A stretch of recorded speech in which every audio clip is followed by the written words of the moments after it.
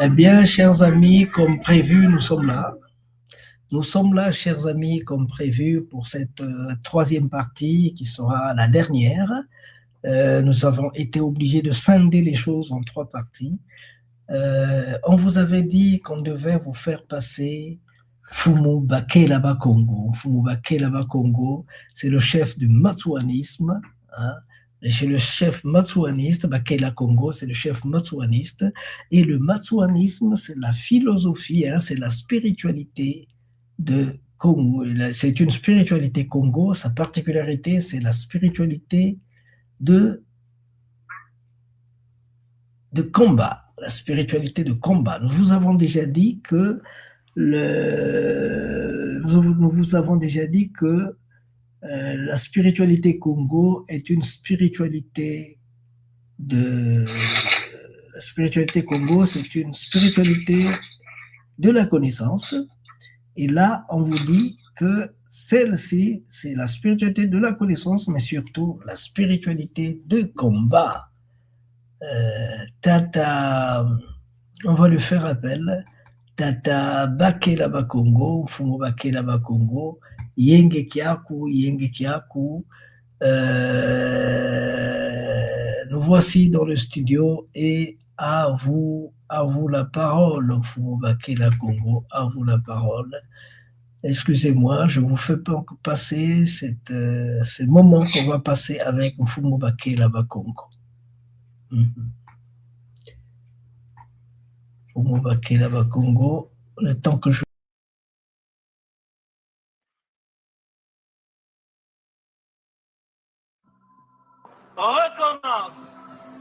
Recommence, même si tu sens la fatigue, même si une erreur te fait mal, même si une trahison te blesse, même si une illusion s'éteint, recommence. Recommence, même si la douleur te brûle les yeux, même si on ignore tes efforts, même si les larmes de l'échec coulent dans tes yeux, même si tu te sens incompris, recommence. Recommence, même si l'injustice semble toujours avoir le dessus, même si tu sens la peur au plus profond de toi, même si les autres abandonnent, même s'il faut en payer les prix, recommence. Recommence chaque jour avec patience et amour. Recommence au jour des soleils comme au jour des tempêtes. Recommence avec amour et sans jamais te décourager. Recommence pour Dieu, avec Dieu, comme Dieu. Recommence pour ton peuple, avec ton peuple. Recommence avec Dieu comme Dieu. Recommence pour ton peuple, avec ton peuple, comme ton peuple. Salut, chers amis, et vous nous excuserez une fois de plus pour le retard, dû simplement à des raisons techniques. Et nous sommes à l'école de la communication, nous sommes en train d'apprendre plein de choses à la fois. Deux fois, ça marche, deux fois, ça vous pose des problèmes. Nous, c'est Malaki Makongo et vous êtes devant votre chaîne préférée, Malaki Afro-Congo, Malaki Afro-Congo TV. Et aujourd'hui, dimanche 20 février, nous allons vous présenter notre émission préférée, Malaki Makongo Show. Malaki Makongo Show, une émission préparée, organisée par Malaki Makongo et présentée par votre humble serviteur Masengo Mambongolo. Aujourd'hui, s'il vous plaît,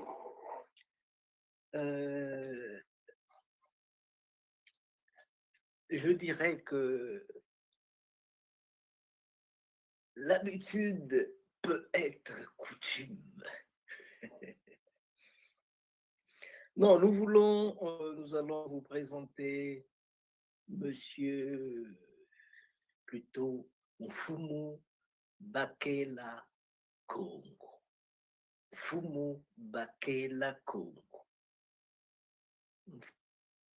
Mfumu Bakela Congo, il nous dira mieux, c'est le chef des corbeaux, c'est le chef des Matsouanistes. Il va nous expliquer aujourd'hui pourquoi est-ce que ils sont Matsouanistes, pourquoi est-ce que on les appelle des corbeaux, même si aujourd'hui on ne va pas s'étendre jusque-là, je pourrais donner quelques brèches, mais aujourd'hui nous initions quelque chose de spécial. Cette chose, c'est celle qui est derrière vous. Le matsouanisme de A à Z. Le matsouanisme de A à Z est d'une éducation spirituelle, politique, économique. Quand vous apprenez le matsouanisme, au travers du matsouanisme, vous apprenez la spiritualité africaine, vous apprenez l'histoire, les mouvements de libération, comment est-ce que ces mouvements se sont-ils passés. Vous apprenez la pratique de la liberté et du développement personnel. Tout cela est concentré dans dans le thème d'aujourd'hui, le matsouanisme de A à Z. Le matsouanisme de A à Z est une émission que nous vous présentons aujourd'hui, mais qui va choisir un jour de la semaine où on peut s'adresser aux fils Congo, parce que nous, on fait la promotion de la culture africaine en général et Congo en particulier. Donc, il faut qu'on apprenne à nos enfants ce que j'ai toujours dit. Il faut dire aux petits-fils de nos petits-fils ce que les parents de nos parents ont vécu. Moi, j'ai été élevé à l'école du matsouanisme. J'ai été élevé à l'école du matsouanisme. J'ai touché le matsouanisme au premier jour de ma naissance. Parce que ceux qui m'entouraient étaient fils matsouanistes ou matsouanistes eux-mêmes. Et depuis la nuit des temps, nous avons cheminé sur le chantier du matsouanisme.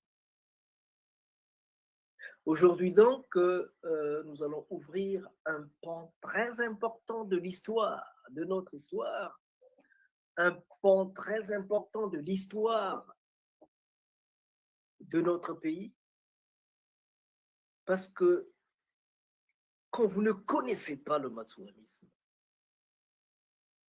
vous avez beau être un Congolais,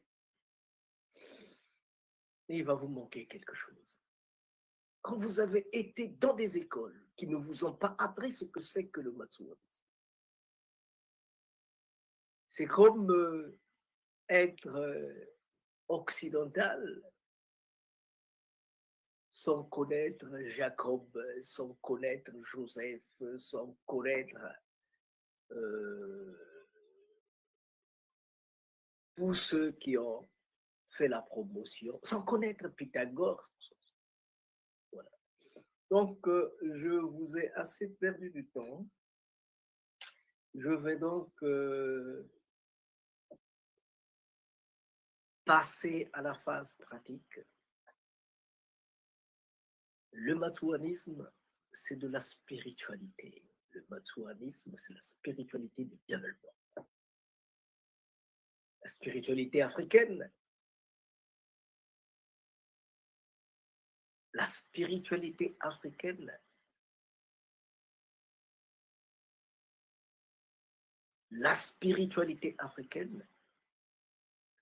nous y sommes. nous y sommes, nous allons passer à la phase pratique.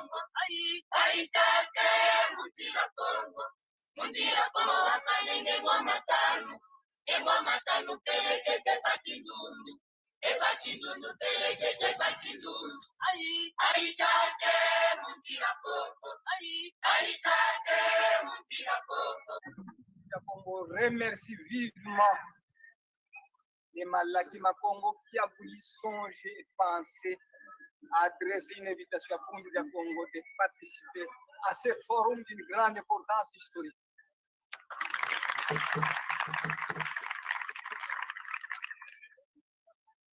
Longia Congo a dit un peuple qui perd sa langue et qui oublie sa culture ressemble à un arbre déraciné, tôt ou tard fanera.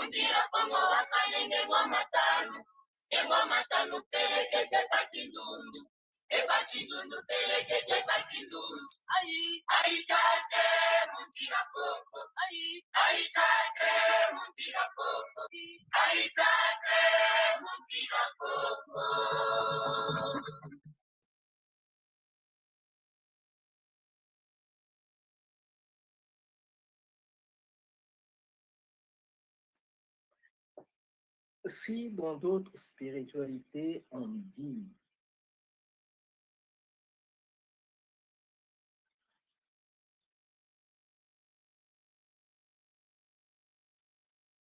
je dirais mieux, dans la spiritualité africaine, on dit je connais, donc je suis. La spiritualité africaine, c'est la spiritualité de la connaissance. Il y a de la transcendance, évidemment, mais la transcendance aussi n'est que une chaîne de la connaissance.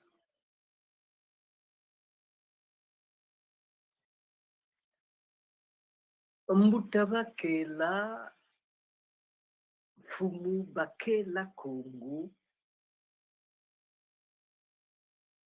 nous nous connaissons depuis belle lurette.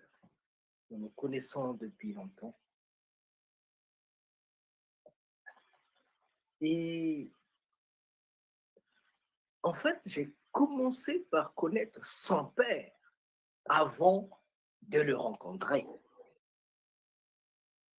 Et j'ai connu avant tout son père. Nous étions en juillet, parce que je ne peux pas vous parler des choses que je ne maîtrise pas. Nous étions en juillet, plus précisément le 15 juillet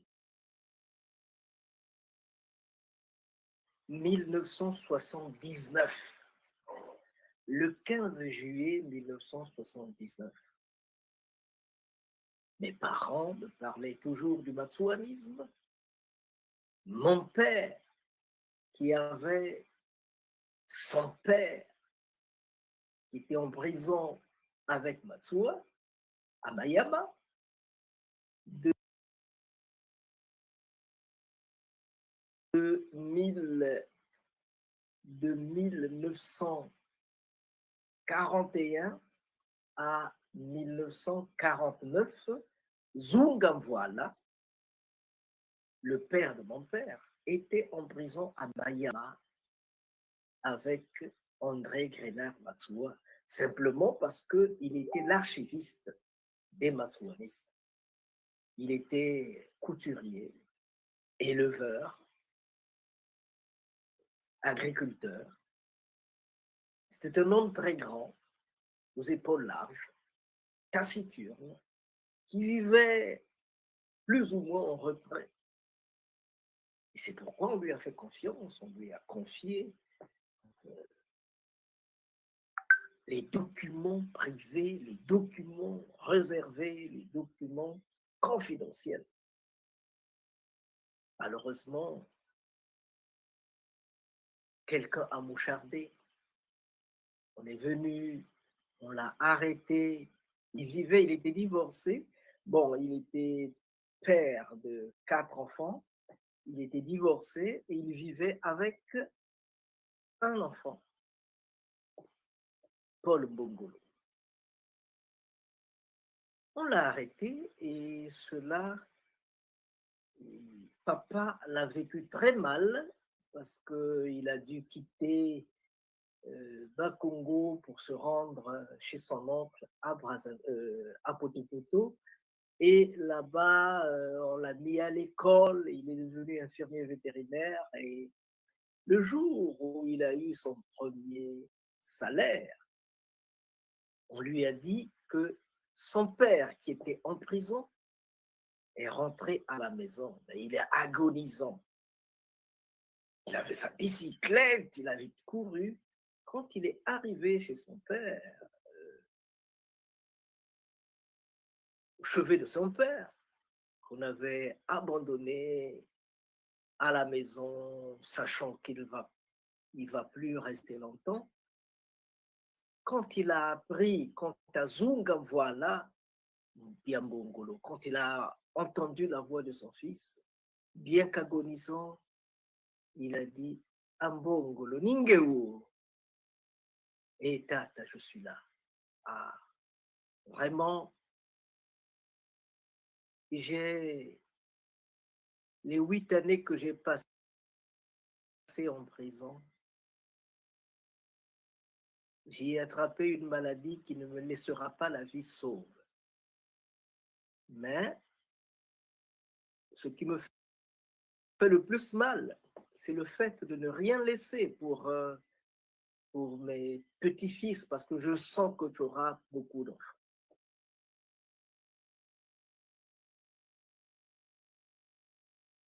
Mes maisons ont été brûlées, saccagées. Mon bétail, je n'ai plus rien retrouvé. Mon élevage, disons, mon verger, je n'ai plus rien retrouvé.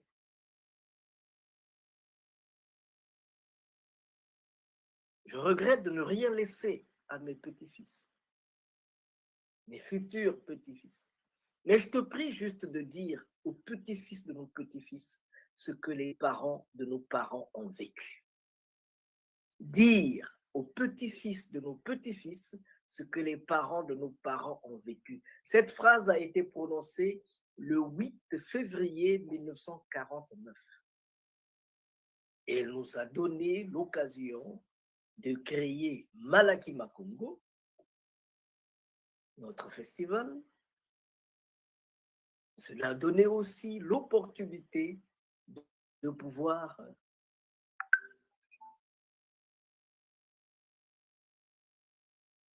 certains de mes frères ont créé La Rumeur magazine. La Rumeur d'abord. Le magazine est venu plus tard. Donc voilà un peu. Et quand j'étais majeur, je suis allé à la recherche du matsouanisme. J'étais accompagné de quelqu'un qui n'est plus malheureusement.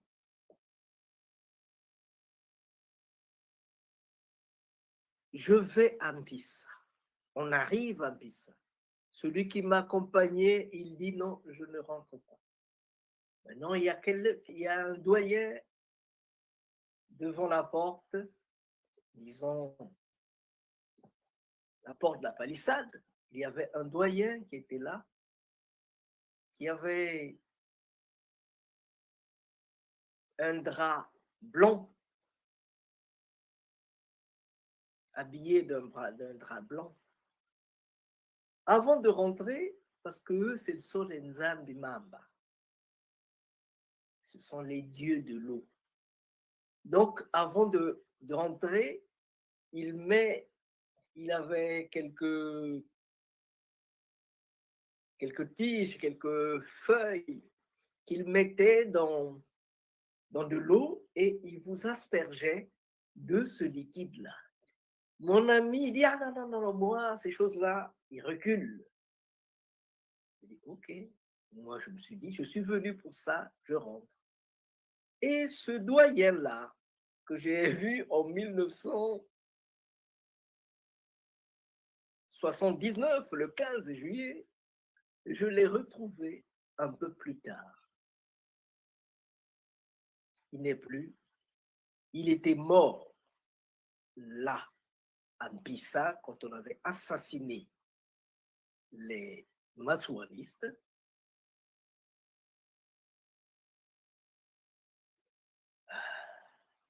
Donc, ce doyen, il m'a posé la question de savoir qu'est-ce que vous voulez.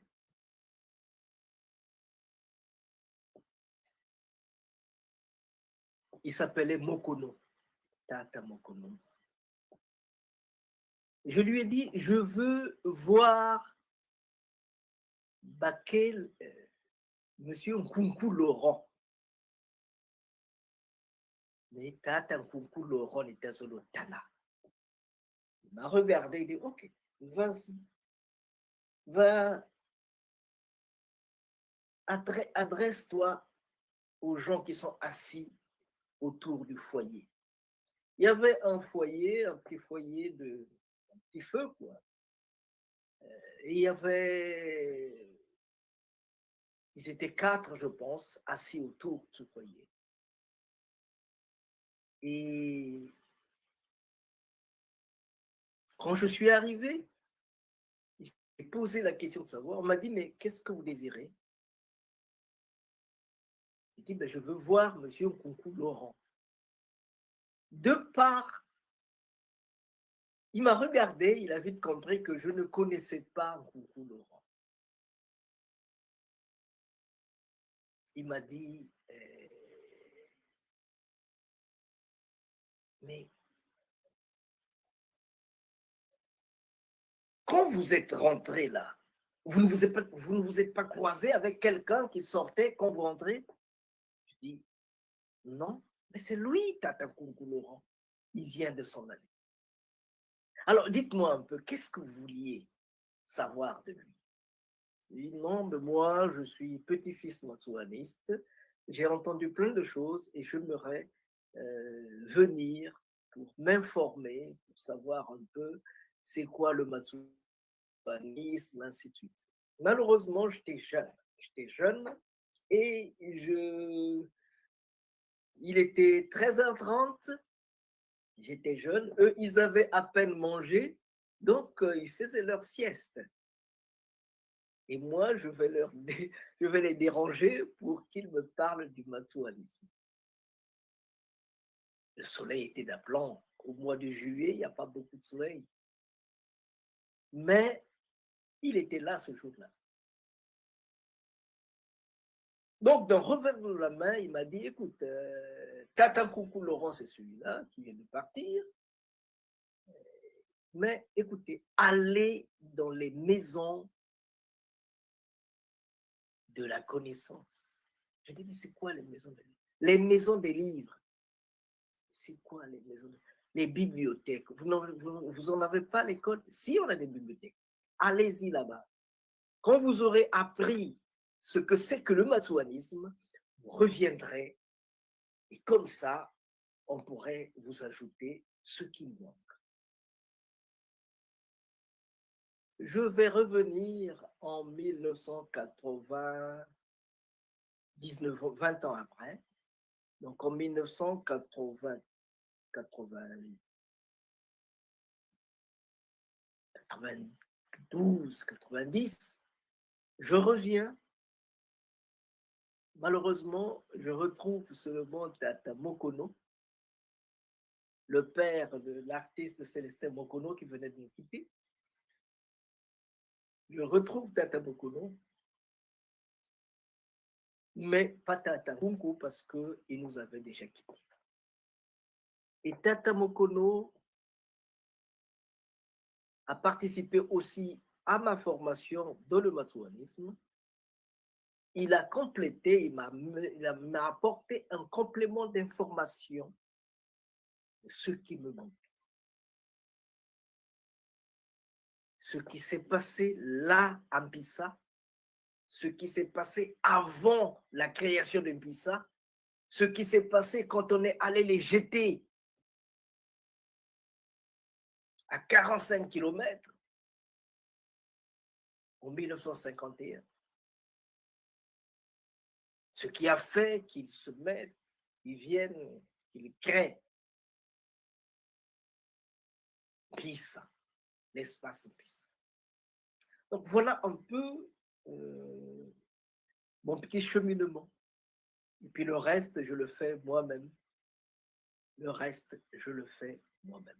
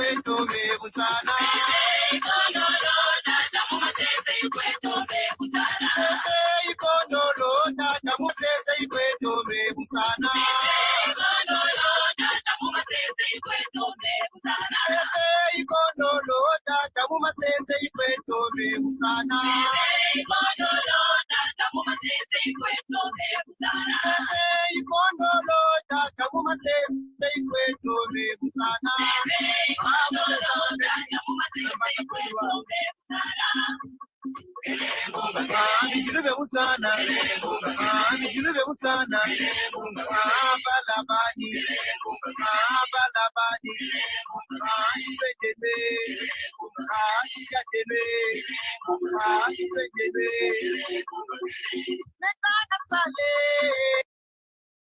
mekana sale, muzila bansawo, mekana sale, ya. Mekana sale, muzila basauta.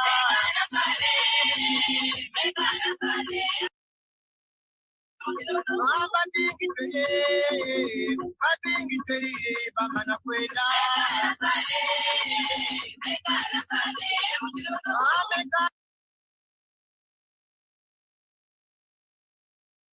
sale, ya, mekana sale, muzila basawo.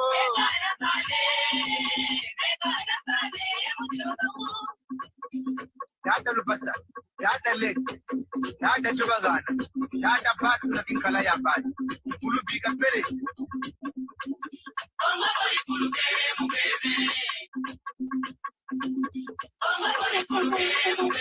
Omara beta mai kuluka mu bebe. Esa dile no vale, kwenu mursalo. Omara beta mai kuluka mu bebe. Ake tolo bala kwena kululo. Kaya kuhu isa tela kogori wasisa. Ake kitodi ake dada turi. Ame vera beta kongo tamira kuluka. Mana bade luto masamina kugimino. Isa kikwani kulo bere kukogo. Muta bakera, muta mwadan semilong ya Kongo, muta moko, muta ngusu, muta makundu, muta Justin, muta njala, muta masengo mambongolo, le père Casimir Mukuba, le père Christian Mbuku,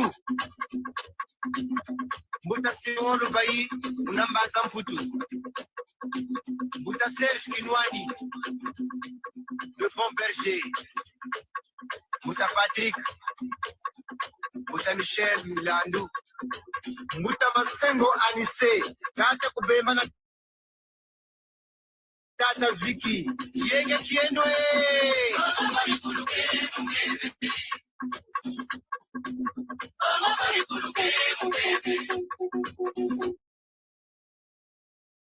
Voilà, merci. Donc,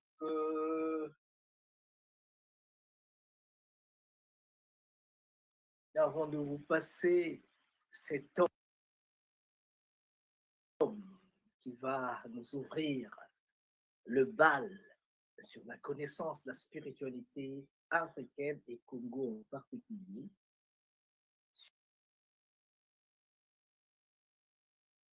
surtout la spiritualité active, la spiritualité du développement. Ne pas prier pour seulement boucher les oreilles de Dieu. Mais prier. Chez nous, on dit Salah, Sambila. Sambila, Salah. Donc, non seulement qu'on prie, mais aussi on travaille. Et vous avez vu que les matsouanistes, quand ils ont dit non au système de domination, ils ont créé leur système.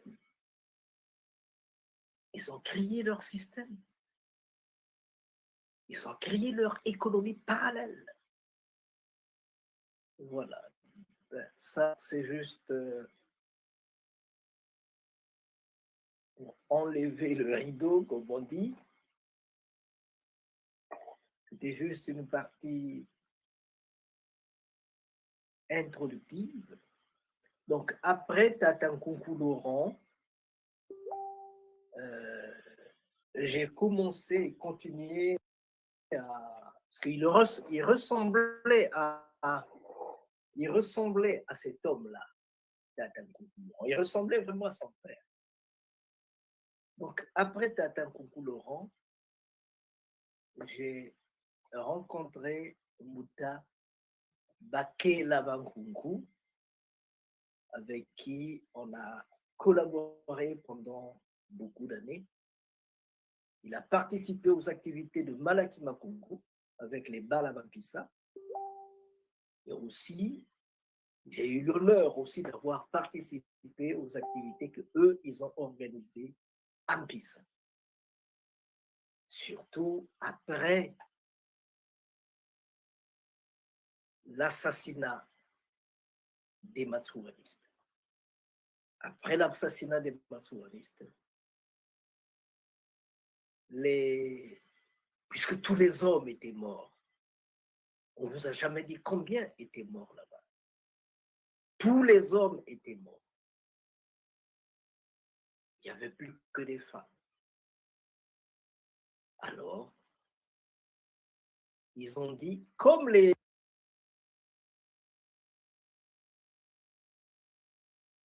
doyens ne sont plus, on va maintenant introniser les jeunes. Et un des jeunes les plus émérites de cet espace, c'est celui qu'on appelle maintenant Fumu Bakela Congo. C'est lui que nous allons écouter.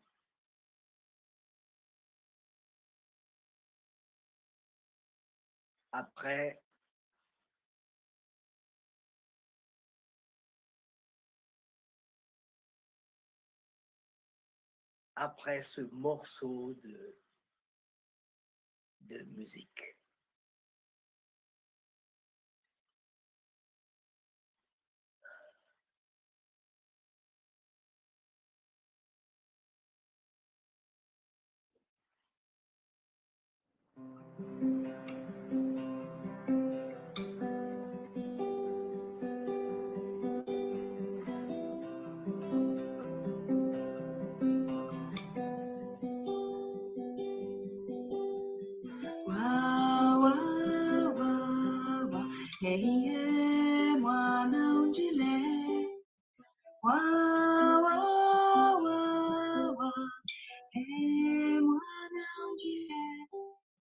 Yambula bidiru bya kumamanga, ibyo biyana bupendo. Yambula bidiru bya kuta atanga, ibyo biyana tiye tiwo iwo. Wa wa wa, mwana unjile. Wa wa wa wa, mwana unjile. Mwana ulembolo na tata, kala luzambulwa lele. Mwana wakonda tata mamanda, kala banzungi yakobo, iwa iwa iwa. Wo wo wo, iwa iwa iwa. Wa wa mwana unjile. Wa wa wa wa, mwana unjile. Mama, wa wa wa wa, mwana unjile.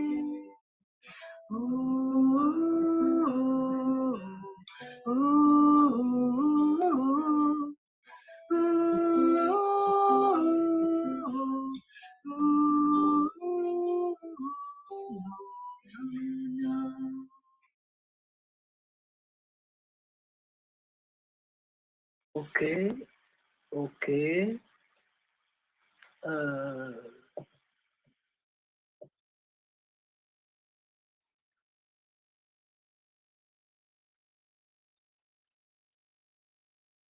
Donc, je suis Nimbi Mpanzu.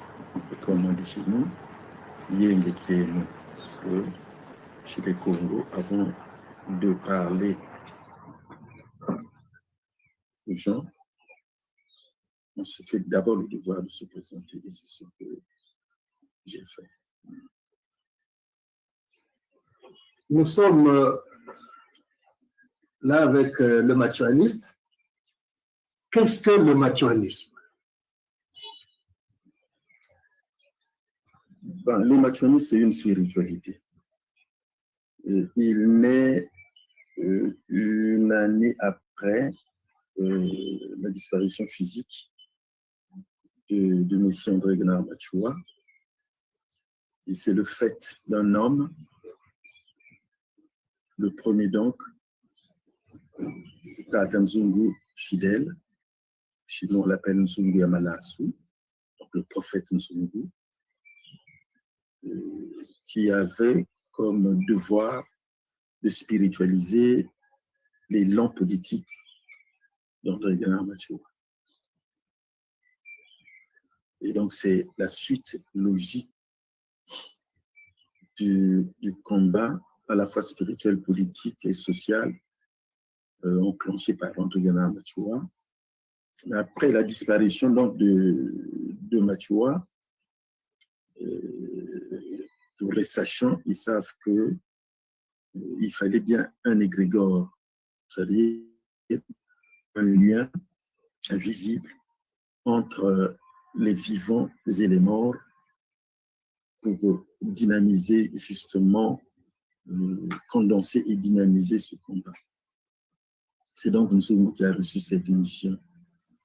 Et c'est pour ça que nous disons que le premier machuaniste, c'est bien Nzungu Fidèle, parce que André Gnard Machua lui-même n'a pas eu la chance d'être machuaniste. Est-ce qu'il y a beaucoup de mouvements machuanistes? Ça a poussé ce dernier temps.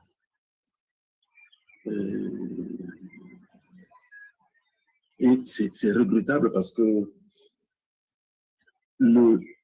ce qui fait une affiliation, c'est bien l'initiation. Et quand j'ai parlé de Nzungu Fidèle, qui est le père fondateur du machuanisme, quiconque justement directement ou par personne interposée n'a pas bénéficié de l'initiation de Nzungu Fidèle ne devait pas se dire machuaniste. Et cette pagaille-là, j'appelle ça pagaille, n'existe qu'ici chez nous, parce qu'on a défini le machuanisme comme, ou le machuaniste, celui qui croit en Machua.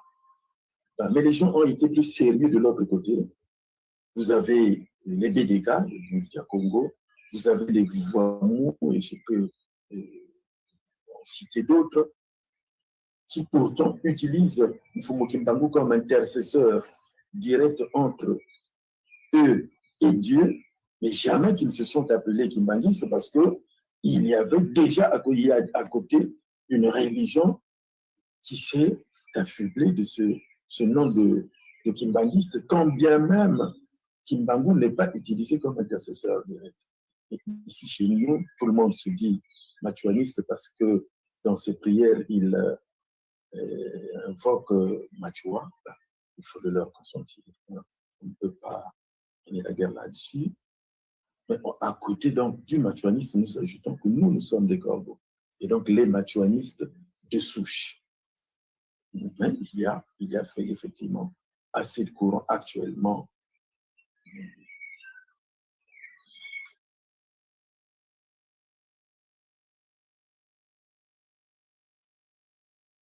Ouais. Alors, voilà un peu, ça c'est la présentation, et il ne s'est pas arrêté là, évidemment, je ne dirais pas mieux que lui, parce qu'il vient de nous dire que tout le monde se dit machuaniste. Tout le monde est machuaniste. Même ceux qui n'ont pas eu, ceux qui n'ont pas été initiés au rite machuaniste, tout le monde se dit machuaniste. Alors, on va essayer d'en savoir plus. On va essayer d'en savoir plus. En passant, vous étiez là avec les Ngunza et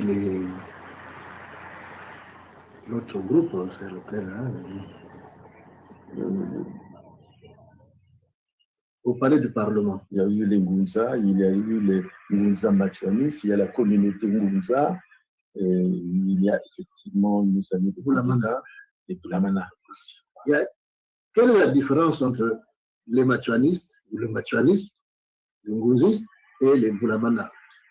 Bon, la différence qu'il faudrait établir, parce que celle-là, elle crève l'œil, comme on le dit, c'est entre les Ngunza et les machuanistes.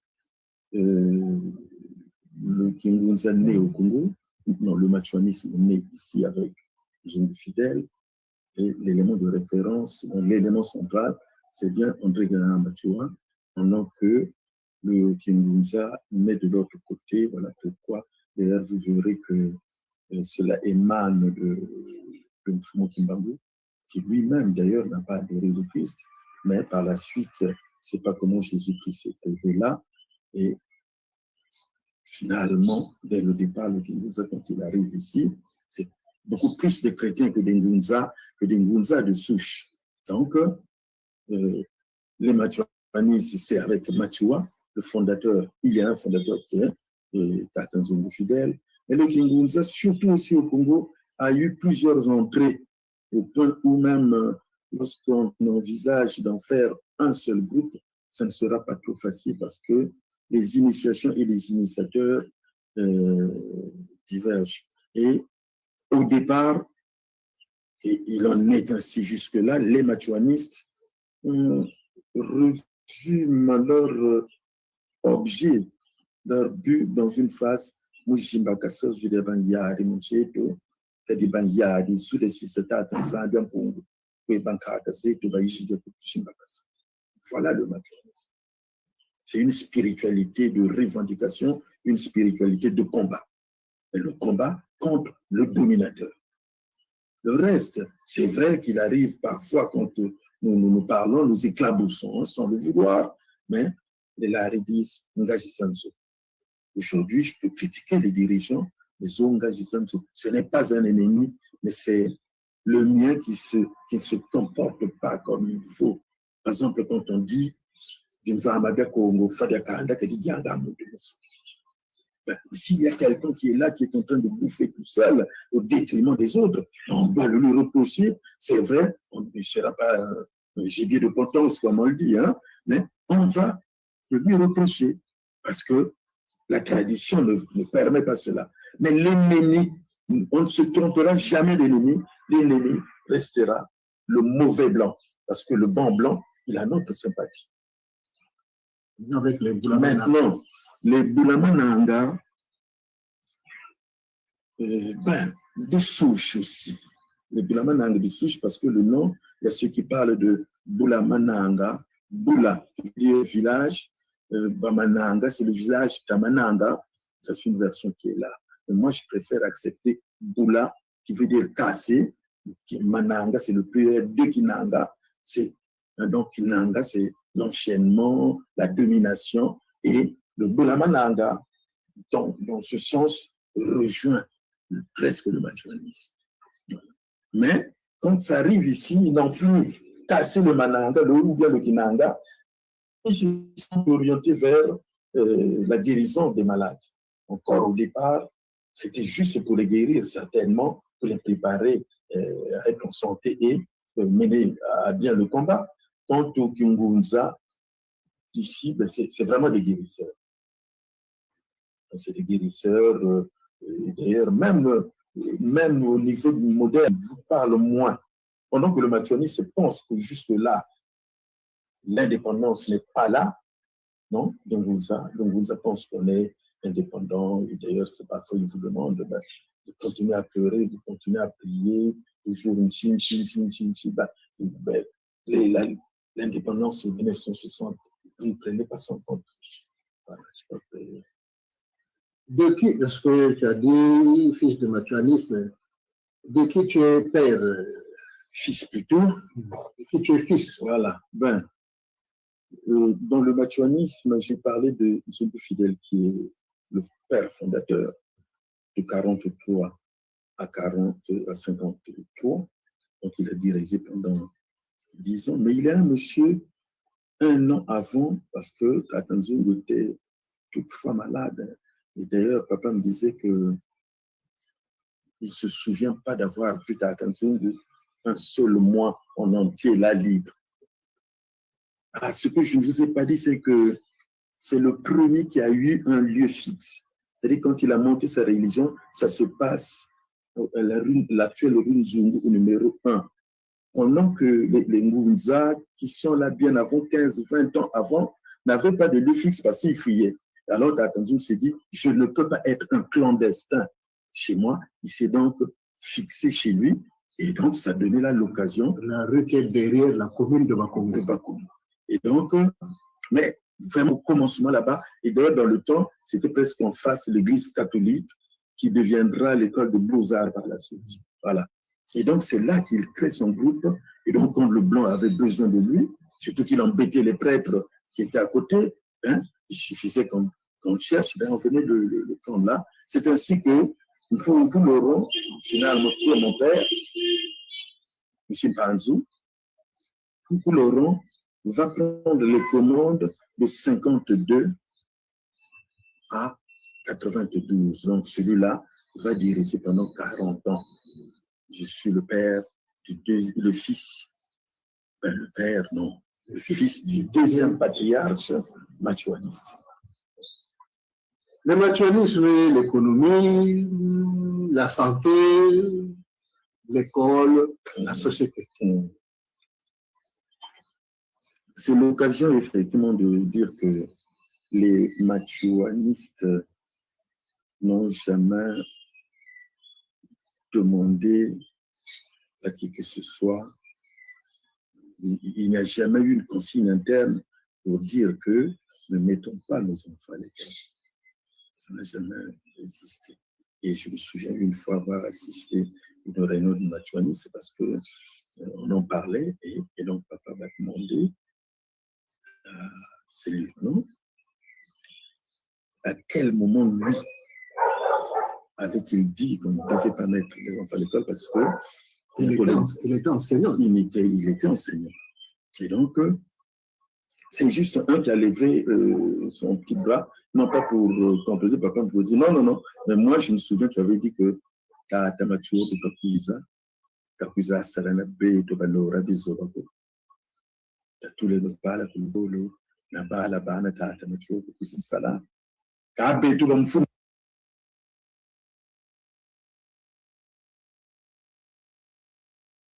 Bala, Bana, Tuba, Obatupulangura, Bukabina, il faut la Kika. Tisalangwa, Tisalaka, Kwamunga, Mayela, Titomangi. Donc, il n'a jamais eu de position. D'ailleurs, avec l'arrivée des intellectuels, nous attendons également qu'il y ait l'arrivée des gens pécuniairement nantis. Mais à côté de cela,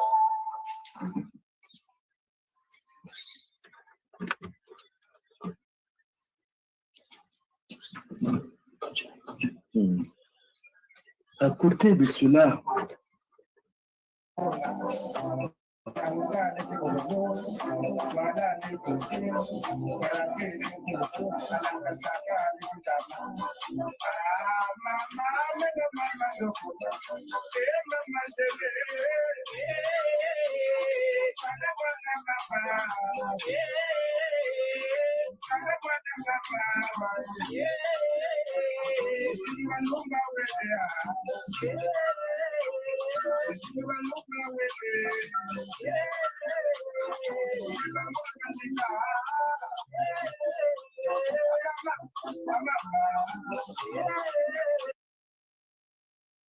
Voilà. On a voulu agrémenter un peu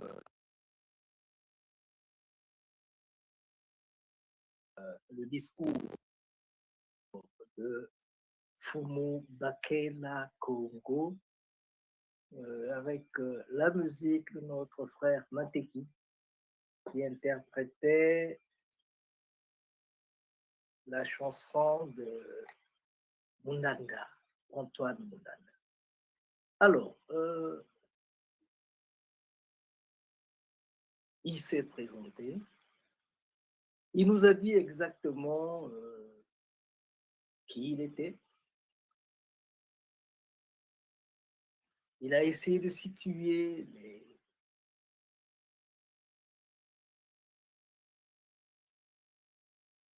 la qualité de matsuraniste qui existe. Il a dit, en se plaignant, il a dit que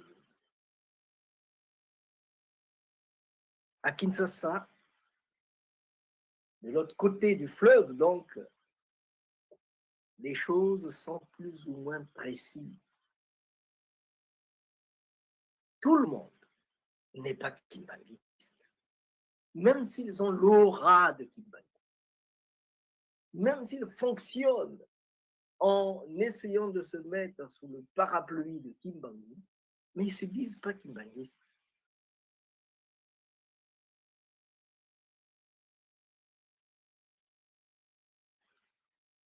Il y a les BDK. Je soutiens, je salue d'abord Neema Kandala et Manansedi. Il y a les BDK, il y a les Vuvamu, et il y a plein d'autres associations religieuses qui, bien qu'ils acceptent le message de Simon Kimbangu, mais ils ne se disent pas être kimbanguistes. Il aurait préféré, mais Fumubakela Congo aurait préféré que ce soit comme cela.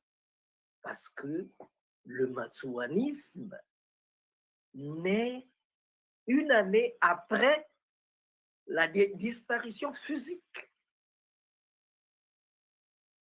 de Kakamatsua, donc en 1943.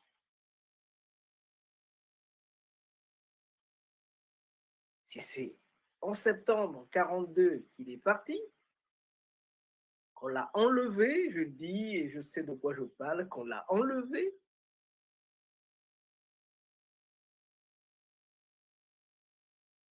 donc c'est à partir de 1943 que les matsuanistes sont nés. Il y aura d'autres branches, évidemment, les Nzambi-Kaki, et ainsi de suite. Mais les Gorbeaux, la branche souche, est née avec Fumu Zungu Manasu, le prophète Zungu. C'était un homme extraordinaire.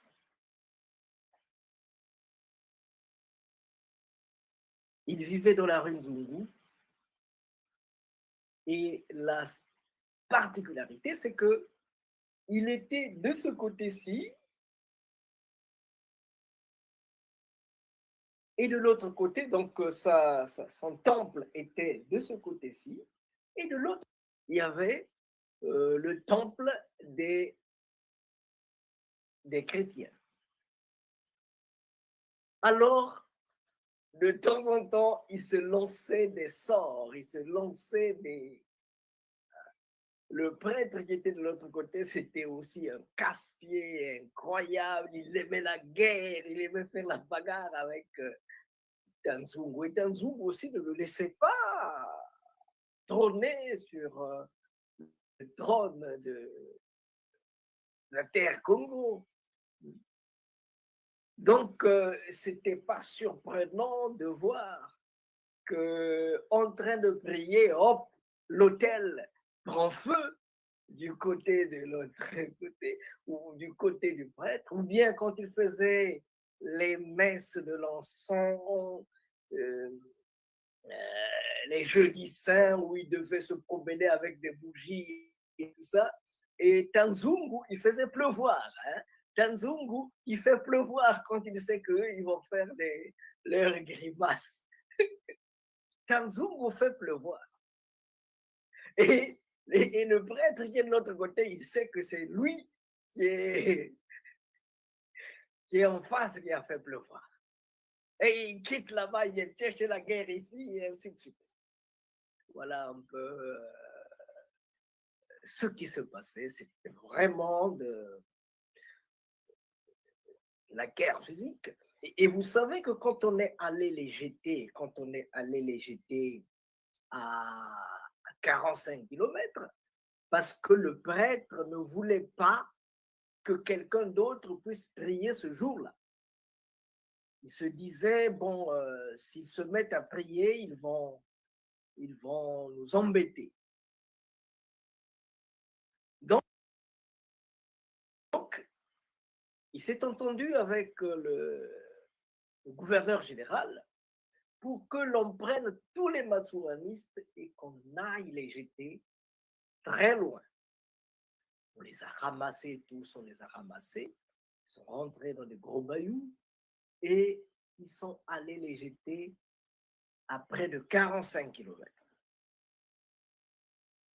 Le prêtre et le gouverneur pensaient qu'une fois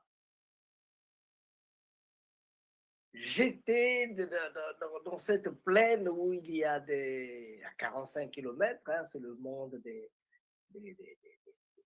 léopards, des lions, des machins et tout ça, qu'ils auront peur, ils vont se regrouper quelque part et en attendant que le soleil se lève et qu'ils reprennent la marche pour revenir. On est parti, on les a jetés là-bas. Le camion, et ça, ce que je vous raconte, c'est la version que m'a donnée Tata Mokono. Le vieux que j'ai trouvé au portail des Matsouanistes le 15 juillet 1979. Ça, c'est lui qui me raconte la version, ce qui s'est passé à 45 km. Donc, Tata Nzungu a tout fait pour... je sais, on déposait des gens par vague. On dépose ici 5, on va déposer encore 10 km après, on dépose encore 5, ainsi de suite. Alors, Tata Nzungu a tout fait avec leur système de télétransport. Ça existait déjà. Maintenant, on vous vaccine pour vous faire téléguider depuis les étoiles. Mais eux, le télétransport, ils le pratiquaient déjà de telle manière que quand les camions qui les ont déposés par vague, quand ils arrivent à Brazzaville, à la mairie de Brazzaville, donc avant que ces camions-là n'arrivent, ceux qui sont allés déposer là-bas sont déjà en train de chanter,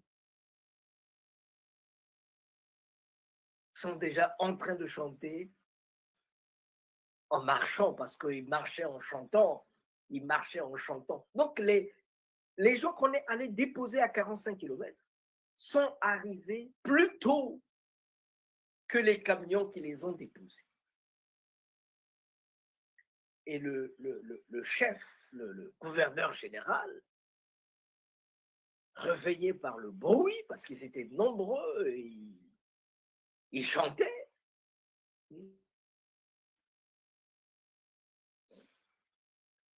Il se réveille, dit, mais qu'est-ce qui se passe? Non, mais nous sommes venus. Et nous, comme on avait dit, on doit prier, demain c'est la Noël, on doit prier. Ah! Mais on vous a jeté là-bas pour rester tranquille, nous laisser faire nos trucs de chrétiens. Il dit non, ça c'est pas votre terre. Il faut. Nous sommes revenus parce que nous devions aller prier. Alors, c'est ce jour-là que le gouverneur général donc, de l'époque, il va réveiller, il va inviter tous les autres praticiens des autres religions. Ils réveillent, ils font une réunion d'urgence. Monsieur Nzungu dit, Monsieur le gouverneur général, j'ai besoin de 3 cercueils ici, 4 cercueils ici. Il y aura le cercueil où vous mettrez le chef religieux des catholiques, le cercueil où vous mettrez le chef religieux protestant, le cercueil des salutistes et le cercueil de nous, les africanistes. Il faut bien garder des grosses pointes sur ces cercueils-là. Et vous allez prendre toutes ces 4 cercueils, vous irez les déposer au milieu de l'eau. Parce que quand il parlait, nous sommes à la mairie de Brazzaville, donc en face, nous avons le grand fleuve Congo. Vous allez le prendre, tous ces cercueils, et aller les jeter au milieu de l'eau. Maintenant, celui qui est le premier, qui malgré les pointes, qui arrivera à sortir de son cercueil et à revenir ici, alors, à partir de ce moment, on ne priera plus que cette religion. Comme ça, on va arrêter avec les guerres de religion. Le premier qui arrivera à sortir de son cercueil pour venir se placer ici, là où on est en train de parler, alors ça c'est donc sa religion qui est la vraie, qui sera acceptée, qui sera acceptée par tout le monde. Malheureusement, M. Nzungu était prêt à... C'est lui qui avait lancé le défi. Malheureusement, il n'y a eu personne qui était apte de relever ce défi. On va plutôt leur dire, écoutez, on est parti vous déposer à 45 km pour nous laisser tranquilles. Vous êtes revenus. Et je sais que si vous allez prier là où vous priez d'habitude, vous allez empêcher ceux qui sont en face, donc l'Église catholique qui est en face, de pouvoir travailler tranquillement. C'est donc à la Noël de 1951 qu'on va aller leur montrer un lieu où ils vont commencer à prier. De ce côté-là, il n'y avait que l'herbe. Donc là-bas, vous pouvez faire tout ce que vous voulez, faire tout le bruit que vous voulez, battre tout le tam-tam que vous voudrez. Vous n'allez pas embêter ceux qui sont en train de prier Jésus. Monsieur Nzungu avait pensé que la proposition était judicieuse. Pas seulement lui, mais tout le monde. Ils avaient pensé que la proposition était judicieuse. Donc, ce jour-là, ils se sont levés, ils sont allés débroussailler à l'actuel temple des corbeaux, l'actuel Mbissa. Ils ont débroussaillé là-bas et depuis 1951, ils y sont et c'est là-bas où ils prient. Contrairement aux gens qui disent que voilà, c'est l'espace de notre papa, non, c'était mis à la disposition de la communauté matsuaniste. Donc voilà un peu pour vous donner une partie de l'histoire de notre pays.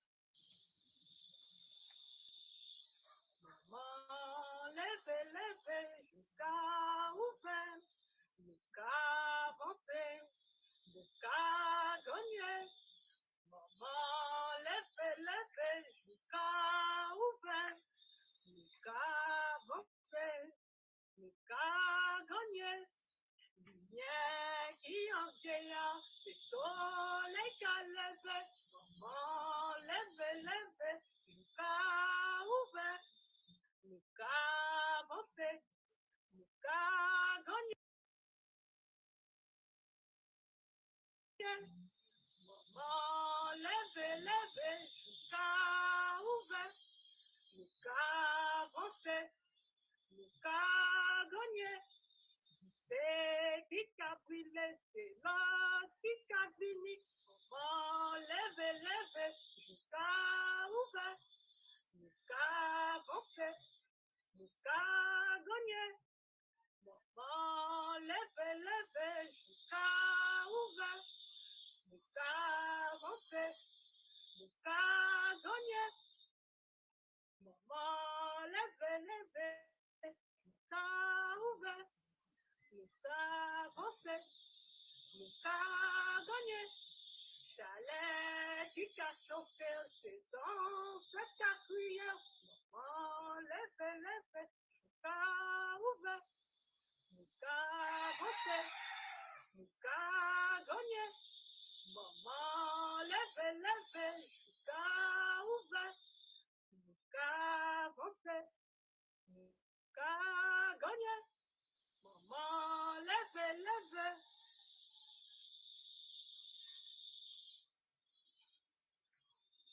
Merci, Maman Cathy Mana.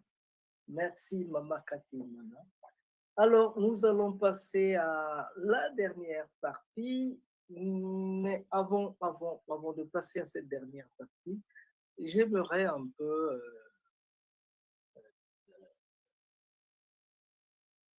souligner ce que venait de dire notre cher frère Fumu Bakela Congo. Il a dit que la spiritualité matsuaniste est une spiritualité de combat. C'est une spiritualité de combat. C'est-à-dire des gens qui savent que nous sommes bloqués, que nous sommes enchaînés et on doit se battre pour se libérer.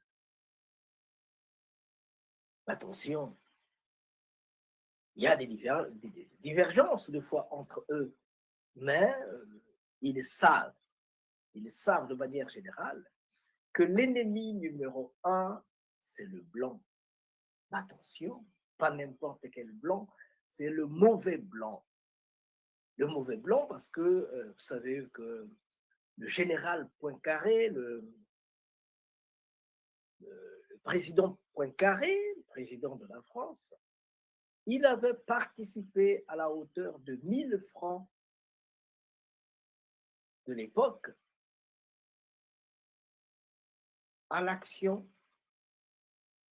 de Matsua, l'association amicale des originaires de l'AEF.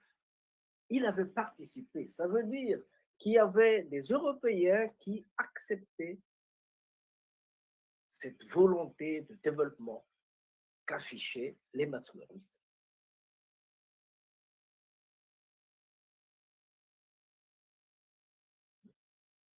Il a aussi dit qu'il y a les Boulamananga. Bon, évidemment, il a été un peu global dans sa discussion, dans sa causerie, mais il faut ajouter que le plus simplement possible, Boulamananga. Donc, dans le groupe des Ngunza, il y avait des Ngunza, Ngu, c'est la mer, Nza, c'est l'univers. Donc, comment on les appelle, les maîtres de l'univers, hein? Cette religion, la mère de l'univers, Ngu, c'est la mer, Nza, c'est l'univers. Donc, il y avait je ne dirais pas des extrémistes, mais des gens, des groupes qui défendaient la liberté. Quand certains de leurs amis étaient enfermés dans un kinanga, dans les mananga, mananga ou kinanga, c'est l'esclavage. Mananga, ce sont les espaces où on enferme les gens, les prisons. En 2 mots, c'était des prisons. Maintenant, eux, ils avaient des groupes. Ils créaient des guet-apens pour aller délivrer les gens qui étaient emprisonnés. Quand leurs amis sont en prison, ils créent des guet-apens pour aller libérer ces hommes. C'est ceux-là qu'on appelle les Bula Mananga. Mananga, ce sont des prisons. Bula, c'est cassé. Eux, ils ont cassé les prisons, ils cassent les portes, ils font sortir ceux qui sont neutres. Bon, il y a des gens qui ne sont pas toujours dans l'action politique. Il y a des gens qui ne sont pas toujours dans l'action politique. Pourquoi? Parce que le doyen va nous l'expliquer un peu les jours qui vont venir. Il faut savoir que pour la construction de Brazzaville,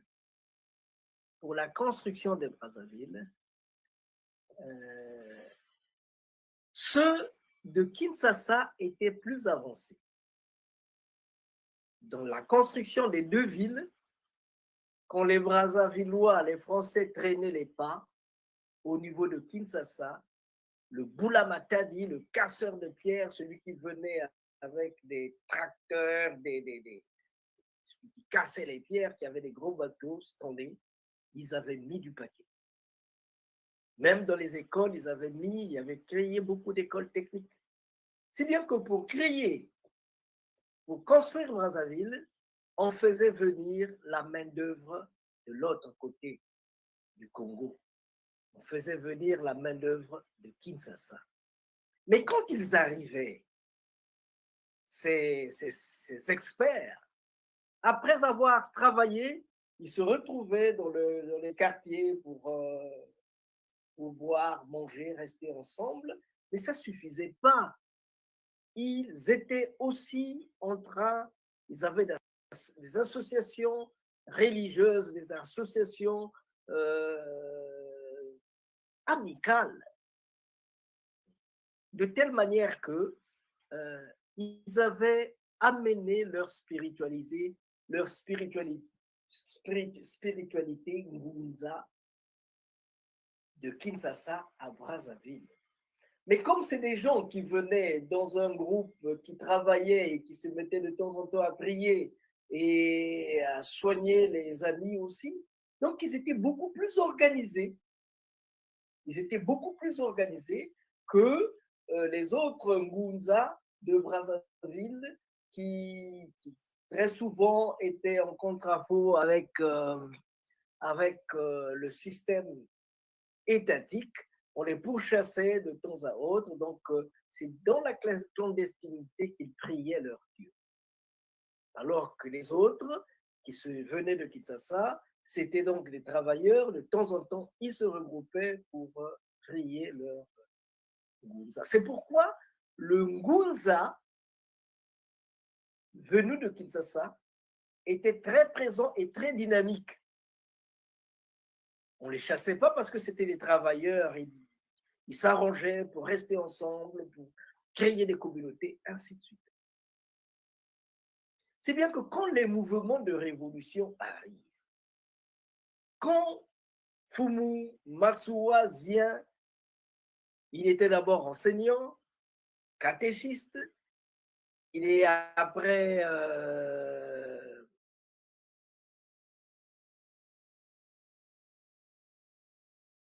il il est douanier. Il est douanier.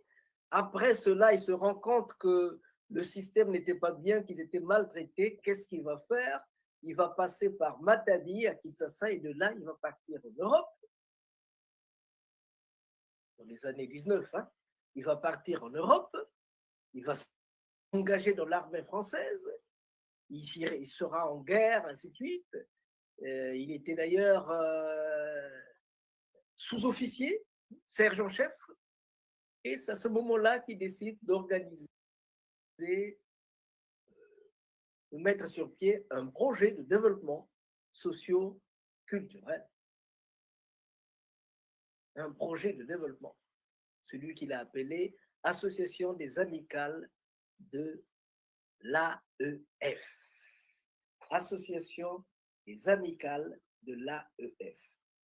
Et malheureusement, cette association a eu tellement de succès qu'il a suscité la jalousie des Européens qui étaient sur place. Parce que cette association voulait que les gens puissent donner 1 franc pour les femmes, 1 franc 50 pour les hommes, de telle manière qu'on puisse promouvoir des actions de développement. Et les Européens ont voulu contrecarrer ce mouvement en disant que Matsuwa est en train de tricher, de voler. Donc, c'est comme ça là qu'ils ont lancé leur mouvement de 3 francs. Puis les autres, naturellement, ont refusé. Ils ont refusé d'adhérer dans ce projet-là. Ils ont voulu refuser d'adhérer à ce projet. Et c'est ce qui a créé tous ces mouvements de protestation. Donc, le mouvement matsuaniste est un mouvement. La spiritualité matsuaniste est une spiritualité de combat, alors que les autres spiritualités étaient pour un peu plus extrémistes parce qu'il fallait casser les prisons, très proches des matsuanistes, parce qu'il y a le combat là-dedans, aller casser les prisons. De l'autre côté aussi, il y avait des Ngunza qui pensaient que bon, écoutez, c'est pas la peine de faire la guerre, nous sommes déjà indépendants, les années 60 sont là, c'est notre indépendance, ainsi de suite. Donc, à partir de là, travaillons, ainsi de suite. Les autres disent, mais on va travailler pour qui? Dans quel intérêt? Voilà un peu les enjeux de la liberté, les temps de liberté que nous avons connus chez nous. Il y a une partie, je pense que vous serez obligé un peu de relever le niveau d'écoute parce que des fois c'est faible. On écoute. Nous poursuivons notre discussion avec Mfumu Bakela Bakongo sur les perspectives économiques, les matsuanites, l'économie et la santé. Pour les matérialistes, il n'y a que la terre qui rend riche. Et d'ailleurs, ils disent, quand tu cries famine, la terre te rit. Elle dit, touche-moi et tu verras de quoi je suis capable. Nous sommes en train de nous organiser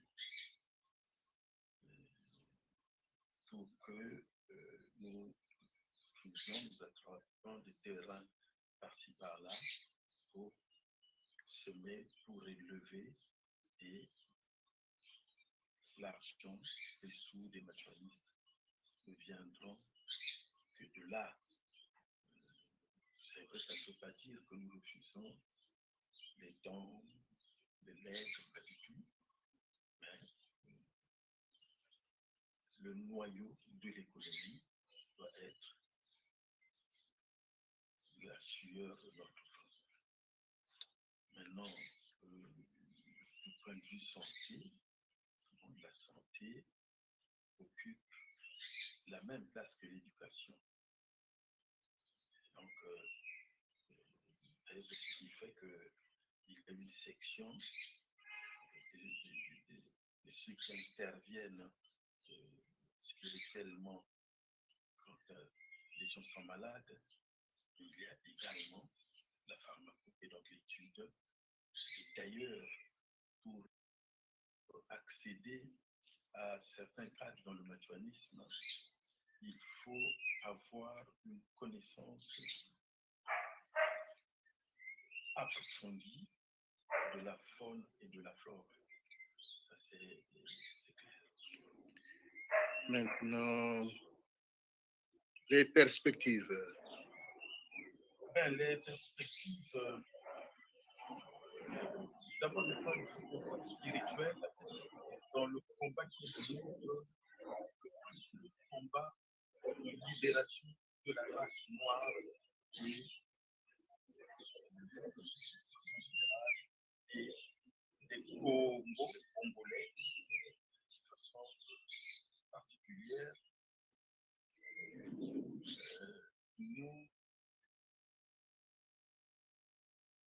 Voilà. Nous avons eu des difficultés à ce niveau pour essayer de vous donner,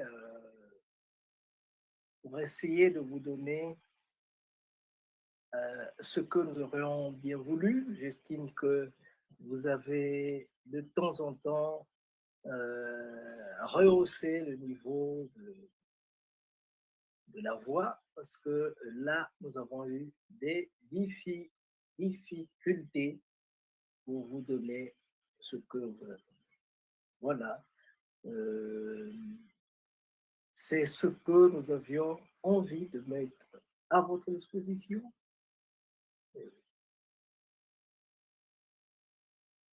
Cela s'appelle, c'est le Mutabakela Bakongo, qui a échangé avec nous dans le cadre des activités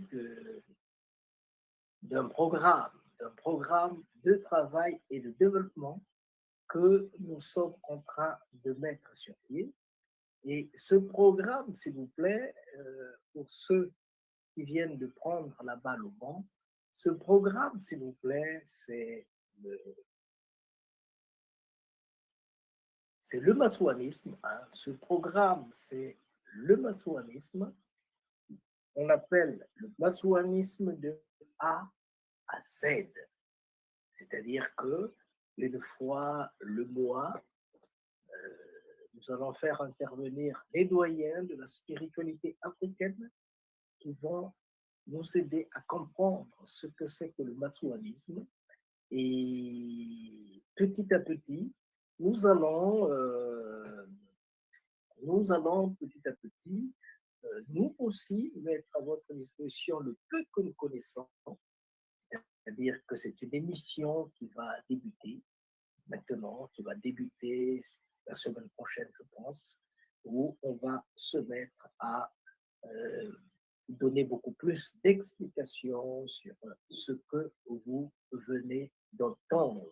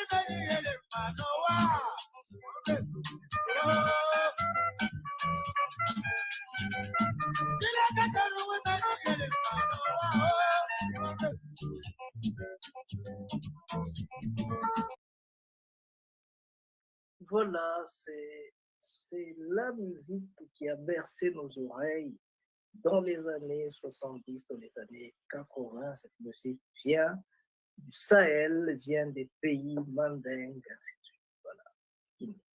Donc,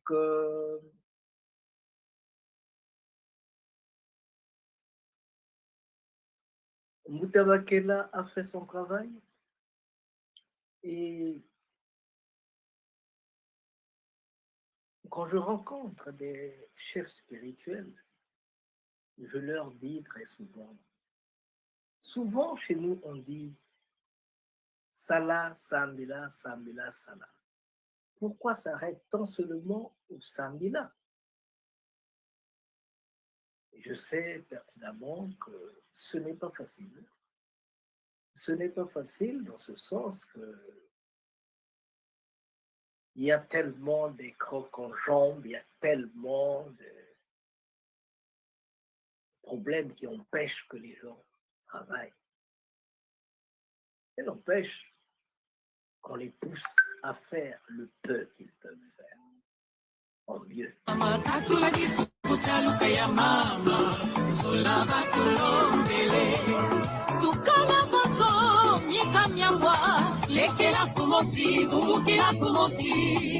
Gakukana makuku matatwe siku sola sana una mapema sola siku sola sana kulukaya sola siku sola sana kataraka sola siku sola sana santrale oye nekombo ibeto kato sikama baloma patata sande yandi kana kusoro abane kombo.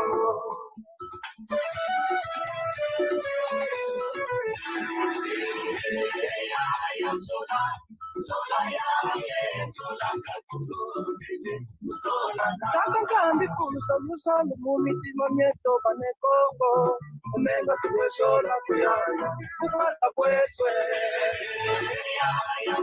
kulusalusana akatane aya solane yangira kumwanya isana bayani sola na kapala we wao bakumba bakigisha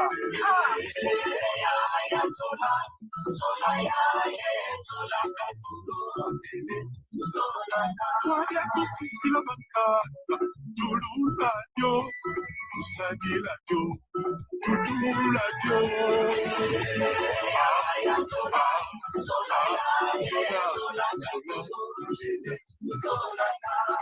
Singa ya familie benanaka, kasiye katanaka te, ne kongo tofana do solo na familie.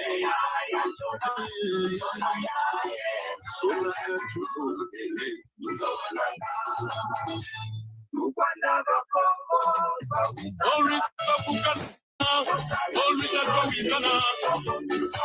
Nangasakare ya babosono, tutina pita, uyamura mafanga, tutina kindu, uyamura matani.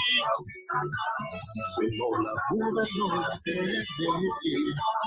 évitons le garde sans ici. Privilégions le dialogue, unissons-nous, reconstruisons notre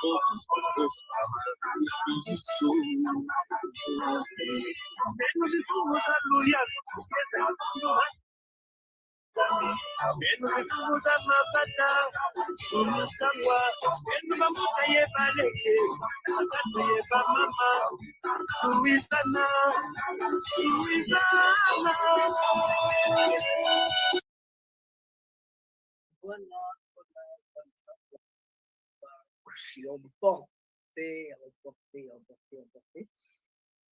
En tout cas, le plaisir était nôtre aujourd'hui d'avoir réussi à mettre à votre disposition ces informations, ces enseignements que a bien voulu mettre à notre disposition Mutabakela Bankuku. L'interview a été assurée par un ami, Romain Mienagata. C'est lui qui a réussi à mettre à notre disposition tout cet enseignement. Nous sommes donc à la fin de cette émission. C'était un très bon moment d'échange, un très bon moment d'échange, d'entretien. Et on ne va pas se quitter sans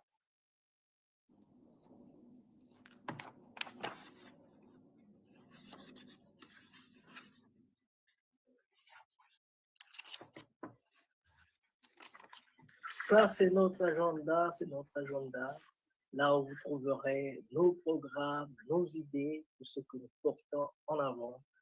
N'hésitez pas de vous procurer ce beau travail. Merci beaucoup. Nous avons terminé.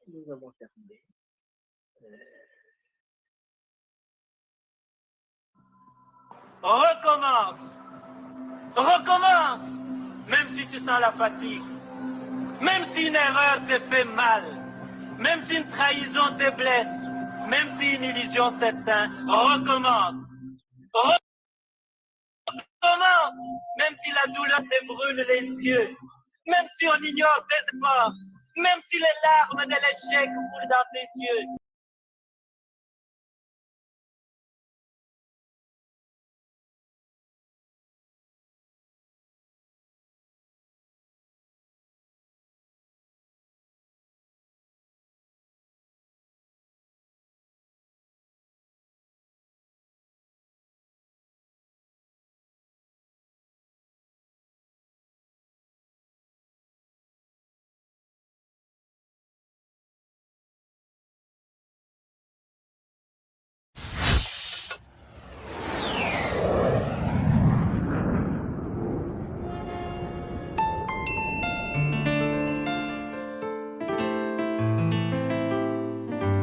Zolo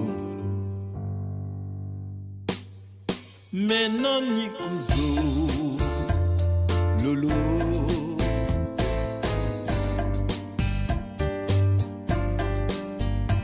Wanani Dokobe kweto Tango boyikwa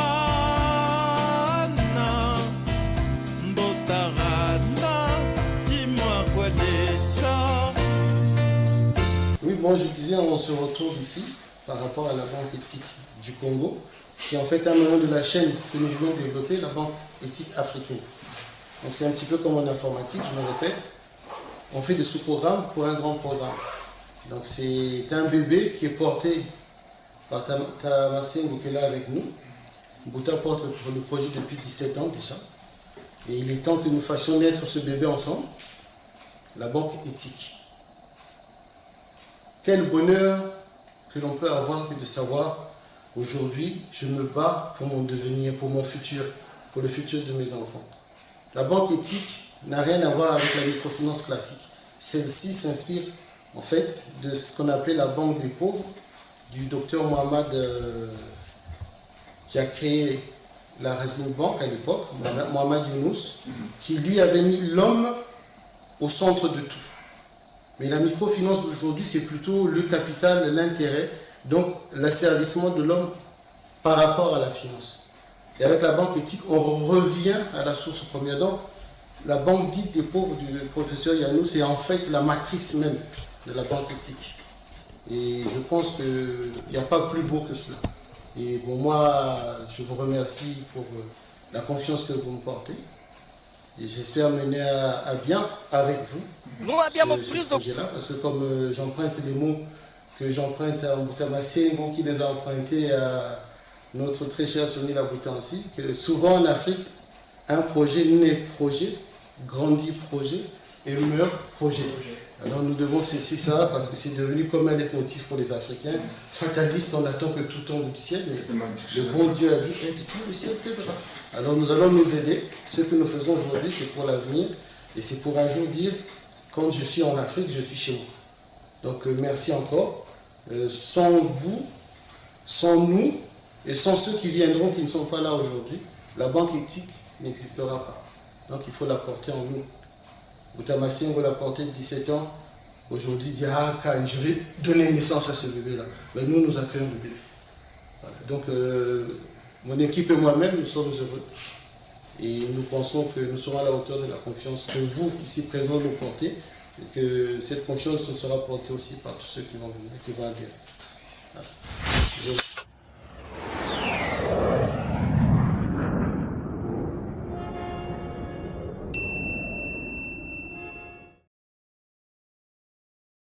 Abbiamo tradotto.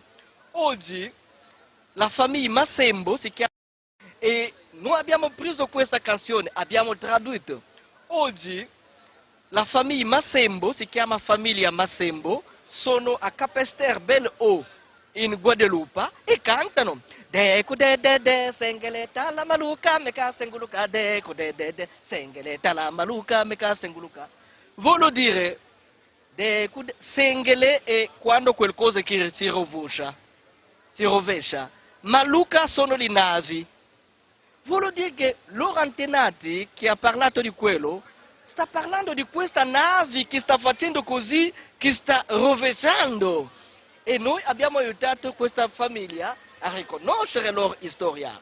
Dobbiamo saperlo. Un popolo che non conosce la sua storia è un popolo perduto, che non saprà dove andare. Il nostro lavoro è di cercare le gente a conoscere le loro radici. Ma questa per esempio è il voodoo haitiano visto con gli occhi di una Congo d'Africa.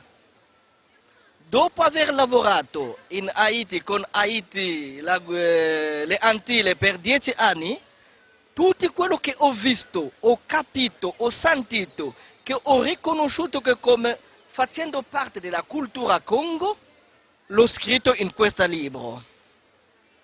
Qui abbiamo Toussaint l'Ouverture, lo spirito dell'indipendenza della prima Repubblica Nera, perché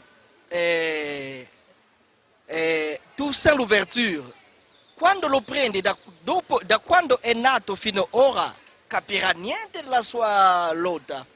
Dove vedere prima che venisse qui le sue parenti cosa erano e quello che abbiamo parlato qui.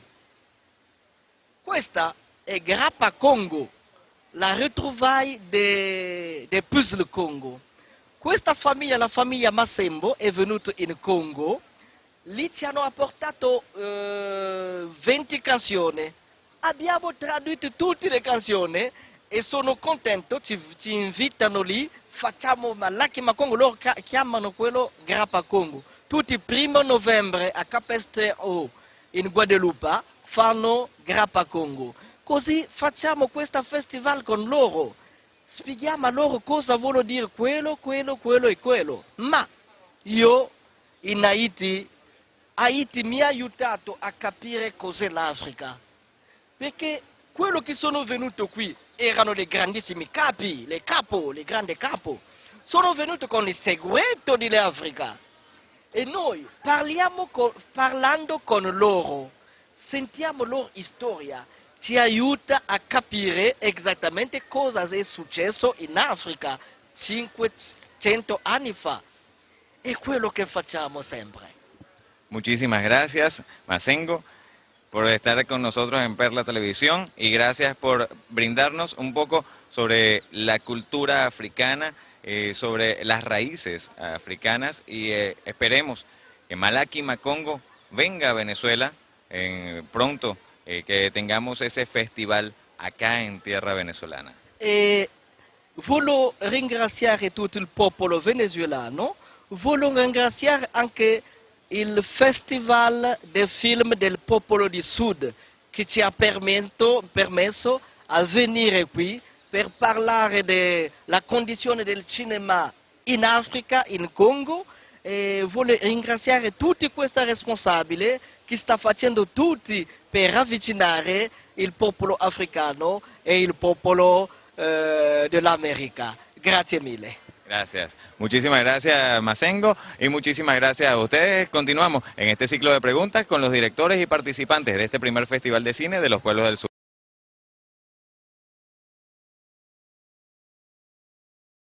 verkanta no inakwamo mbo.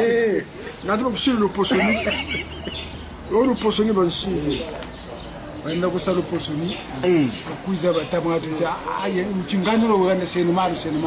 Kama bantu kama kote mbwa. Effectivement c'est une réalité.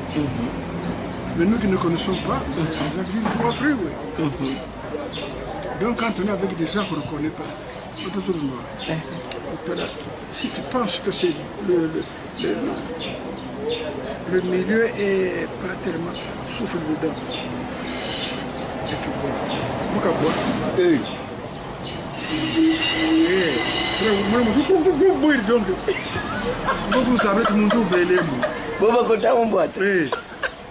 Tu souffles seulement. Et puis. Comment on souffle là, en ce moment? Beau quoi. Ça suffit. Des petits trucs de rien du tout. Oui.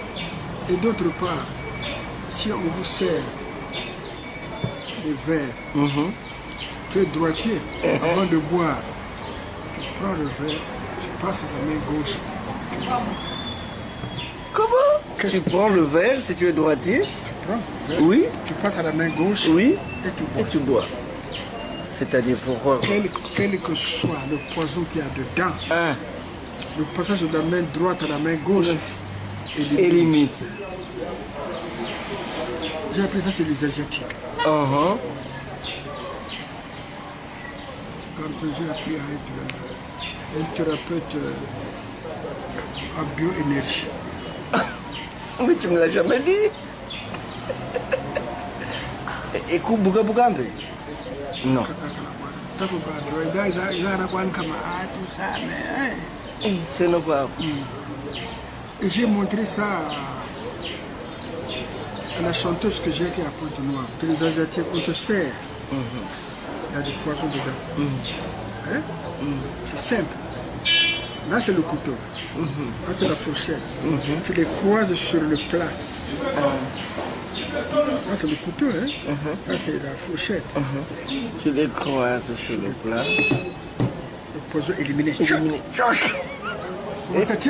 magicien Mangolo Mena. Les Asiatiques m'ont appris ça.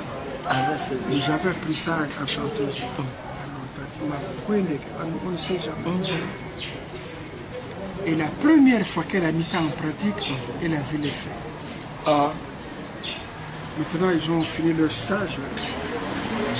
Le chef dit, bon, ben, écoute, je vous invite, je vous offre un repas.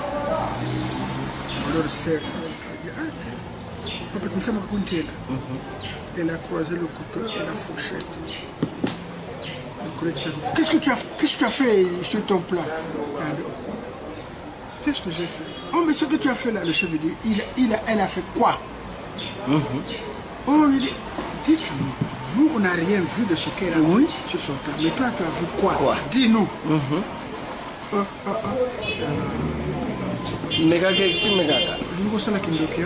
Et après, c'est moi qui vous invite, moi, votre chef responsable.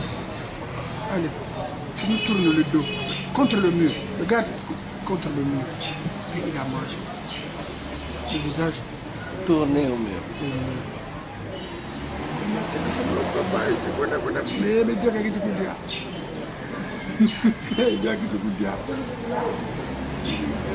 Mais heureusement tu m'avais appris ça. Mais si tu ne t'étais pas rappelé,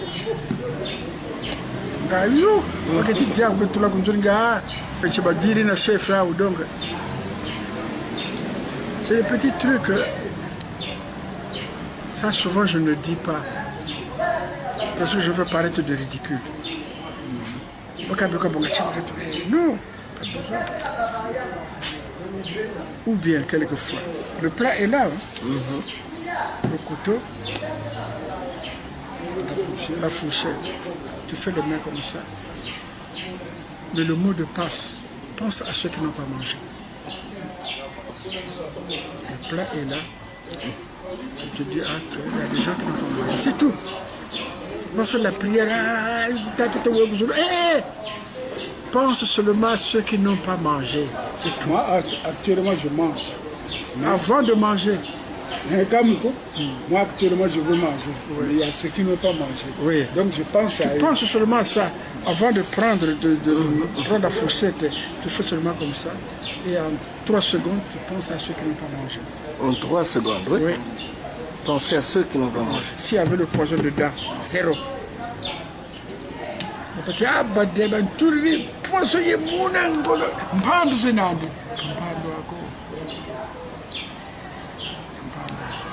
des petits principes de rien du tout. Des principes auxquels les gens...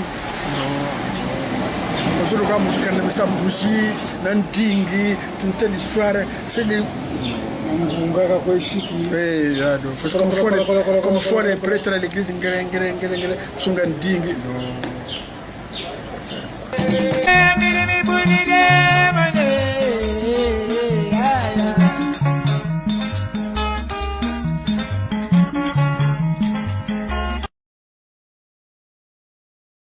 Escúcheme, se llega un famui, se llama Yepumui. No, no señor. Ella llama Yepumui, llega un famui.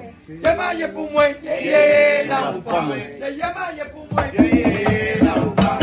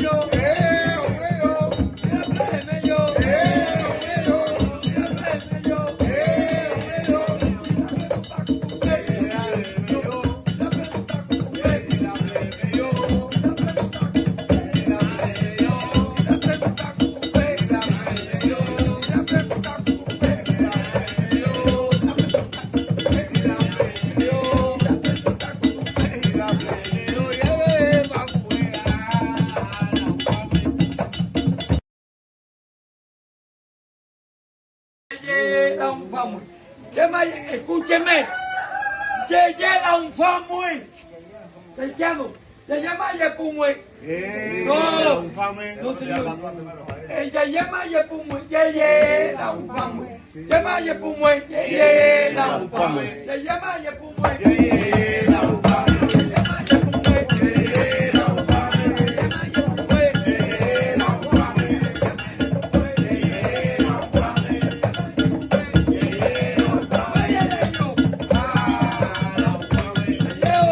Ella llama Yepumui, llega un famui. Llama Yepumui,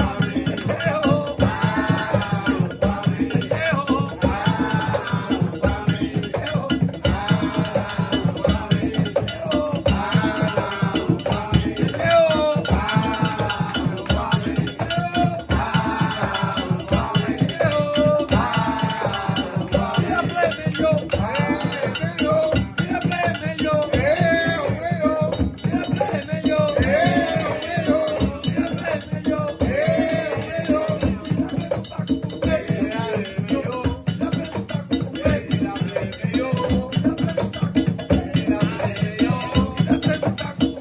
un famui.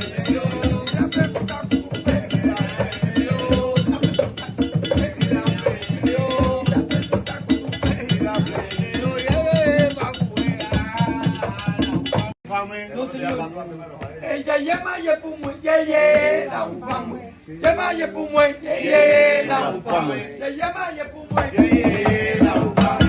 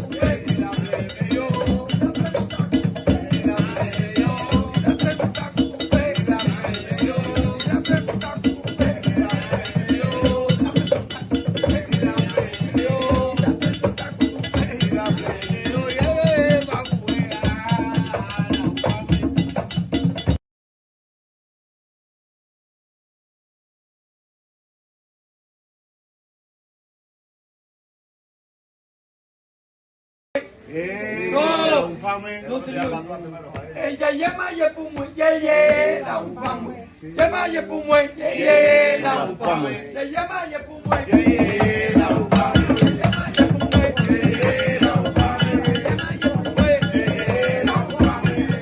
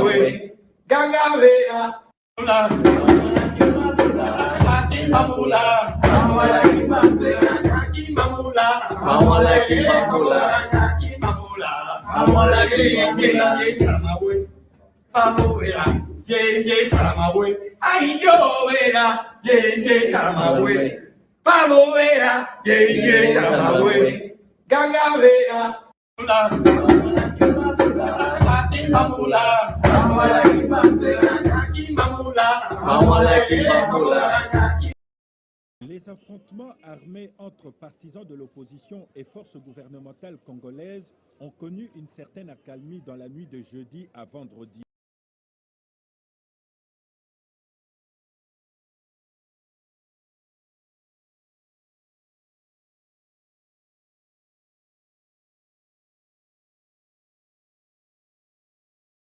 Rue, des maisons abandonnées, dévastées. Nous sommes à Bakelekele et Bakongo, deux quartiers au sud de Brazzaville. Seule présence, les cobras du président Sassou Nguesso. Ils ont chassé d'ici leurs ennemis.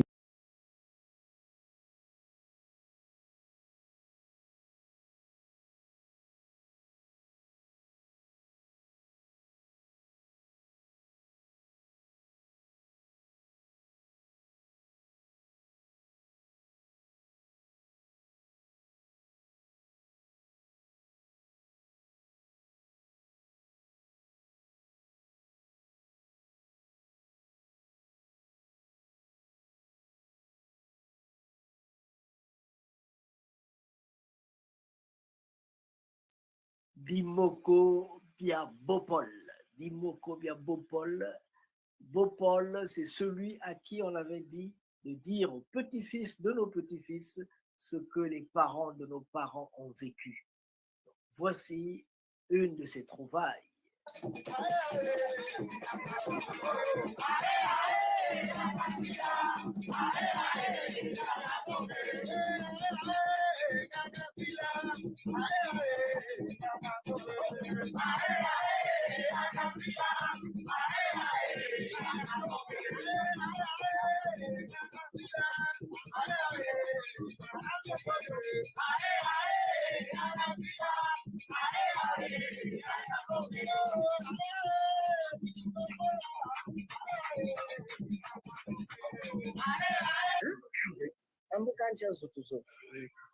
Meno chanda te meno somo kolika kuna na babu na ndaba kabuli ke odo ba kabukumbukina Mutembo berita kati muntu bukafwa zimboka kwaka futufuka kila musiti kutoka kwaka futukaka bino kuma naba nanta kumuna nzega mwanzi ushukuru kushida kabirita kumbanza kumbanza kongotaba akamvula nana navwa zabana matanga mawidi mundeko kwanza mtoe batola kumbanza kongwe kwanza mushimita butacha kabutotela kuna ni bwatu butakuziisha banzenza kento mushina bakala dyande kento una nashini bije zuka kitira zaba kam ukansala bantu balumbu waka mumoko kwa mulembo kobako yabulino telumbu zaba mkungu zawo libawangeni kubanzenza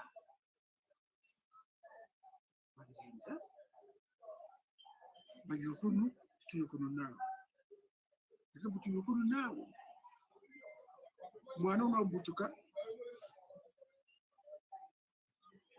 ndombe landagana muntu ka ufutukisha walanda tugire mpaka sana kishike kango matsaba mwana bukuriri ikambe mwana wabishika takakwela kanzenza kwani amana nabukwelisa kalili mwana nabukwelisa gwe bagimina yandi nzenza eka mwana wuna kutumbura babana mayela ma utoko mshike mwana kende bwana ne mwana kende urokana jini batamaneka kwa bunsuza ka sidi nzende usa bunsuza ka tajeto samuampi tu mwana ka tunkweli sawo tatara mwana una chana kana ntike yando butiri mwana ndi wallo mbele akani beno nzenza kwini pashe baba kumini osiri tungu bamfumba zonde lemyo fumutete mbuka luzolo muntu kusalala bolo aba bikeni kama bele mwana kutabu tukako bele mfuda musi zole ya tani samba abo waba kutele mvula samba no mwana butuka pele machuna biko mwana kecho bakiri mekana na charo kutima tikiri mumuna wanda kutele mvula makumone zifweni badi boshi mbakani pa mvula makumone zifweni mwana kecho shibakafu sana mbini fasuki kuzubuta mwana mesukani wata kuterele mama koko kwelandi nzenza wasachungu tala mfungu kupinini eka mpeka mputu wako mwana kula mfula tatulia tatu samwari nana mwanka shande bukati shiki changoma mwana ukalonga sambuni ngeso kani kashima ngoma njanko erita kirisika yelete kwa sambisa akento nawo sambisa mbio sambisa mbio akento nawo sambisa eba bakala nawo sambisa mbio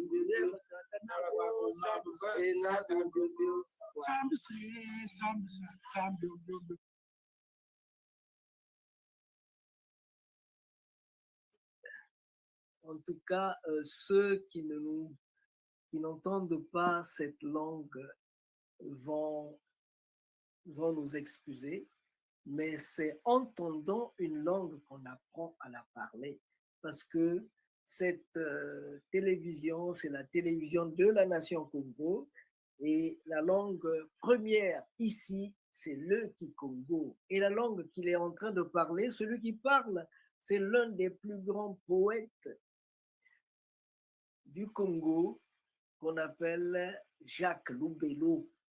Voilà. Donc, c'est en écoutant la mélodie, en écoutant qu'on apprend à parler nos langues aussi. Et ça,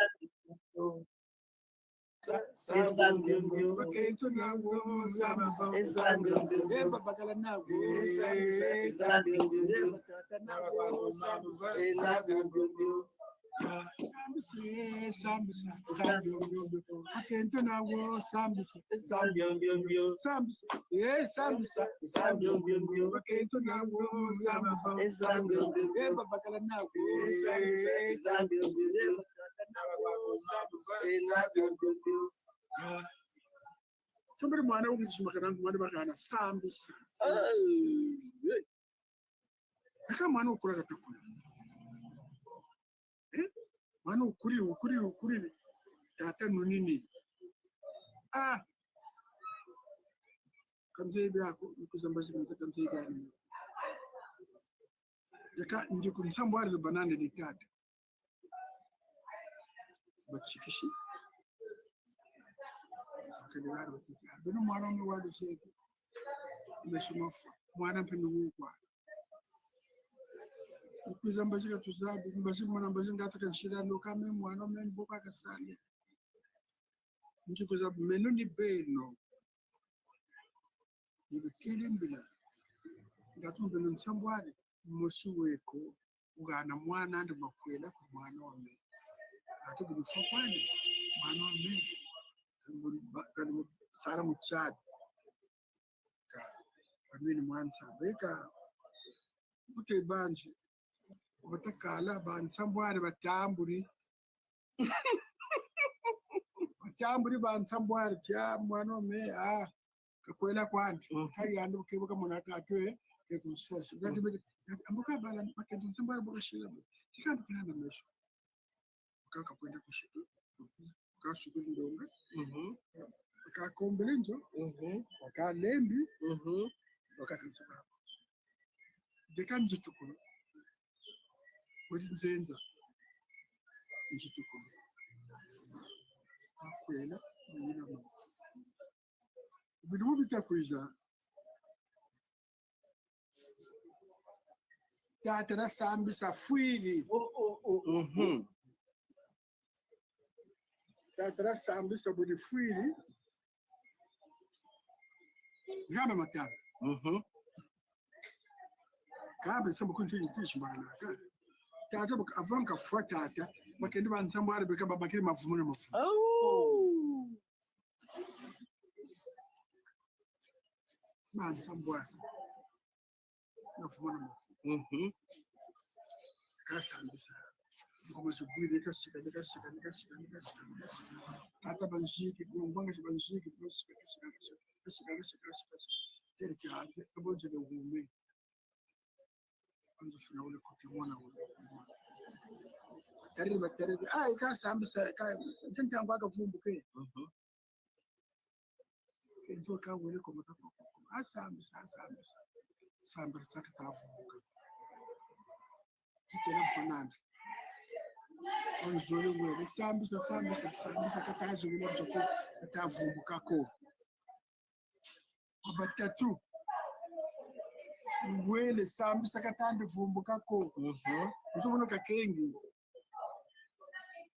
bakentu bansambwani wele kongo ta sambisa katavumbuka ko katazi wele mjoko bekani makutidi muga kotele kengi mukati matanga mamonso nele junga tumukomba sambisa abweka sana kutagenda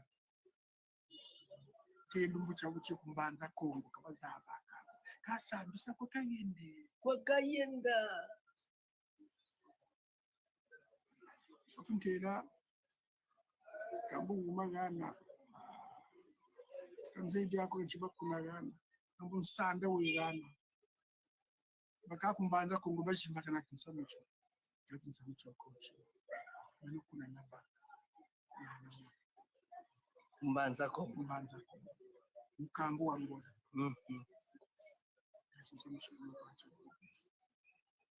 muni jinga aka nachonekacho kumazuma kaka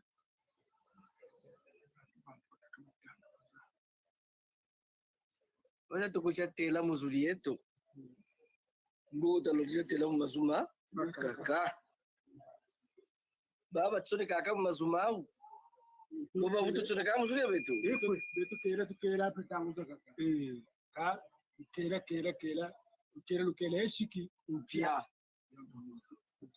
sati tabanda rumpampani uzura betu rumpampani lo nilo tunata malla bala betu pe abategelo betu boba zamuka boba zabati betu pe chima cha banetu ambongo ta muntu ngeta zonza ngani nokunkumbuni nani meno biantona Badin Bernard mwana tamasengo mambemba etata tuka mutsintsasa Samuel Chondo wajoka ibaiza ni tata basengo oza muna kuchisarucho yani nsaba nikaiza kukombe tidungu chiba kwenda bayura masengo baminu kunzawe abasungu kameno mu Jacques wa bitayura nsamu nzambo wateti bantu bore bayeyiri meno enseignant donc sentir ko longese na zakarana yika retraite bobu taba tata ti retraite ka nzambo zo kusonga sendiku ya ninkungo ya do ga meme katanga par ninkungo me yandi kento wa meme kumbuni muna yi alors mama nsone ka wa mwatu bine ti meme jo watanga kungo na te ka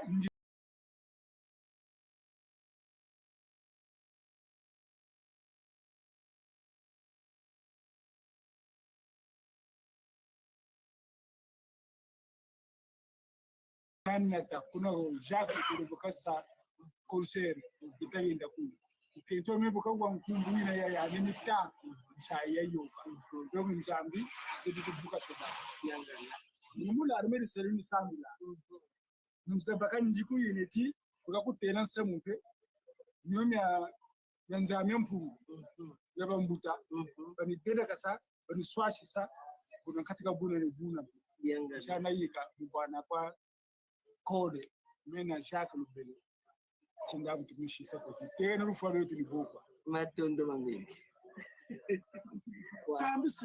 sambi ombio akento nawo sambi ombio sambi ombio akento nawo sambi ombio babakala nawo sambi ombio sambi ombio akento nawo sambi ombio sambi ombio akento nawo sambi ombio babakala nawo sambi ombio sambi ombio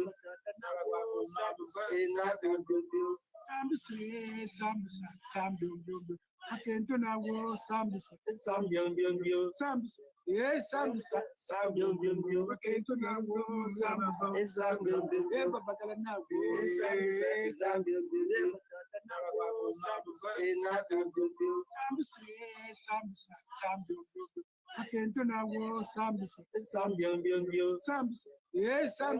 sambi ombio akento nawo sambi ombio babakala nawo sambi ombio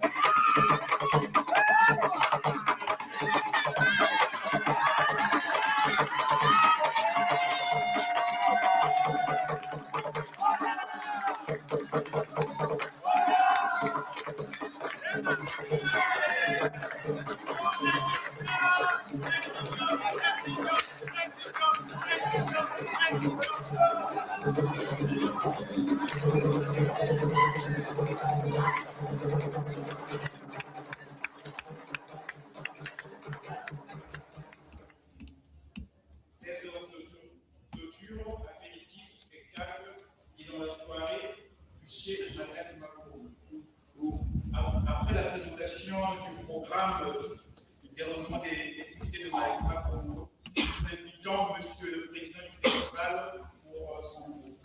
Monsieur Massimo.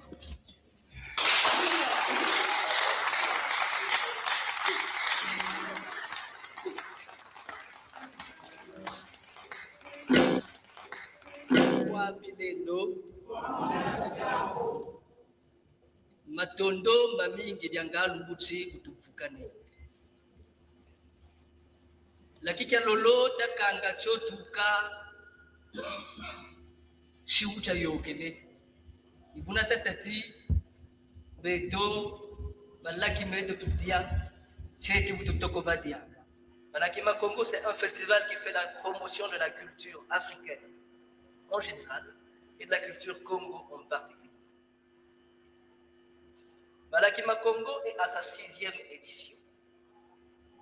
Lors de la première édition, nous avions eu pour slogan que si Senghor et Césaire ont cherché à revaloriser la culture africaine, nous autres, 60 ans après, nous devions faire de notre mieux qu'on puisse plonger dans les souches, dans les racines de la culture africaine, afin de soutirer de là la sève qui va nous sauver non seulement de la viande folle, mais aussi des cultures folles.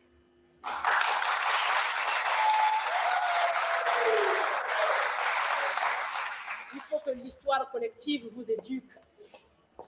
Dites-moi bien, qui a fait l'esclavage? Qui a aboli l'esclavage? Celui qui a fait l'esclavage a aboli lui-même l'esclavage. Qui a fait la colonisation? Qui a démoli, qui a décolonisé? Ne rigolez pas parce que c'est notre douleur. C'est encore Satana qui colonise et décolonise. Dites-moi bien, qui a parlé de coopération? Qui parle du partenariat? Qui parle de la démocratie? Aha! Et entre-temps, nous existons ou nous n'existons pas? Et où sommes-nous? Satana, enfin, je veux vous le dire, système appliqué dans la tyrannie, en Afrique noire et ailleurs, sous-entendu le tiers-monde. Satana a l'art d'anticiper les actions. Entre-temps, l'ébullition dans laquelle nous étions devait nous amener inévitablement à un système démocratique. Satan a anticipé les gestes et aujourd'hui, ne sommes-nous pas dans la démocratie? Oui, nous sommes dans la démocratie. Alors, réfléchissons. Quand votre Dieu vous gratte, vous êtes la seule personne à savoir exactement où vous grattez pour vous soulager. Vous avez beau faire appel à un étranger. Quand il viendra, vous êtes dans l'obligation de lui indiquer l'endroit exact où il doit vous gratter pour que vous soyez soulagé, n'est-ce pas? Mais aussi, quand vous allez l'amener à vous gratter, il ne faut pas qu'il mette trop de temps parce que s'il vous gratte longtemps, vous aurez la plaie, n'est-ce pas? Et la plaie s'entretient. Pourquoi? Parce qu'il faut que le médecin vive. Mais la plaie s'entretient. Il faut que le pharmacien y réfléchisse. Donc la plaie ne doit jamais guérir. Il ne faut pas qu'elle guérisse parce qu'elle doit alimenter tout un empire. Alors, réveillons-nous, âmes noires. Réveillons-nous, femmes du Congo. Réveillons-nous, hommes noirs. Enfin, dans tout ça. Où est notre patriotisme? Où est notre degré d'amour? Jusqu'à quand nous devons être conditionnés comme des poissons dans l'aquarium?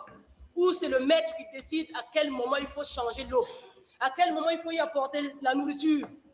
Et quand cela lui prend, il peut laisser même mourir le poisson dans l'aquarium. Voulez-vous être comme ces poissons? Non. Soyons comme des poulets. Le poulet dans le poulailler, on lui donne du riz, une fois, deux fois, la troisième fois, il se dit, j'en ai marre, quel salaud de propriétaire. Mais dis donc, je peux aller dans la nature et mieux me nourrir. Et moi, j'aimerais être ce poulet.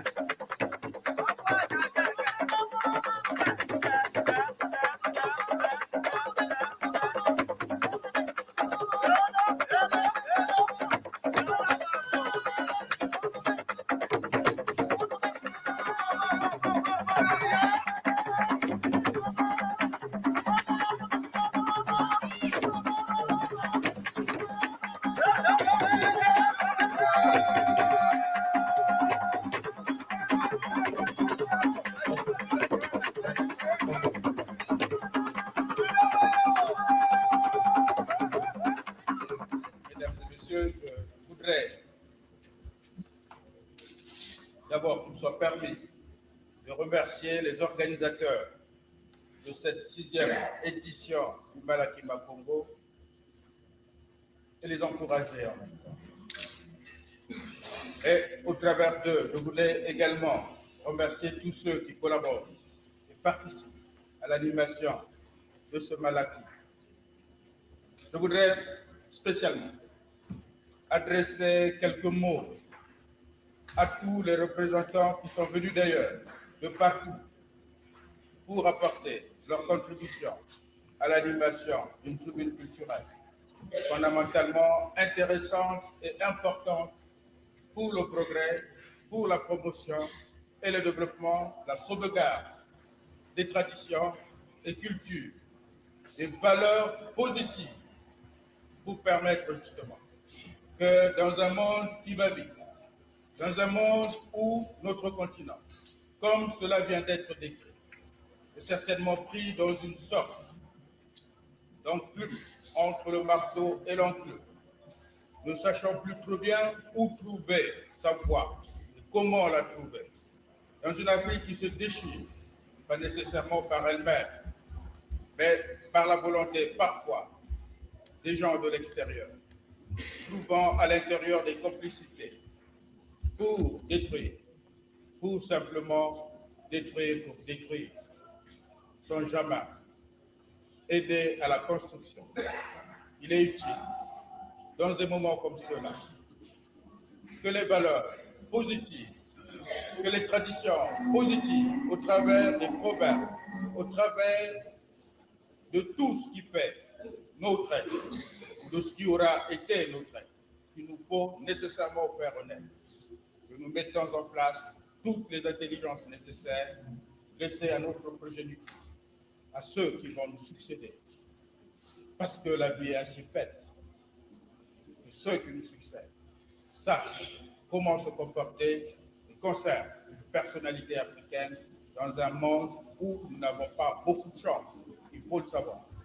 Et je suis heureux qu'au travers de témoignages qui viennent d'être faits, tout le monde prenne conscience de ce que nous avons, non pas du retard, non pas de la pauvreté au sens réel du terme, mais que nous avons une vraie pauvreté.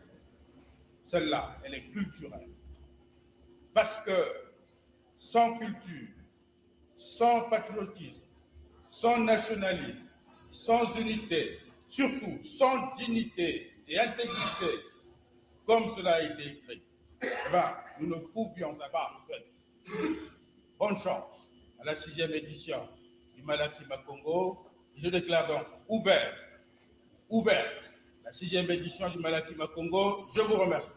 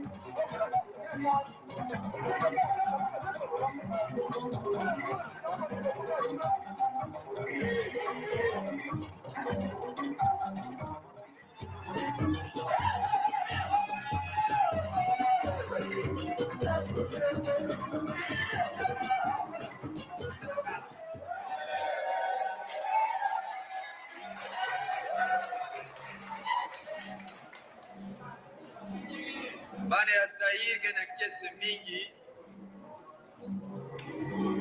na kuisawa na Brazzaville sambu na kukutana na wampangi na bo awa na festival Malaki Makongo.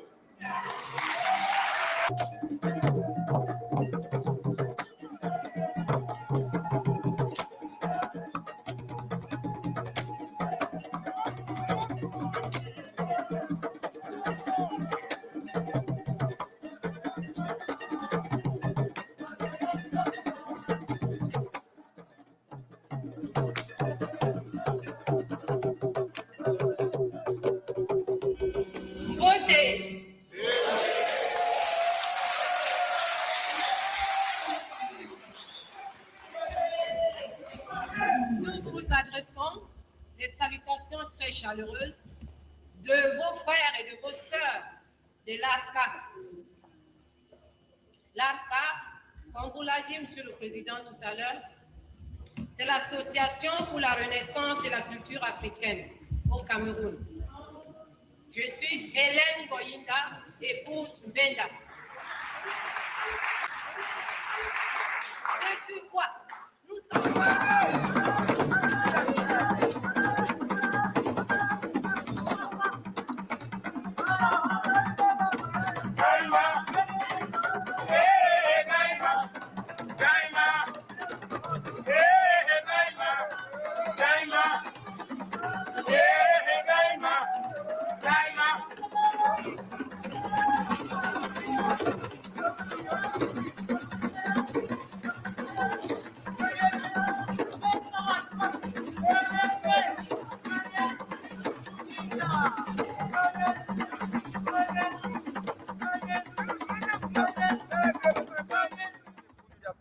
Remercie vivement les Malaki Makongo qui a voulu songer et penser à adresser une invitation à Bundu de Congo de participer à ce forum d'une grande importance historique.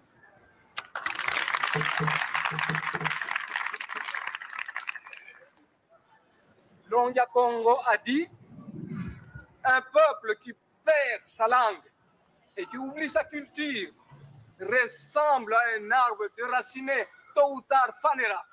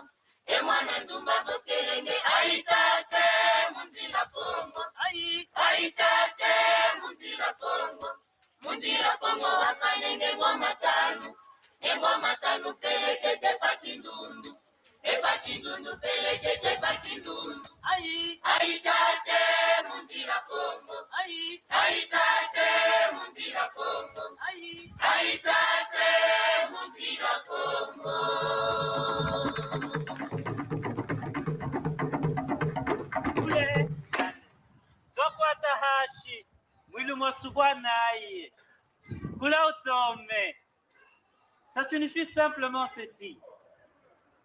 Nous touchons les sols, les ciels étant trop éloignés. Je vous remercie. Son Excellence, Messieurs les ministres, pas ministre de n'importe quoi, mais de ce que nous avons de plus cher, de plus profond, de ce qui nous détermine comme tel, je voulais dire de la culture. Vous savez, aucun peuple ne peut se développer véritablement si sa culture est toujours aliénée. Telle est l'essence de Malaki Makongo pour nous.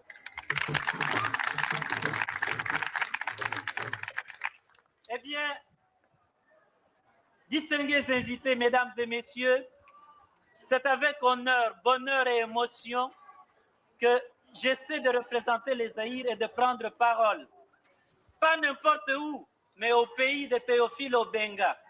Pas n'importe quand, pendant que nous sommes en train de faire hommage à un pharaon. J'allais dire Cheikh Anta Diop. Le ballet Tchokwe du Zaïre est venu pour dire réconcilions-nous, la paix par l'art. Mais vous savez, le plus important, ce qui me touche, c'est que en ces moments tragiques, en ces moments pénibles, les initiatives comme Malaki Makongo sont quand même là. Malaki Makongo.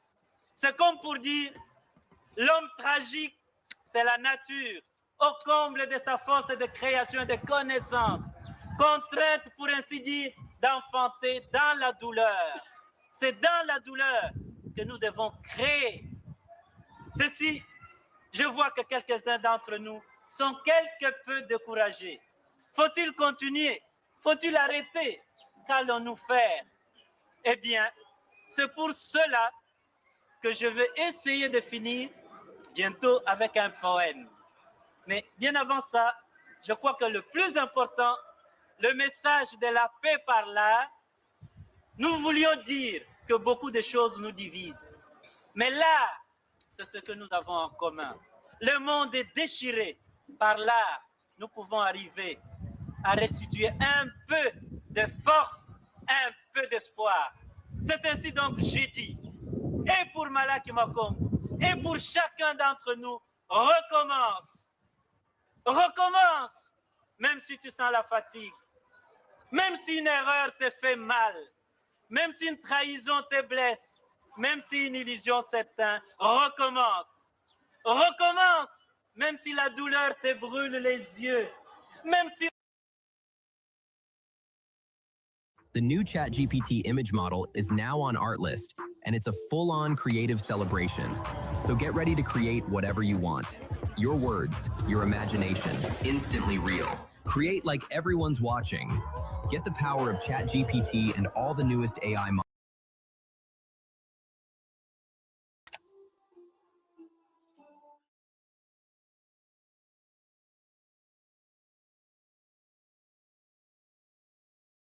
Voice is simply faster, more natural, and more flexible than typing. He said, Bimoko Bia Bopol. Bimoko Bia Bopol. Bopol, c'est celui à qui on avait dit de dire aux petits-fils de nos petits-fils ce que les parents de nos parents ont vécu. Voici une de ces trouvailles.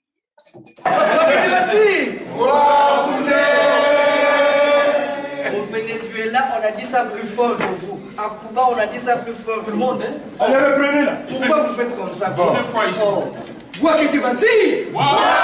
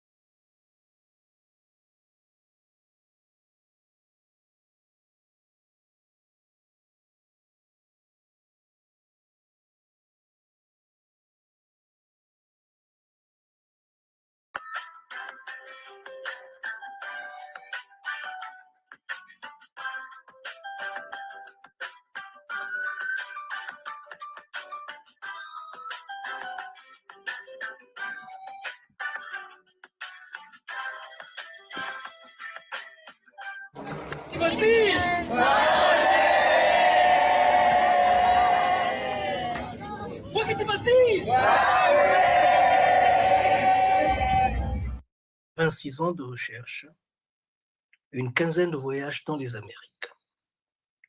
En 1994, les invités de Masengo Mabongolo, les Guadeloupéens d'origine Congo, venus pour prendre part au festival Malakima Congo, mais aussi pour visiter le Congo profond, lui ont fait remarquer l'importance de Malakima Congo dans les Amériques. Nous avons beaucoup de travail dans les communautés noires d'Amérique. Vous est-il déjà arrivé à vous remettre en cause au point de réviser de manière profonde un demi-siècle d'expérience de vie? C'est ce qui est arrivé à Masengo Mabongolo quand il a rencontré le grand maître du vaudou haïtien, Ati Max Beauvois, qui, sentant sa mort prochaine, a voulu transmettre au monde un message, un testament.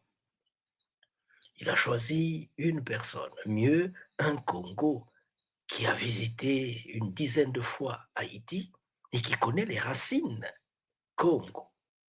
C'est cela l'objet de notre film documentaire intitulé « Un Congo à la recherche de sa congolité perdue en Haïti », tiré du livre de Masengo intitulé « Sur les traces Congo dans les Amériques, Haïti ».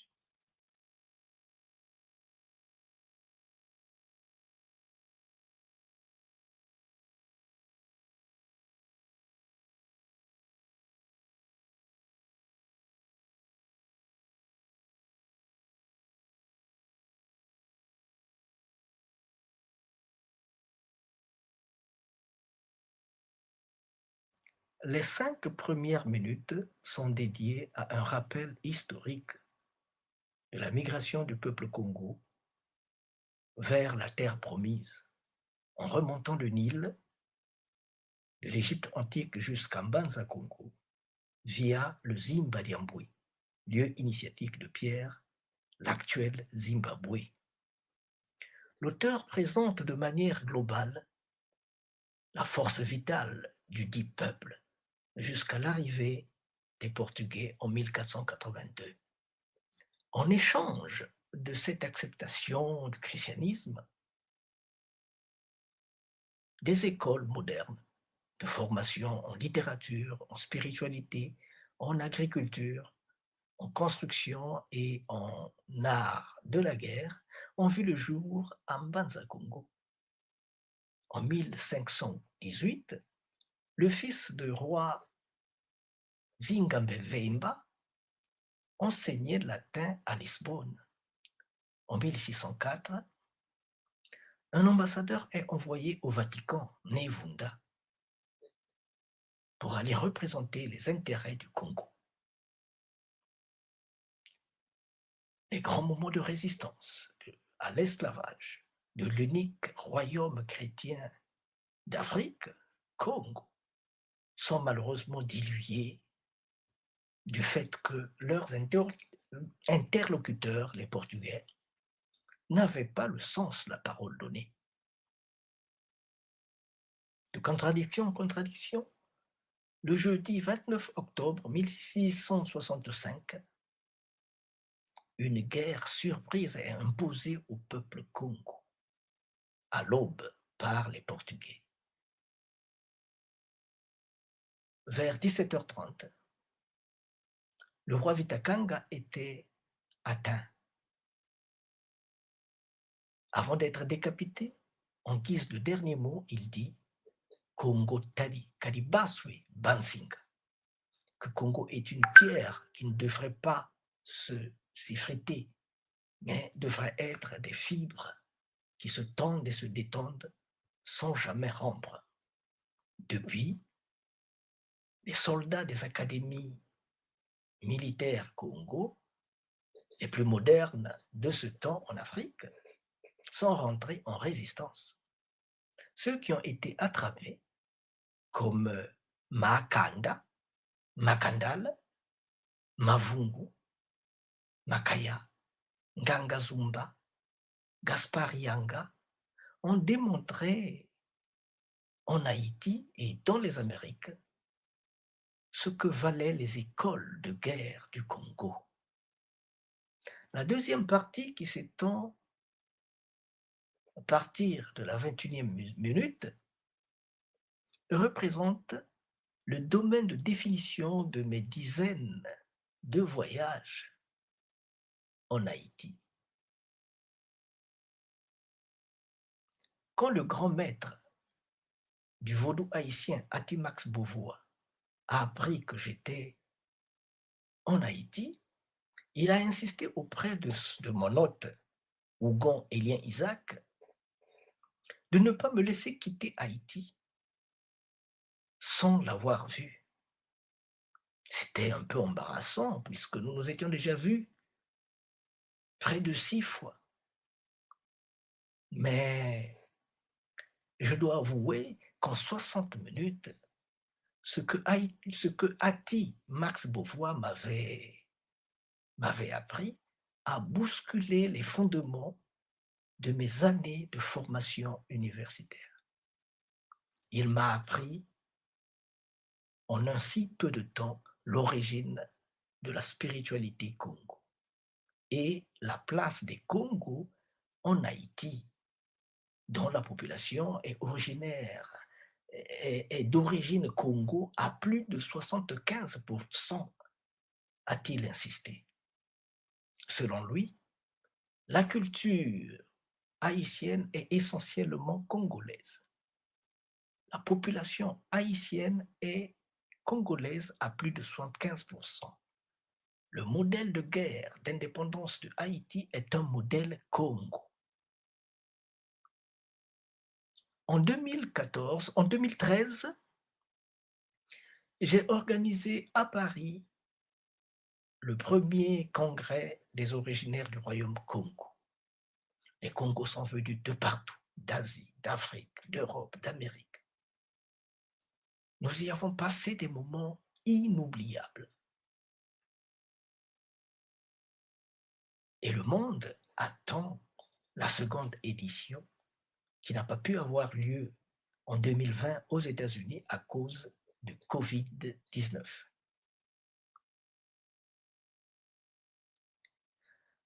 Il ne me reste plus qu'à demander au public de répondre aux questions suivantes. La phrase qu'on ne peut ne pas entendre quand on foule le pied, quand on foule le sol haïtien est « Haïti est une Afrique en miniature, à la dérive sur l'Atlantique ».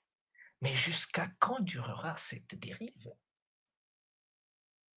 46 ans après l'assassinat de Jean-Jacques Dessalines, il était interdit de parler de lui ni de son œuvre. Si ces assassins n'ont pas réussi à effacer son nom, qu'en reste-t-il de son œuvre? Ou mieux, qu'ont-ils réussi à imposer dans la mémoire collective? Quand les Français perdent une guerre, ils se lancent dans la guerre spirituelle. Ne pensez-vous pas que Haïti serait l'exception qui confirme la règle?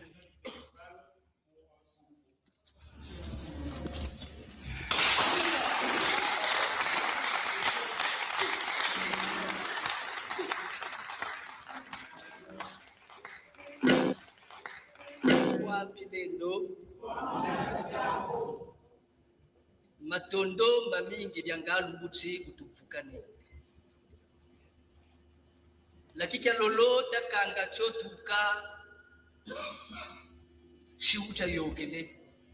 Ibuna tatati beto balaki meto tutia chete bututoko badia. Balakima Congo, c'est un festival qui fait la promotion de la culture africaine en général et de la culture Congo en particulier. Balakima Congo est à sa 6e édition. Lors de la première édition, nous avions eu pour slogan que si Senghor et ses aides ont cherché à revaloriser la culture africaine.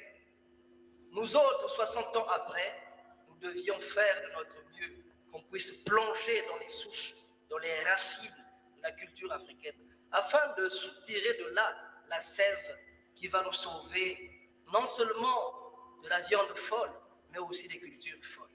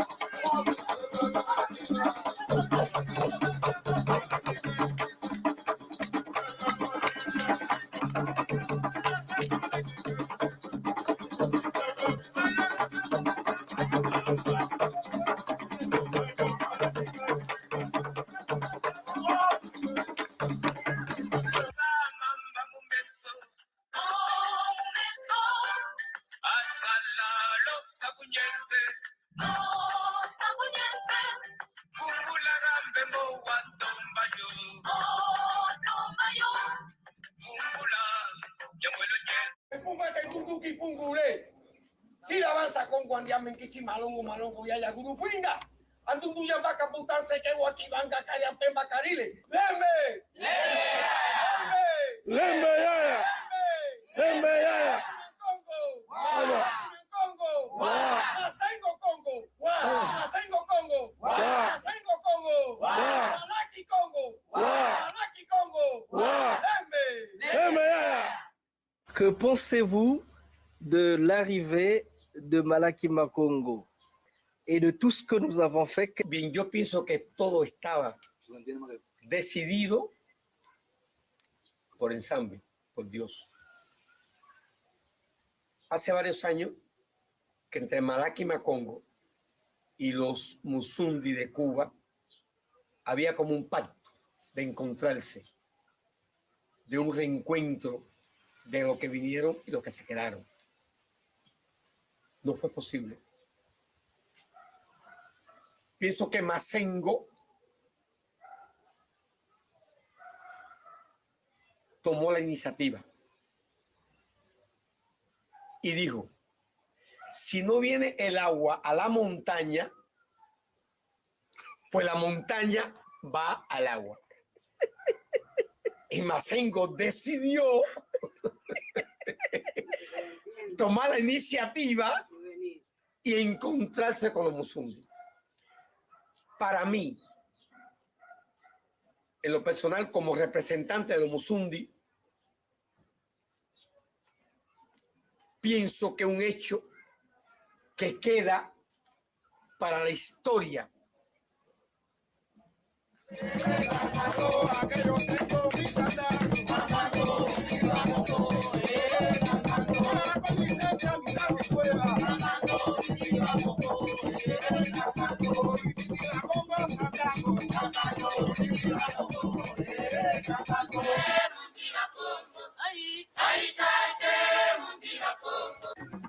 Congo remercie vivement les Malaki Makongo qui a voulu songer et penser à adresser une invitation à Bundu de Congo de participer à ce forum d'une grande importance historique.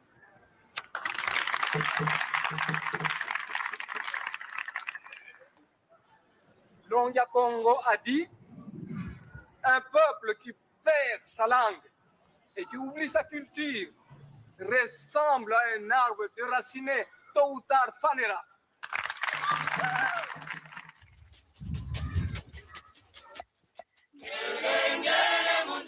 Jusqu'à présent, l'Afrique n'est pas encore indépendante. On est encore en train de lutter pour essayer de gérer ce qui est nôtre. C'est pourquoi nous venons ici. nous allons petit à petit déceler avec vous tous les nœuds qui bloquent les échanges culturels. Mais avant de terminer, j'aimerais qu'on dise deux mots en langue Congo. Quand je dis Bwaketi Bansi, quand je dis Bwaketi Bansi, vous allez répondre Boaboune. Encore Boaboune. Encore Boaboune. Bwaketi Bansi, ça veut dire je vais expliquer, sinon on ne sait pas ce que l'on dit, s'il vous plaît. Et la réponse Boaboune, ça veut dire Boaboune, voilà comment serait le monde si on s'était comporté comme des vrais Congo. Parce que Congo veut dire la paix, la fraternité, l'unité, la divinité. Alors, ensemble, s'il vous plaît. Bwaketi Bansi. Mais je ne fais pas les doigts. Il faut les filmer parce que le Congo attend ça. Ça fait 5 siècles, quand même. Bwaketi Bansi. Bwaketi Bansi. Bwaketi Bansi. Bwaketi Bansi.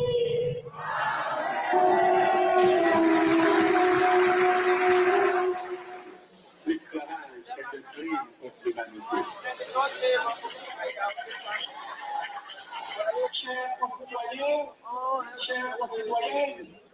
distingués invités, chers amis, en 3 siècles, environ 15 millions d'Africains ont été transportés comme du bétail à fond de cale à travers le pays atlantique. Traite des Noirs aux traites génocidaires. Mais,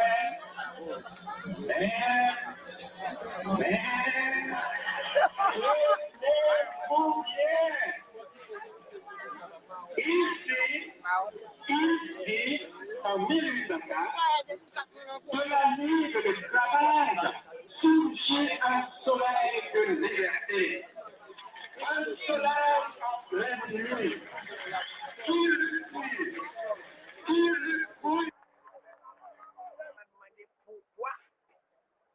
Pourquoi on n'aime pas le vaudou? Je lui ai répondu, mais c'est le vaudou qui a battu les Français.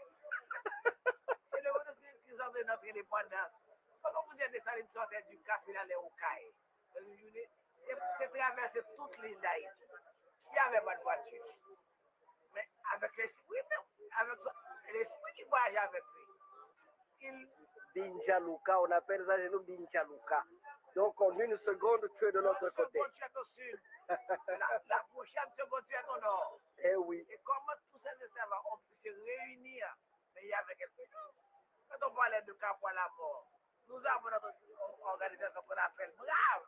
Parce que Capois la mort, c'était le brave Félicien qui a répondu que je peux monter la butte. C'est Capois la mort qui a battu, ce n'est pas nous. Ce sont les esprits qui ont battu les Français. C'est pour cette raison que la France nous a diabolisé pendant 200 ans. Haïti est diable, Haïti est diable, tout le monde est diable. Moi, je ne suis pas con, je suis diable. Parce que moi, je suis revenu dans l'âme. Je suis diable. Comment on vous appelle, s'il vous plaît? Madame Gerda Belmont. Moi, si on me dit diable, je suis d'accord. Parce que je suis haïtien, je suis nationaliste, j'aime mon pays, j'aime Haïti. Et j'aime mon vaudou.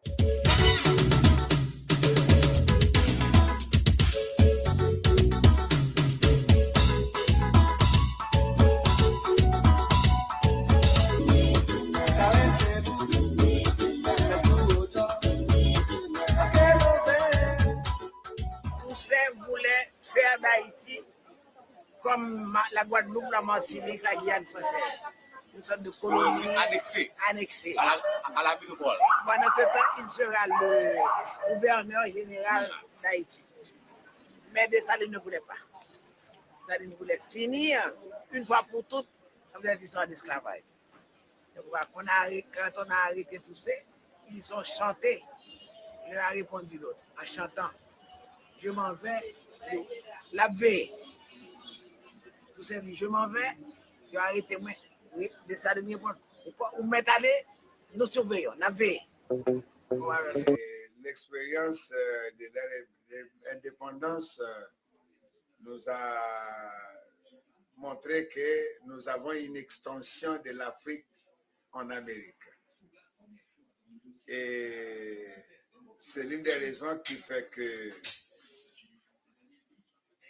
le président de l'Afrique du Sud a réellement représenté l'Afrique pour la célébration de leur indépendance. Et nous pensons que cette fois-ci, nous avons apporté la logistique en termes de sécurité et réalisation de cet anniversaire.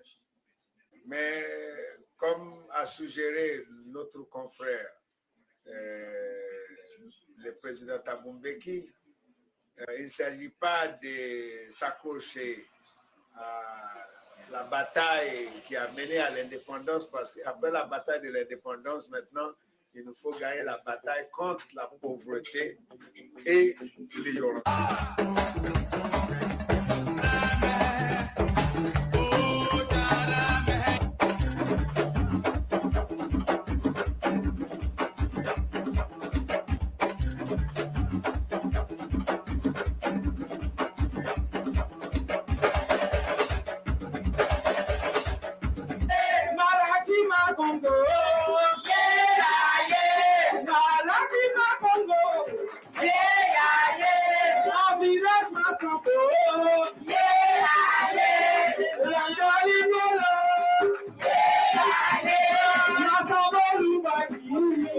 Lors de mon premier voyage au Congo-Brazzaville en 1994, à mon retour, et Congo chez nous, il ne fallait pas dire bonsoir Congo.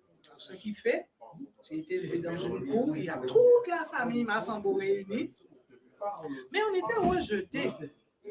Rejetés que par même les enseignants, c'est un intellectuel, même par les enseignants. On ne devrait pas dire qu'on est Congo, parce que déjà on avait les cheveux crépus, on a la peau foncée, et dire qu'on est Congo encore, alors là, négatif pour nous.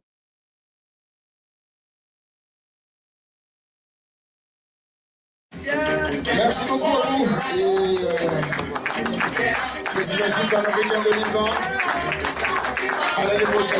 Merci encore. Mais surtout ce qui m'a marqué dans cette journée, c'est votre passage pour la conférence que vous avez tenue tout à l'heure. Masengo Mambongolo. Voilà. Donc, aujourd'hui, beaucoup de gens, ils vont aller chercher une information, c'est à travers des livres, à travers Internet, à travers les médias. Mais par contre, ce que vous avez avancé aujourd'hui, ça se ressentait en vous que vous avez été vraiment au fond du puits pour sortir ce trésor. C'est vraiment magnifique et je vous félicite vraiment pour votre engagement et votre dévouement pour ce que vous dites. C'est tellement clair que, parce que vous êtes la source de l'information.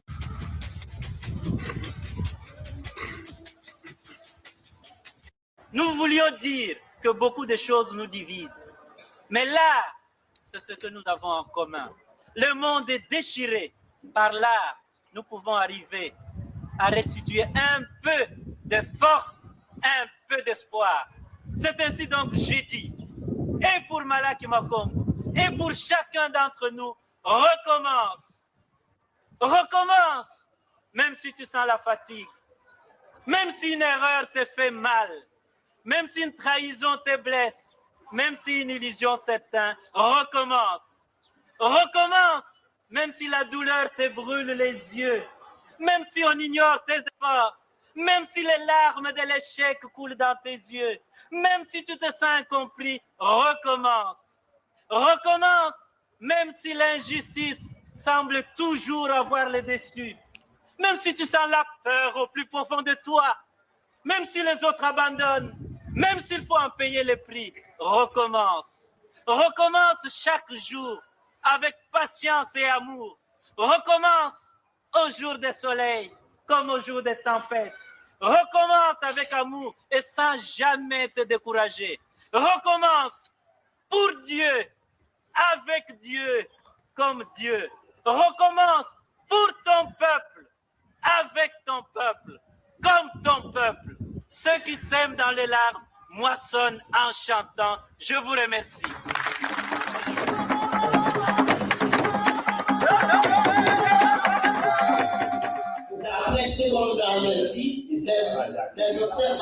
pas le droit. Ils étaient seulement des objets. Vous devez parler à vos enfants ce que vous avez subi pour pouvoir se comporter comme des humains. Nous voulons parler de Toussaint. Nous qui sommes ici aujourd'hui en France, il nous faut continuer pour remercier nos ancêtres qui nous ont aidés, qui ont cherché le droit pour nous d'être ici et toute cette ouverture, quand on l'a enlevé de cette terre, et en me renversant, on a abattu à Saint-Domingue que le tronc de l'arbre de la liberté des Noirs, ils repousseront par les racines parce qu'elles sont profondes et nombreuses. Elles sont nombreuses, c'est pourquoi nous sommes ici ce soir. Tous nos modèles viennent de là. Notre modèle de couper tête de l'État est un modèle congolais. C'est ça, il fallait couper les têtes et c'était ça la technique pour faire la indépendance. Et qu'il fallait brûler les maisons. Et c'était ça les premiers pas qui nous ont conduit 13 ans plus tard à l'indépendance d'Haïti. C'est un modèle congolais.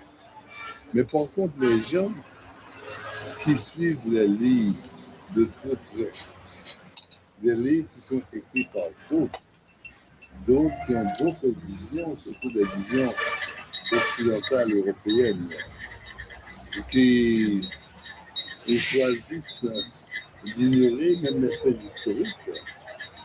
Eh bien, vous direz, mais il n'y a pas de Congolais ici, pas du tout.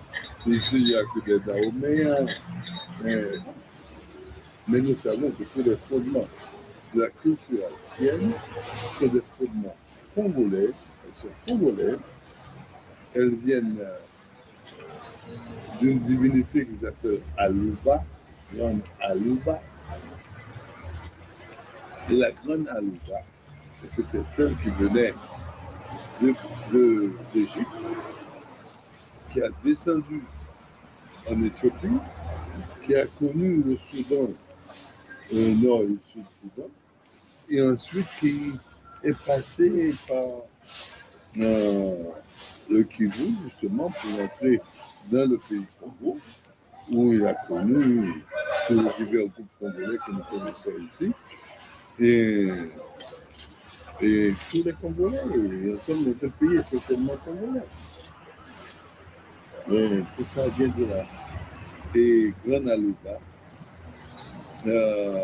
c'était elle qui était la divinité principale, qui a amené tout ce que nous pouvons appeler Congo même.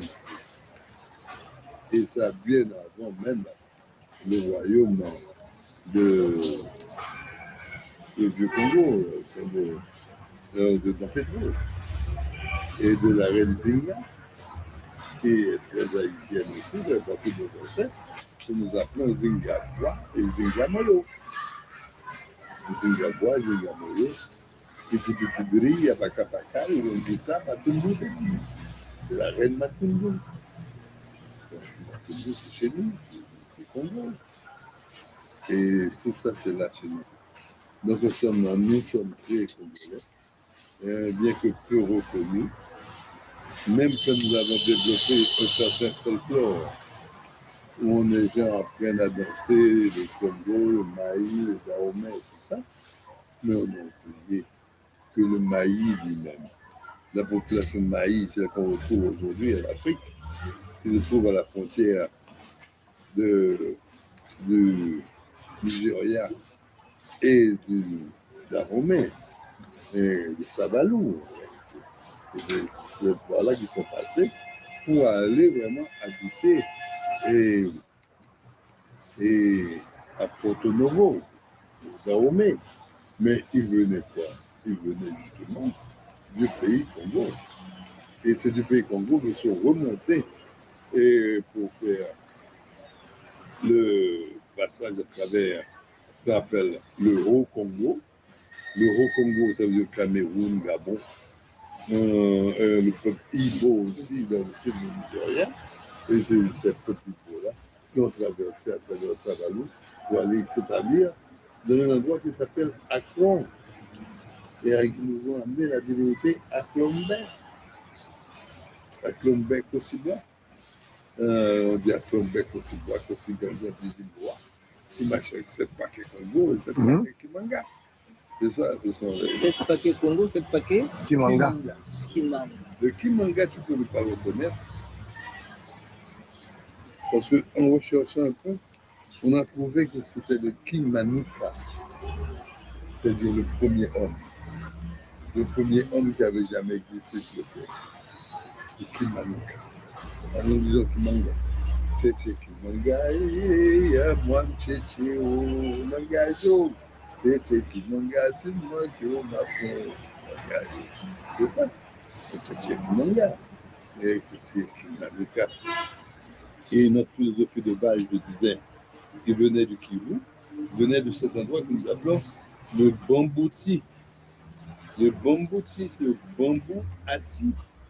Ati, qui veut dire arbre. Et bambou, qui est l'arbre bambou. Ati qui veut dire l'arbre. Ok. L'arbre.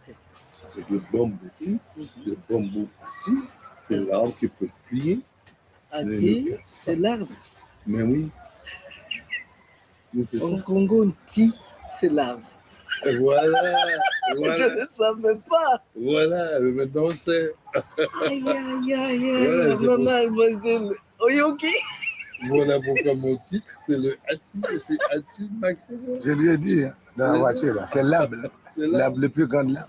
Mais oui, c'est ça, de la forêt. Je n'ai pas compris. De la même veine que le mot noir. Nos définitions ainsi, ceux qui étaient grands, noirs et forts, à côté desquels nous sommes à peu de moyens, c'est-à-dire ces gens du Soudan, ces grands noirs et forts là, c'est eux que nous appelons les bois. Ils appellent tout d'autres les bois. Tout comme les lois, eux ils étaient les bois. Et puis, il y avait aussi les plus petits, souvent rouges, qu'on va trouver de côté des Kalahari. Et ce qu'on appelle les Bushmen, les Bushimans. Et mais ces Bushimans-là, que nous appelions les trois. Trois feuilles, trois îlets. Trois feuilles, trois îlets. Trois feuilles, trois îlets. Îlet, c'est îlet, pareil. Mais les trois feuilles, trois îlets, eh bien, c'est que nous disons que nous nous ressemblons tous, parce que nous sommes tous comme des feuilles du même arbre.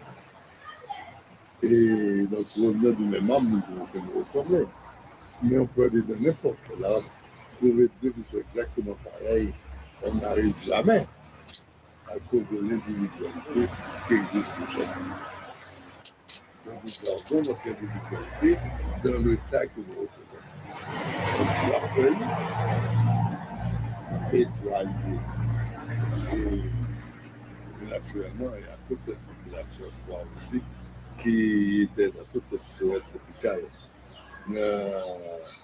La congolaise d'ailleurs, qui sort depuis l'embouchure pratiquement du fleuve Congo. Donc, nous appelons Zazi Pungwe. Zazi? Zazi Pungwe. Okay. Zazi Pungwe. Yaya Pungwe. Et tout ça. Zambiam Pungwe. Zambiam Pungu. Voilà. Et qui remontait jusqu'au côté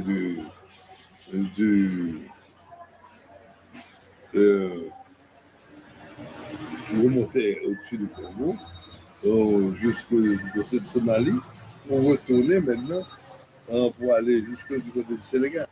Et toute cette forêt tropicale africaine était peuplée de cette population en toit qui nous permet d'avoir les trois rivières, les trois ceci, trois cela, qu'on a souvent voulu traduire par TROIS, comme s'il s'agissait du chiffre 3.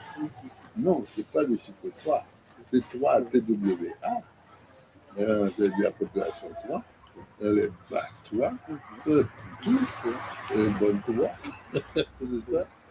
Et on trouve à travers tout le pays des régions qui s'appellent les bas 3, Mais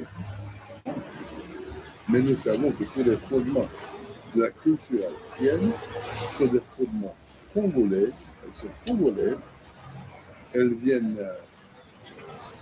d'une divinité qui s'appelle Alouba, Grande Alouba. Et la Grande Alouba, c'était celle qui venait d'Égypte, qui a descendu en Éthiopie, qui a connu le Soudan, le nord et le sud-Soudan, et ensuite qui est passé par le Kivu, justement, pour entrer dans le pays Congo, où il a connu tous les divers groupes congolais que nous connaissons ici, et tous les Congolais, et ensemble notre pays essentiellement congolais. Mais tout ça vient de là. Et Grande Alouba, c'était elle qui était la divinité principale. Compris Louba. Les Louba, les Lunda. Les Lunda, oui. Et les Kuba. Et les Kuba. Et Loua, là-dedans. Les Loua, c'est les ancêtres des Louba, des Lunda et des Kuba. God bless me. Et ça, les Lois, c'est pour ça que toutes nos divinités, qui sont des manifestations du divin, de toutes les formes différentes, et bien ces manifestations-là sont des Congo.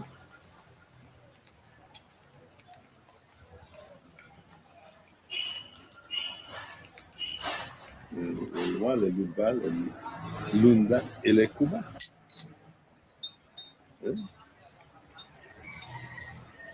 Et c'est pour ça qu'on dit que tout le Vodou est le culte des lois.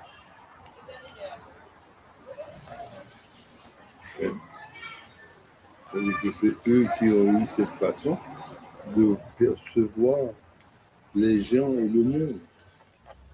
Et les gens qu'ils voyaient surtout, ces messieurs, par leur puissante musculature et leur façon de manger, qui ressemblait à celle du léopard changé, mais plutôt de la panthère, qui était noire et qui mangeait la panthère, le léopard noir avec des taches noires. Et c'est comme ça que nous sommes. On disait que vraiment elles ont des yeux magnifiques, c'est-à-dire des yeux brillants, de chasseurs de nuit, comme la panthère. Et la musculature que les hommes présentaient, la musculature de cette panthère-là.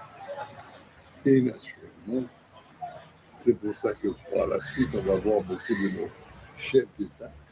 Ils font recouvrir leur fauteuil de la peau du léopard.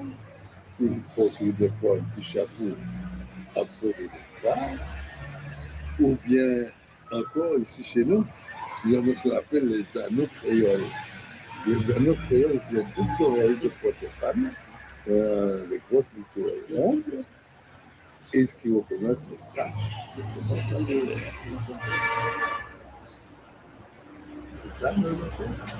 Alors, cette population dite Maï, c'est celle qui a su remonter maintenant du Congo pour avancer dans l'ouest africain, en passant par le Cameroun, Gabon, et pays beaux, mais ils sont rentrés par derrière, et le mot Maï lui-même, Maï, voulait dire les fous de l'indépendance, les fous de la liberté. C'est-à-dire ces gens qui font tout pour leur liberté. C'est pour ça leur façon de danser aussi, en envoyant les pieds devant et derrière, comme ça. Ça, c'est la façon de courir à travers tout l'Ouest africain. Et ces gens ont refusé de se laisser incorporer dans les grands royaumes qu'il y a eu là-bas dans l'Ouest africain, y inclut l'Empire du Mali, qui était déjà bien assis et tout ça, pour l'Empire, y inclut l'Empire des Yoruba, y inclut le royaume de Dahomey, qui étaient aussi très gros et très puissants, ils ont refusé de se laisser inclure dans ces royaumes-là à cause de cet amour fou de la liberté. Et ça les a rendus plus vulnérables dès le début de la traite négrière, car non protégés, ils ont été les premiers à être ramassés, à être mis dans la cale du bâtiment pour les amener ici dans notre pays. Pour lâcher ici, à ce domaine de Haïti. Donc la population haïtienne est essentiellement congolaise, naturellement. Elle venait de là.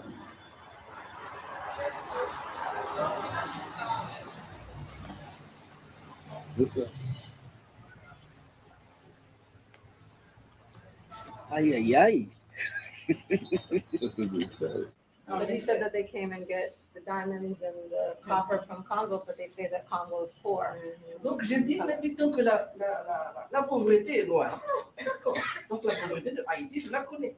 He says the poverty of Haiti, because of my color, I know it. On me dit, mais il y a l'insécurité en Haïti. There's insecurity in Haiti. J'ai dit, oh, mais moi je viens du Congo. I'm from the Congo. Et vous savez que là-bas, il y a une guerre que l'on dit une guerre ethnique, alors qu'elle se fait avec des moyens, des pétroliers, des avions de guerre, des hélicos de guerre. Ça, ce n'est pas les flèches que nos ethnies ont créées. So it's a war going on there, and it's not a war of bows and arrows. This is with the petroleum industry and with the big heads, helicopter attacks and stuff. On m'a dit, ok, attendez, je vois le consul. Et puis, elle est revenue pour dire, vous pouvez aller rencontrer le consul. So they made an appointment with him to meet with the consul. Et le consul m'a dit, vous avez entendu ce qu'on vous a dit? The consul said, you heard what they told you. Il m'a donné le visa et il m'a dit, j'ai voulu donner 30 euros. Il a dit, vous allez donner ça aux pauvres haïtiens. He went to pay for his visa. They gave him permission. He went to pay the money for the visa. He said, no, go give that to the poor in Haiti. Donc, pour ne pas caporaliser la parole, c'est Haïti qui m'a choisi. C'est pas moi qui ai choisi. So to not monopolize the conversation, Haiti chose me. I did not choose Haiti. Et ici, Can I please introduce you to Posh? No, just one more sentence. Yes. Oh, Masengo. Oh, Mambo. Mbongolo. Mambongolo. His name reminds us here of a little animal that we know is like a little worm that has 1,000 feet. We call it milpat. We call that little animal Congolo. But that's the Congo. Because they wrap up like this. It's so funny. And why do we call him that way? Because in fact that particular animal has specifically big head, which is larger than his body. And I think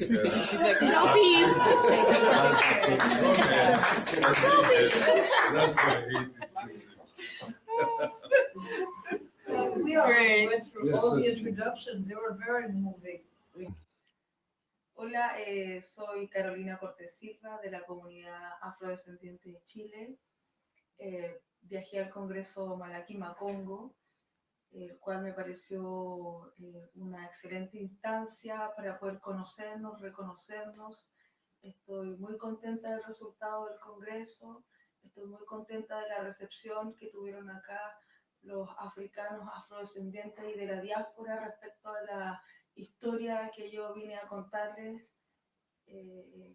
Los sentí muy emocionados también de saber que en una parte tan lejana del mundo existen afrodescendientes y que de una u otra manera estamos ligados porque nuestros ancestros y ancestras son familiares. Un abrazo gigante para toda la... Ritmo de Congo de Cuba. Attends. En Goma. Ngoma. Primero en Goma. Primero en Goma. Ngoma. En Goma.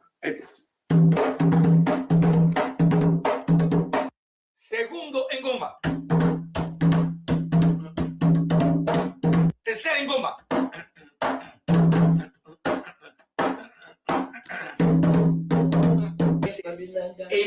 Mbisi Diamfinda. Mbisi Diamfinda. Kwabilanga. Mbisi.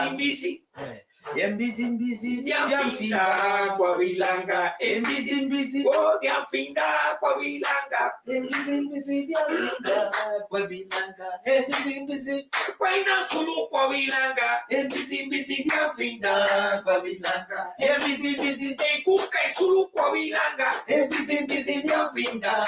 Kwabilanga. Mbisi. Desambia kungo Kwabilanga. Mbisi. Toto kuna lumbo. Diamfinda. Kongo Musundi, cheche ba cheche. Kwa mama sengo en bongolo. Kongo Musundi. Nandulu mbemba. Kongo Musundi, cheche kwa cheche. Sambia ampungo, kuta. Diamfinda bubu kwa mento fofo ni toki bilongo yaya. Bilongo wateride. En tu. Lucena. En Cefo. Kikirimenso. Diamfinda en Kutu.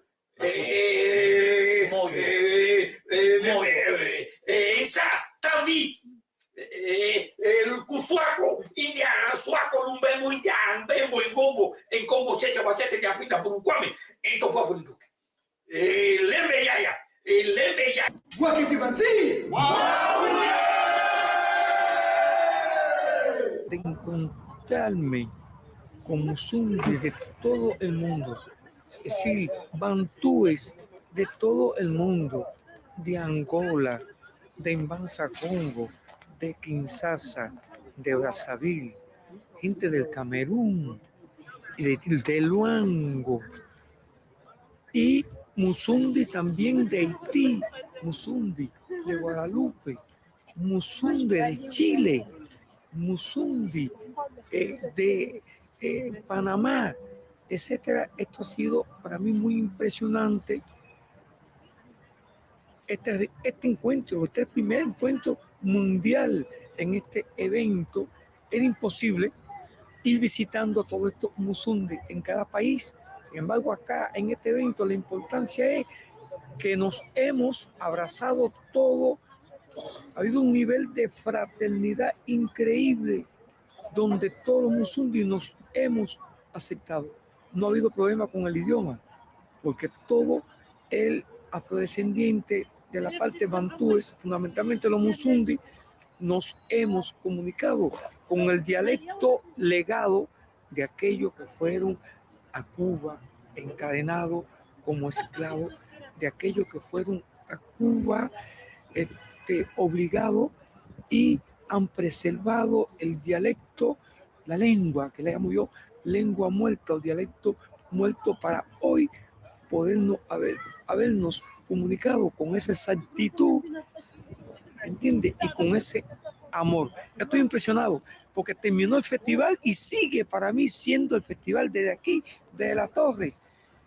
Estamos también con los Musundi y dándole un mensaje al país, tratando de que los Musundi de Cuba, creando un puente, un pie en Cuba y otro pie en África, en los bantúes, ese puente fraternal para unir a todos los bantúes en un futuro. Creo que el trabajo de la institución religiosa bantú de Cuba y del Cabildo de los Musundi con Malaki Macongo, en la persona de Masengo Ma en Bongoló y todo su equipo de dirección, va a ser algo totalmente increíble, esta unión que estamos tratando de lograr. Par rapport à son âge, c'est la sagesse de nos ancêtres qu'il est venu nous transmettre ici.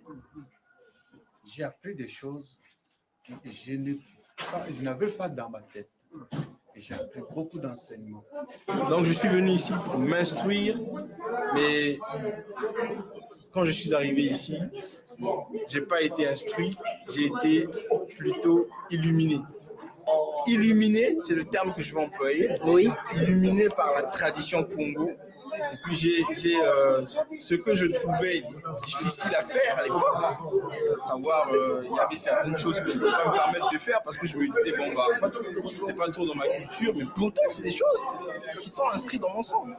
Donc, voilà, j'ai apprécié, et puis danser, sentir cette chaleur humaine, la famille Bantou, la famille Congo.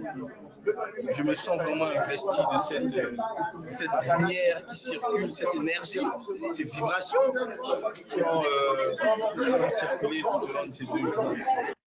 African Divinity Fest dans différents endroits aux États-Unis. On le fera autour des royautés du Congo. Continent noir, ils sont aussi utilisés dans la médecine traditionnelle et dans l'art divinatoire pour découvrir des mensonges. Les Nzimbu ont été calibrés avec des tamis de manière à constituer des paniers de valeur. Le prix du fonds était donc de 13,33 francs. Les Zimbu ont été progressivement supplantés par les Chypriotes importés de Zanzibar, par les Portugais. Enfin, elle est là, la Banque éthique africaine, notre banque. Quelles sont les activités de la banque? Informer et éduquer la diaspora et les communautés africaines.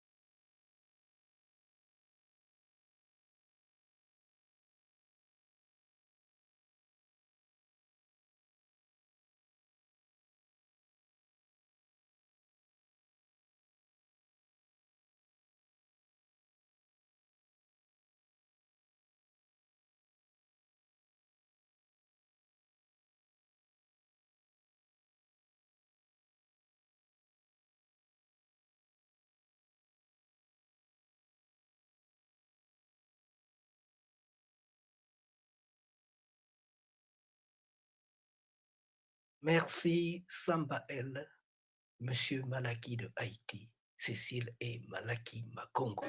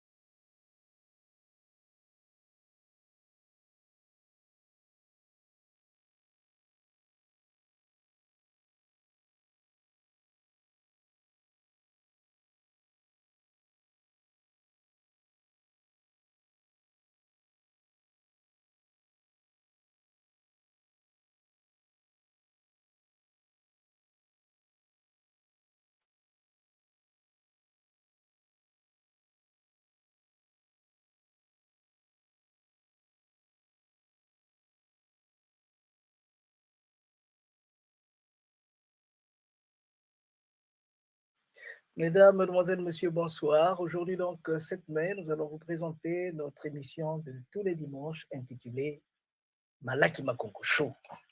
Malakima Congo Show est une émission de notre association tricontinentale dénommée Malakima Congo. Aujourd'hui, nous allons parler avec quelqu'un, un homme multidimensionnel qu'on appelle Bernard Dendélé, Bernard Leclerc. Bernard Leclerc, il est guadeloupéen. Il va nous donner un peu plus d'informations sur la personne qu'il est et le reste. Nous sommes là pour le découvrir simplement parce qu'il vient de rentrer du Congo. Oh, ce voyage tant attendu a été fait finalement, ça fait longtemps, il va vous le dire lui-même. Et finalement, grâce à l'association Ajupa, grâce à Mama Kimoya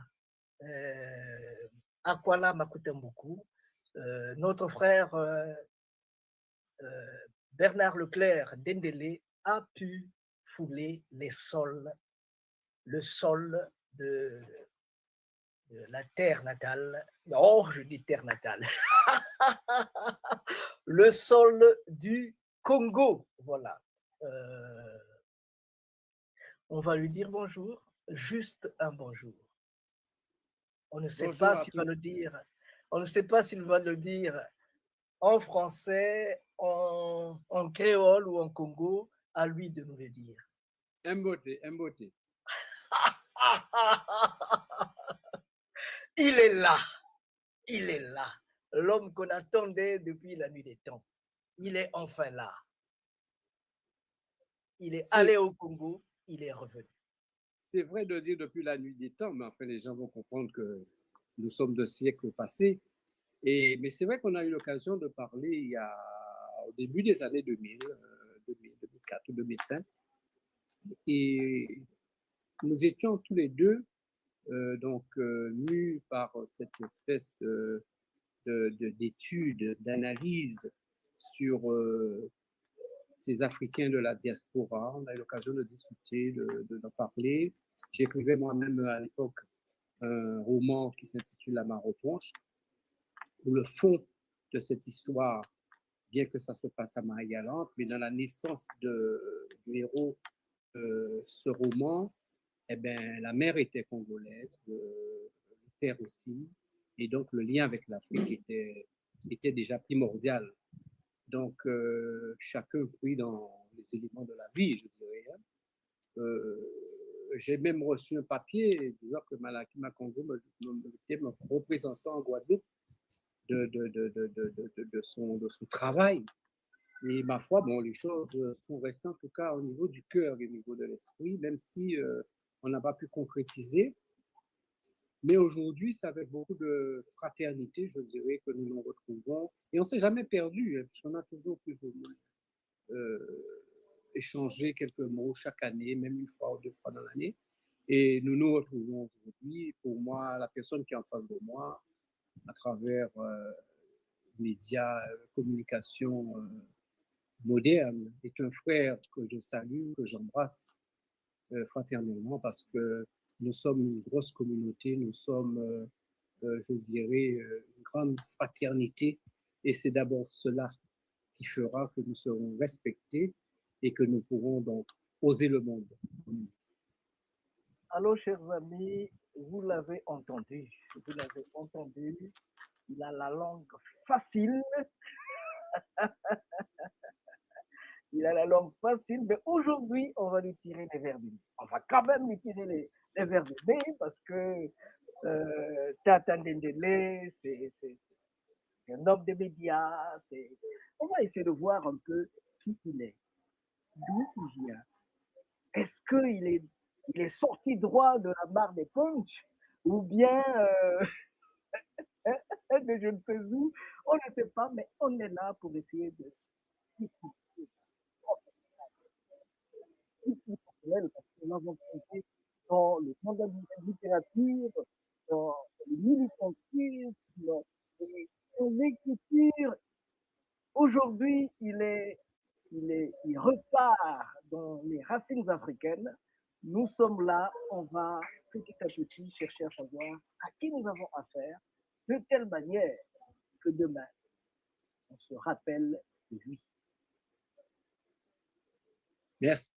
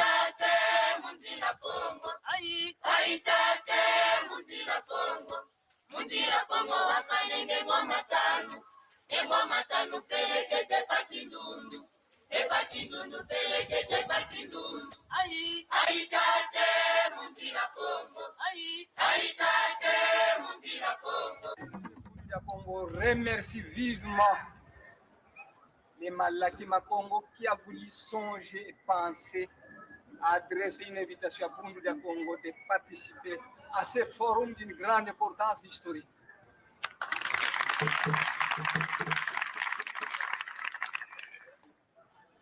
Longia Congo a dit un peuple qui perd sa langue et qui oublie sa culture ressemble à un arbre déraciné, tôt ou tard fanera.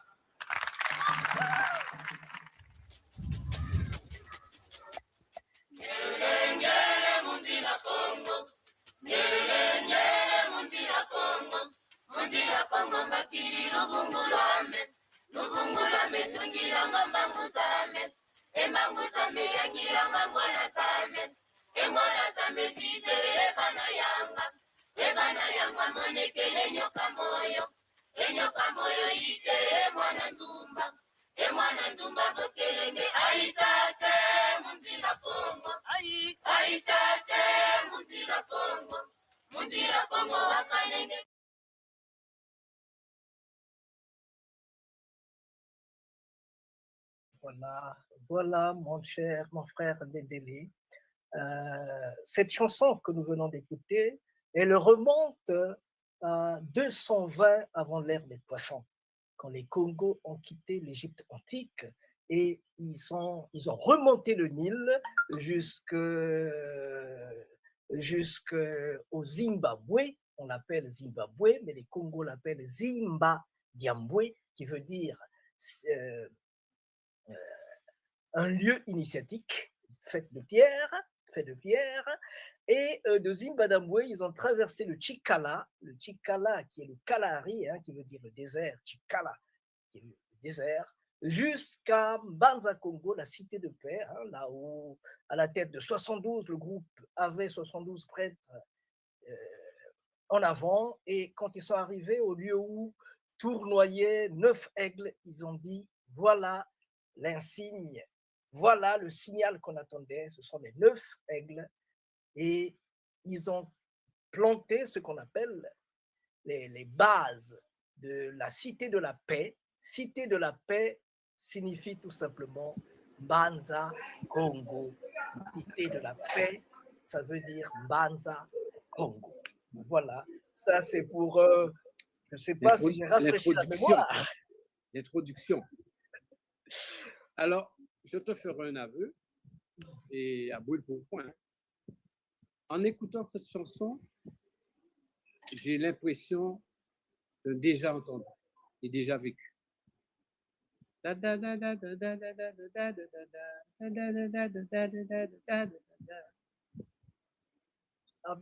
J'ai l'impression de ne pas découvrir quelque chose et d'avoir entendu ça quelque part dans une vie.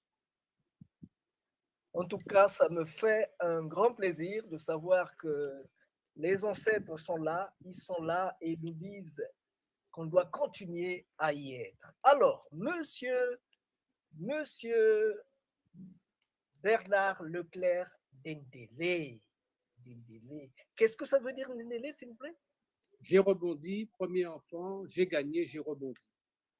Voilà. Alors,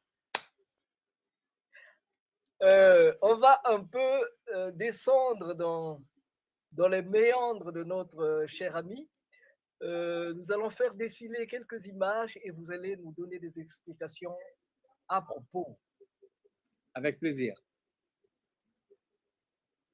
Ah, ça c'est le tout monde. C'est ma mère. Là. Ah. Ouais. Et Issue comment elle de s'appelle? Bernadette et moi je m'appelle Bernard. Et beau, je te ferai encore un aveu. Oui. Ma mère, donc, qui s'est mise très jeune avec Blanc, parce que c'était quelque chose aussi de rarissime. Le nom Leclerc, évidemment, c'est français. Et ça ne se faisait pas du tout que des Blancs épousent une négresse. Ils faisaient des enfants, certes, avec des négresses, mais ils n'épousaient pas. Alors, mon père, donc, en tant que Blanc, s'est mis donc avec ma maman.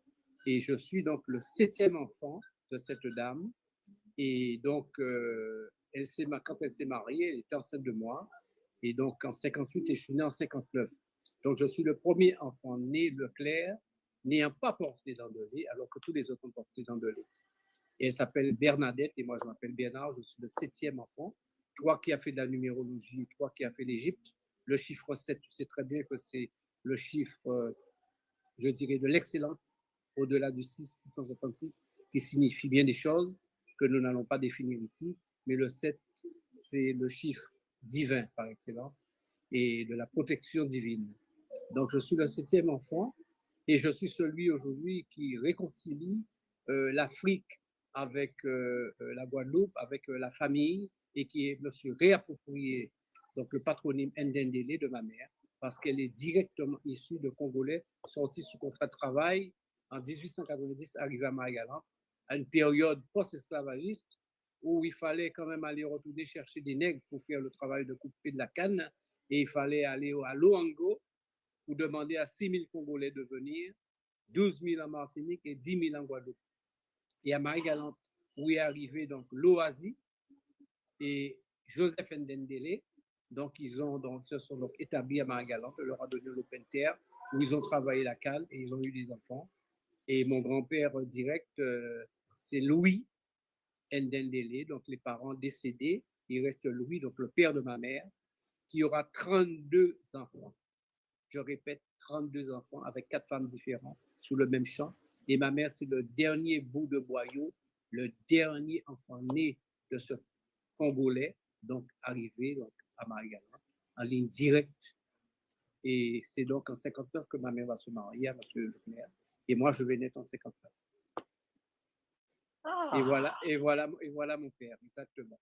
Un révolutionnaire en la matière, parce que au-delà, je dirais, de tous ces amis blancs de l'époque, parce qu'il était contremaître d'usine, il a été mis en quarantaine, ce blanc, ce vieux blanc comme on dit, parce qu'il avait osé faire des enfants avec une négresse, mais en plus, il avait osé épouser, donner le nom.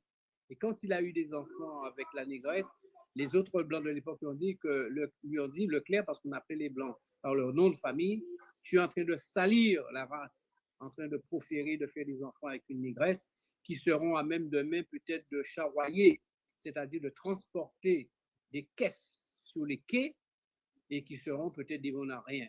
Eh bien, la vie, la force maîtresse et divine a prouvé le contraire. Et voilà donc cette femme, cette maîtresse femme, donc ma mère qui a eu 8 enfants, à genoux à l'africaine, n'a jamais mis les pieds en Afrique, mais qui a toujours, je dirais, et de manière ésotérique et de manière viscérale, prôné son africanité, mais avec un universalisme, puisqu'elle a épousé un blanc et qui a, ma foi, mon père n'a jamais eu un regard de racisme ou de méchanceté vis-à-vis de nous. C'est quelqu'un qui avait un grand cœur, ce qui fait que l'homme est l'homme par essence bon, mais c'est vrai qu'il y a beaucoup de cons, peut-être même trop de cons. Donc il faudrait peut-être le dire avec plus de force pour que l'homme reste l'homme et que l'on sache que l'homme est l'homme et que le sang qui coule dans les veines de chacun, c'est le même sang. Nous avons le même maître qui est Dieu en Christ et que nous devons respecter ce souffle divin que Dieu nous a donné en nous respectant nous-mêmes, en sachant que nous sommes tous des bipèdes vaniteux et que nous devons donc avoir une fraternité universelle entre nous. Le jour où l'humanité comprendra ça, l'homme aura fait un grand pas. Et malheureusement, on en est encore très loin de cette sagesse, de cette quintessence divine. Et je dirais malheur à tous ceux qui n'ont rien compris, parce que c'est vrai qu'ils seront châtiés par Dieu. Dieu n'admettra pas autour de lui ceux qui n'ont pas compris que l'homme était un grand homme avec un grand H. On continue. Ah, ben ça c'est ma photo quand j'étais un petit garçon. Avec quel âge là? C'était le jour de ma première communion. Voilà, beau petit garçon, voilà, fait avec beaucoup d'amour. J'ai eu beaucoup de chance. J'ai eu un père aimant, affectueux, ma mère pareil. Ce que je souhaite à tout individu, d'avoir une jeunesse, une enfance, une petite enfance plein d'amour. Je dirais que c'est l'homme qui m'a guéri, les relations humaines, parce que l'imbécilité me supporte. Je dirais l'autoritarisme, le manque de tolérance, tout ce qui est inintelligent, inhumain, tout ce qui est de la catégorie de l'animalité pure, je dirais même primaire, primate, ça me débecte, comme on dit. Et je pense qu'il est temps que certains sortent de la caverne. Certains sont devenus des bipèdes, mais ils sont encore à quatre pattes réellement. Ils n'ont rien compris à la vie. Et il serait temps justement peut-être qu'une loi divine puisse venir nous nettoyer cette terre par, je dirais, un ramassis d'individus qui, malheureusement, qui n'ont rien compris à la vie, qui n'ont rien compris à l'humanité. Et alors, moi, je pense que c'est important pour nous de porter cette part d'humanité, d'affection collective l'un vis-à-vis de l'autre, afin que chacun puisse manger à sa faim et que le monde soit monde, à l'image, je dirais, de l'Éternel.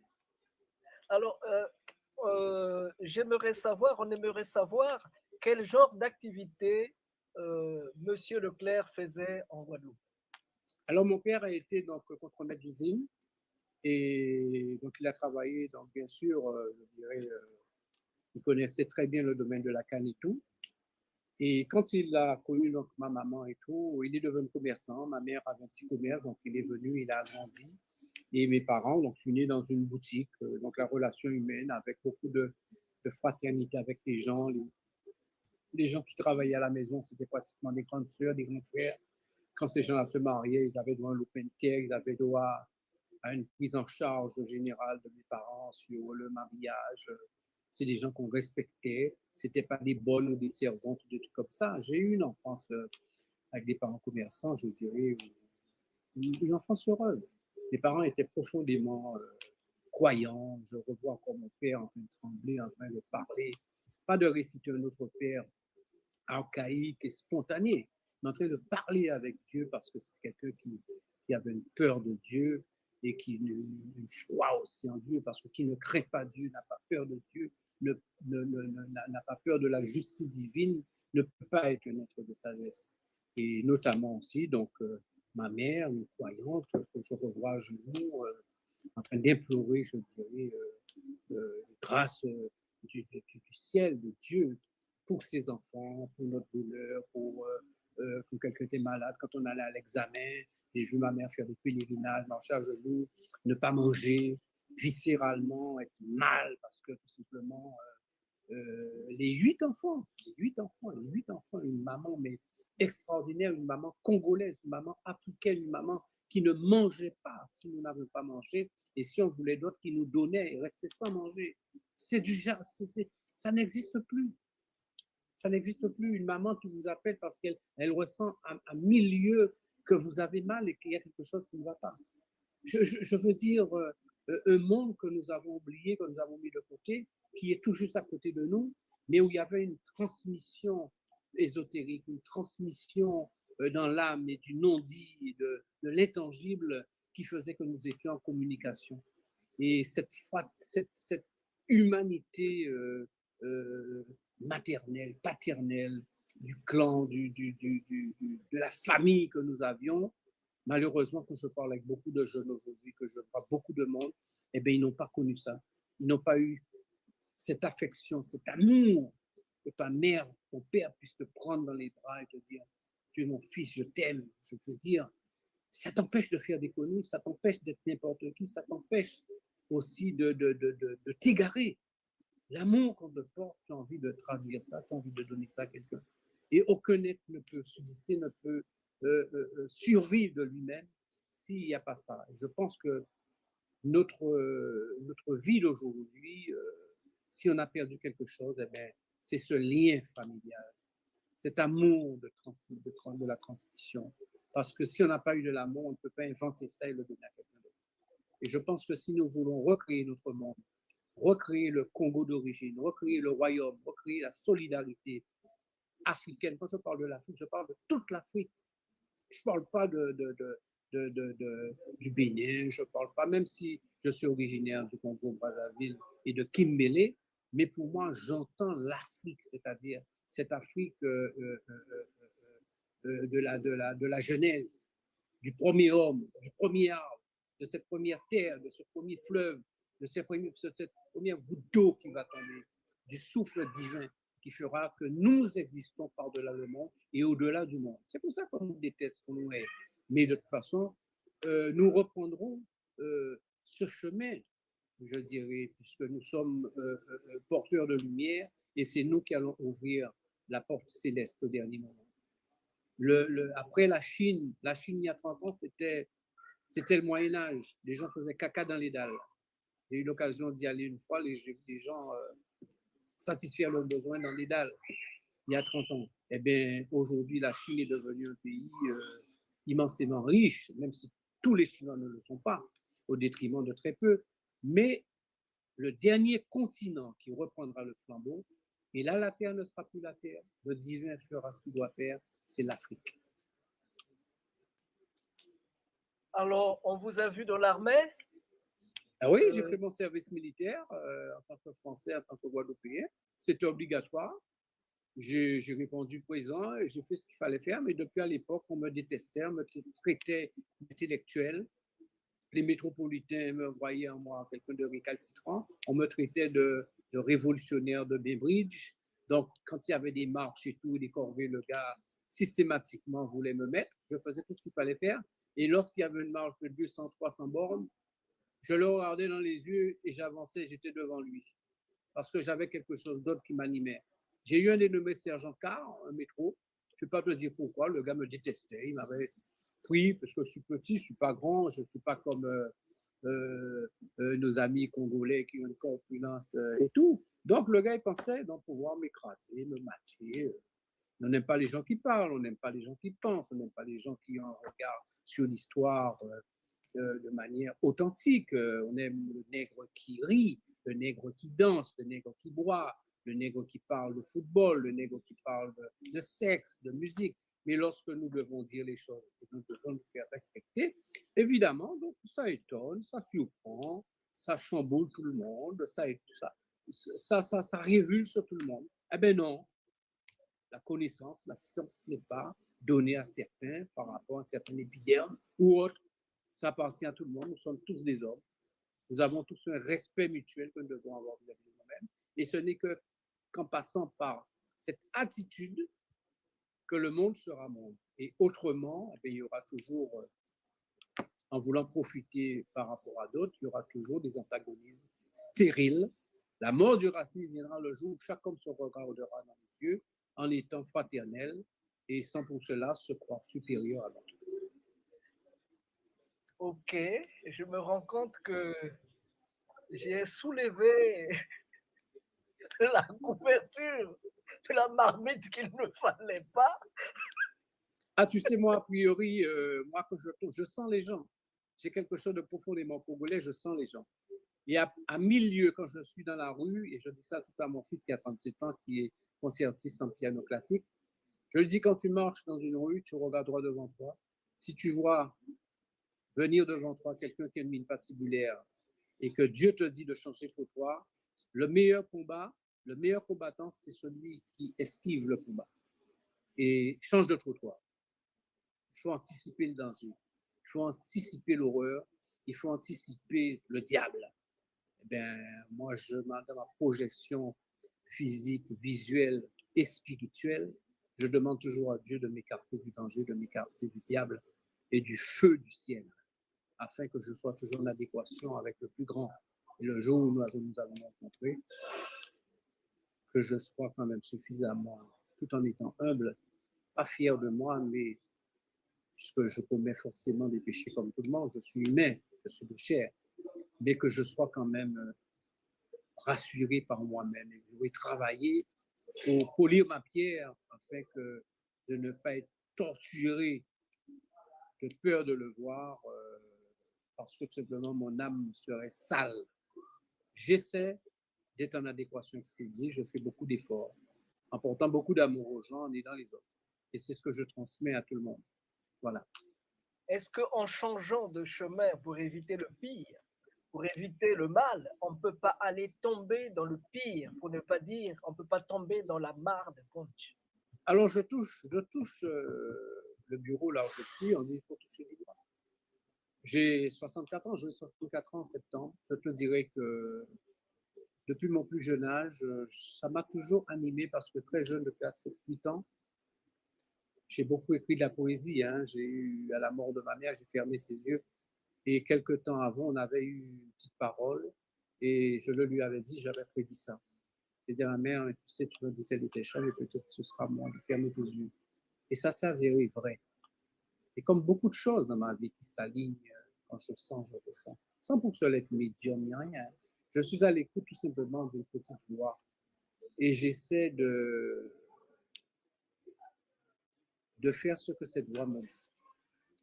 Je fais toujours en fait d'écarter les choses. En tout cas, d'être conscient que vivre est un danger, que l'autre est un danger, pas systématiquement. Je ne suis pas non plus un parano, mais quand je ressens une certaine animosité ou une voix me dit cet individu, écarte-toi de lui, je le fais. Je ne vais pas au-delà de ce qu'une voix pourrait me dire. Et je pense que chaque individu a ça. Je ne parle pas en mon nom. Attention, vu mon âge, je parle et je dis quelque chose, il ne faut pas interpréter ça comme une espèce d'arrogance. C'est un conseil de sage. C'est un conseil vis-à-vis des jeunes. C'est un conseil vis-à-vis de chacun. Il faut éviter les choses. Si tu sens que, a priori, dès le premier regard avec quelqu'un, ça ne va pas, n'insiste pas. Bonjour monsieur, au revoir. Il y a des regards immédiatement. Ce que je dis, je n'invente rien. Chacun peut, à son propre niveau, comprendre ce que je dis. Et souvent, la première impression qu'on a eue de quelqu'un est la bonne. La première impression des quelques premières secondes vis-à-vis d'un individu est souvent la bonne. Et lorsqu'on trahit cette première impression, on se dit, mais finalement, je n'ai pas écouté ma petite voix, mais regarde un petit peu aujourd'hui, 2 ans, 3 ans après, voir d'où j'en suis. Voilà. Vous êtes-vous déjà baigné dans la mare au punch? Alors, cette mare au punch n'est pas une mare... anciennement, les gens se baignaient dans les mares. Mais aujourd'hui, il y a très peu d'eau et l'eau n'est pas forcément buvable et tout, alors que les gens buvaient cette mare. L'histoire de cette mare au punch, je te la donne très rapidement et succinctement pour ne pas trop accaparer le parler. En 1848, à l'abolition de l'esclavage, les gens étaient contents, donc ils ont beaucoup festoyé. Et il y a une légende qui dit à Marie-Galante que ce jour-là, puisqu'il y avait une distillerie, une usine non loin à côté de cette mare, sur un lieu dit qui s'appelle Pirogue, que les gens ont été tellement contents d'être libérés après 3 siècles d'esclavage, qu'ils ont déversé donc dans la mare tout le contingent de rhum qui était dans l'usine, et ils ont flambé la mare, ils ont mis le feu, comme pour exorciser, je dirais, quelque chose qui avait été un poids du passé, de l'histoire. Et cette mare, donc depuis, le Pirogue s'appelle comme ça. Alors il y a un côté un petit peu plus austère de cette légende qui dit que ce jour-là, donc les Noirs, les nègres de Marie-Galante, ont fait danser les prêtres en soutane et ont coupé les seins des nonnes. Et un grand poète margalantais guitonien dit dans un vers, dans une strophe, les nonnes ensanglantées pleuraient leur syncopée et les prêtres sans soutane dansaient la bamboula. Et donc, c'est resté comme une légende. Comme quoi, les gens de Margalante, il ne fallait pas trop les embêter parce que il ne fallait pas trop les chatouiller parce qu'ils pouvaient vite verser dans le mécontentement. Donc, voilà l'histoire de cette mare aux ponches qui est un lieu sacré aujourd'hui où les gens ont dansé, où les gens se sont amusés à l'abolition de l'esclavage. C'est ce que dit la légende. Et c'est pour ça que, justement, à la fin du mois, pour la commémoration de l'esclavage, de l'abolition de l'esclavage, pardon, j'irai donc dire quelques mots en souvenir. C'est pour ça que sous le roman, vous avez l'île de Margalante, la forme arrondie, le pont qui traverse la mare, et vous avez des nonnes par-dessus. Voilà, c'est ce que ça veut dire. Donc, voilà un petit peu donc, cette mare enflammée, comme pour brûler, comme pour annihiler définitivement un passé. Et le rhum déversé, c'est la sueur, c'est le sang des esclaves, le travail jamais payé de ces 3 siècles d'esclavage. Et bien voilà ce qu'on en fait. On déverse ça dans la mer. Et les gens dansaient. Donc, comme quoi, il y a quelque chose de profondément ésotérique. On voit le feu, on voit l'air, on voit la terre s'unifier dans une triangulaire pyramidale pour dire que nous devons toujours regarder vers le haut et que nous sommes des Congos, nous sommes des Africains, et même quand on l'ignore, dans notre imaginaire, dans notre ésotérisme, dans notre atavisme, ce que nous disons, ce que nous faisons, ce que nous pensons, nous transmettons encore l'Afrique. Ah ça. Alors, on va se reposer un moment, le temps de passer à autre chose. Il n'y a pas de souci. Mais là, nous y sommes, nous y sommes, nous y sommes, nous y sommes, nous y sommes, nous y sommes, nous y sommes. Ouais.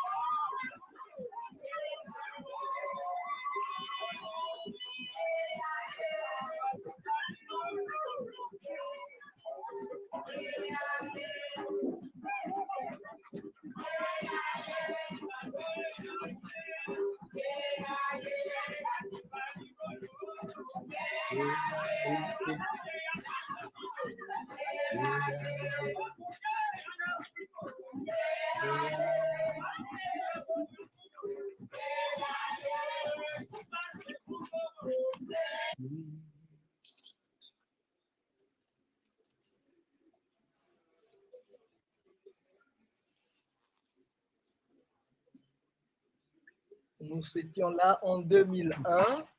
Est-ce que oui. vous pouvez nous aider un peu sur tout ce que nous venons de voir là?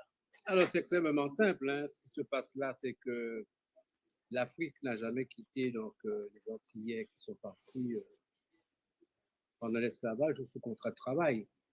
Nous avons ici Marie-France Massembo, et par rapport à sa famille, Massembo, et dont les parents ont toujours gardé cette tradition vis-à-vis des ancêtres et vis-à-vis donc, de la mort, et qui chaque année transmet un petit peu donc,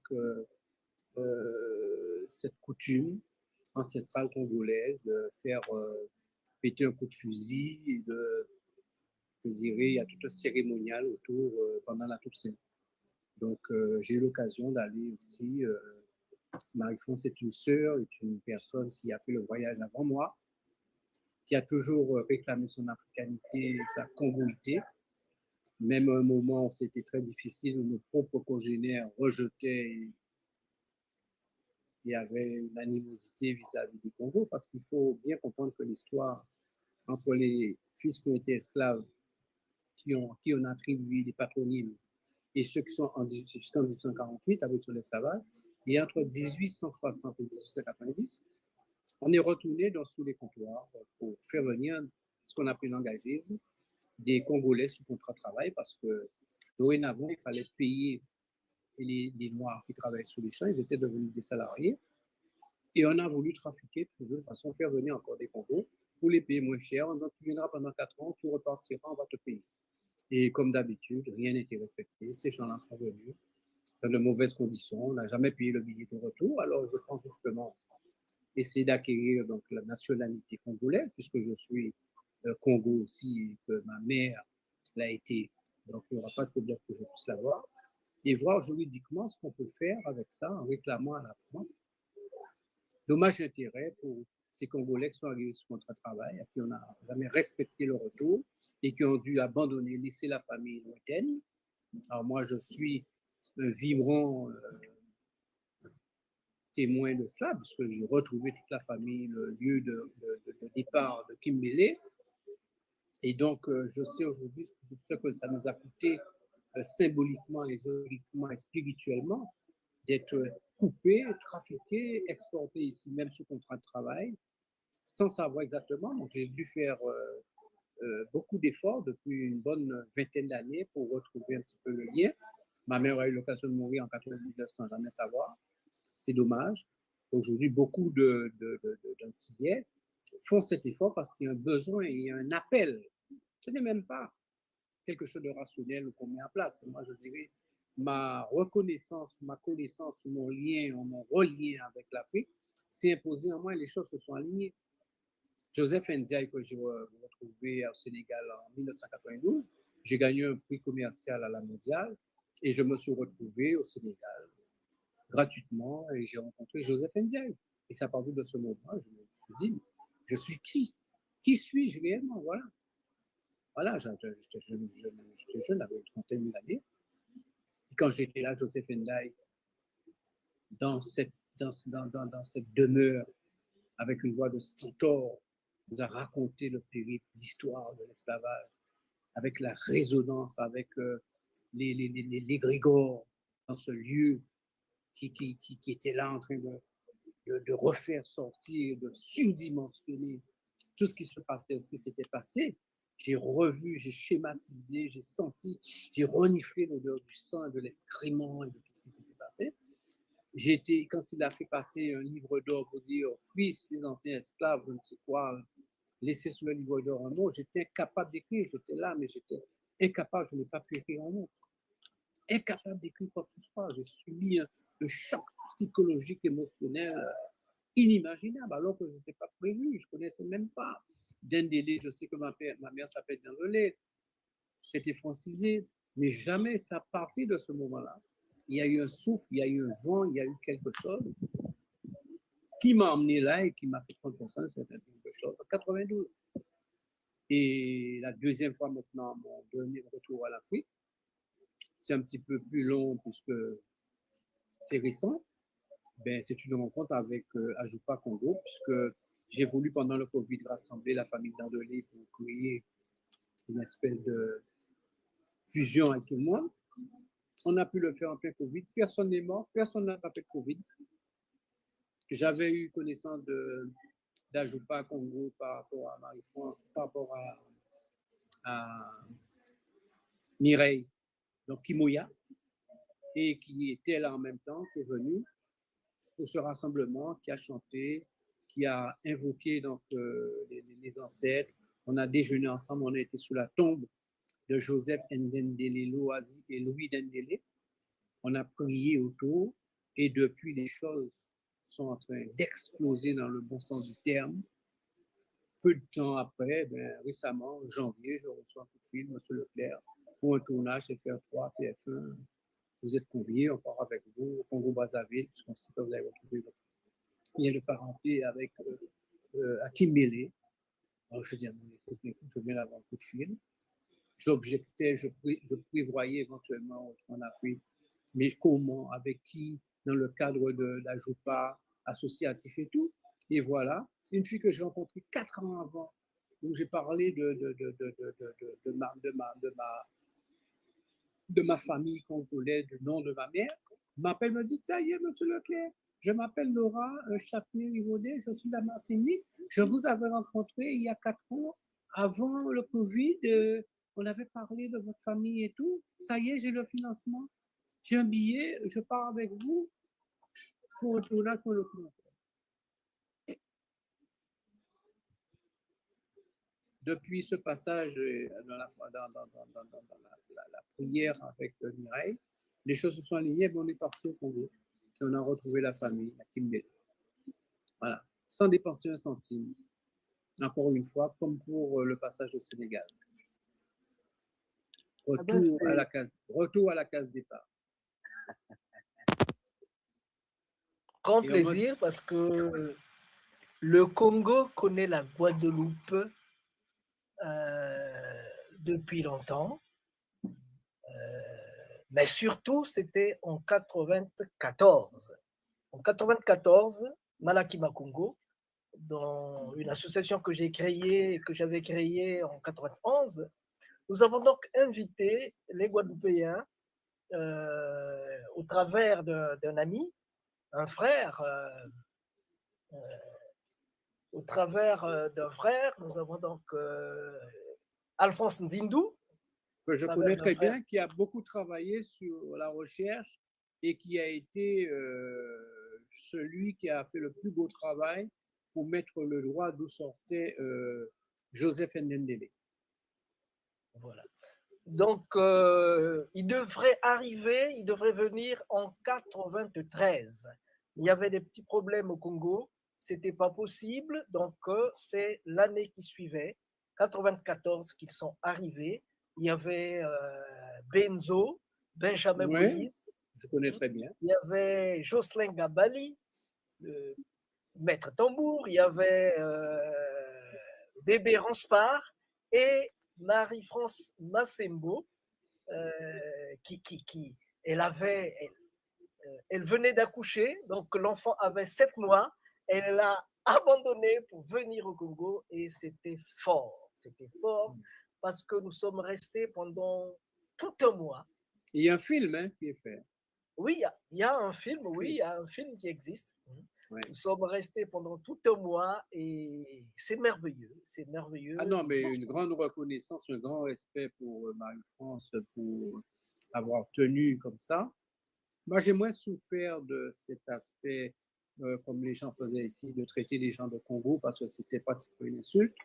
Pourquoi? Parce que bon, j'ai eu un père blanc et que par rapport à mon nom Leclerc, donc je n'ai pas subi cela, mais je sais que dans les familles antillaises, même parmi les enfants qui étaient noirs, celui qui était plus noir était traité de Congo. Nous avions beaucoup de problèmes avec ça parce qu'on nous a raconté à l'école que les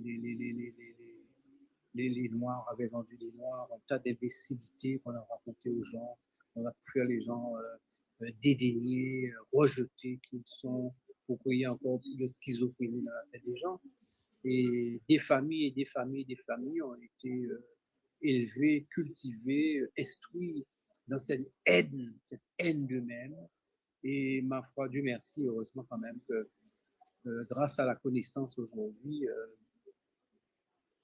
on a fini par comprendre que c'était un embrigadement, quoi, que c'était un endoctrinement, pardon, et que tout ce qui était dit n'était pas vrai. Quand on a raconté que le nègre n'était jamais rentré dans l'histoire, c'est qu'on lui a volé son histoire. On se l'est approprié en faisant croire qu'il n'était jamais rentré dans l'histoire, alors que c'était le contraire. Le monde est noir, le monde est nègre, et le monde mourra nègre, et renaîtra encore sous la posture et la stature de noir, parce que c'est l'origine de l'humanité.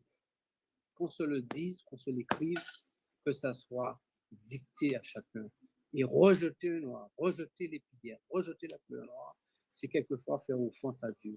Parce que si Dieu a une peau, ça peut être forcément une peau noire. Et si le Christ a une peau, il est forcément nègre, fondamental. Il faut dire, je voulais ajouter une chose,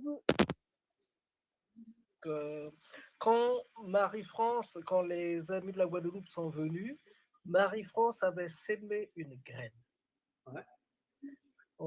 Elle nous avait dit que Congo en Guadeloupe veut dire moins qu'un chat.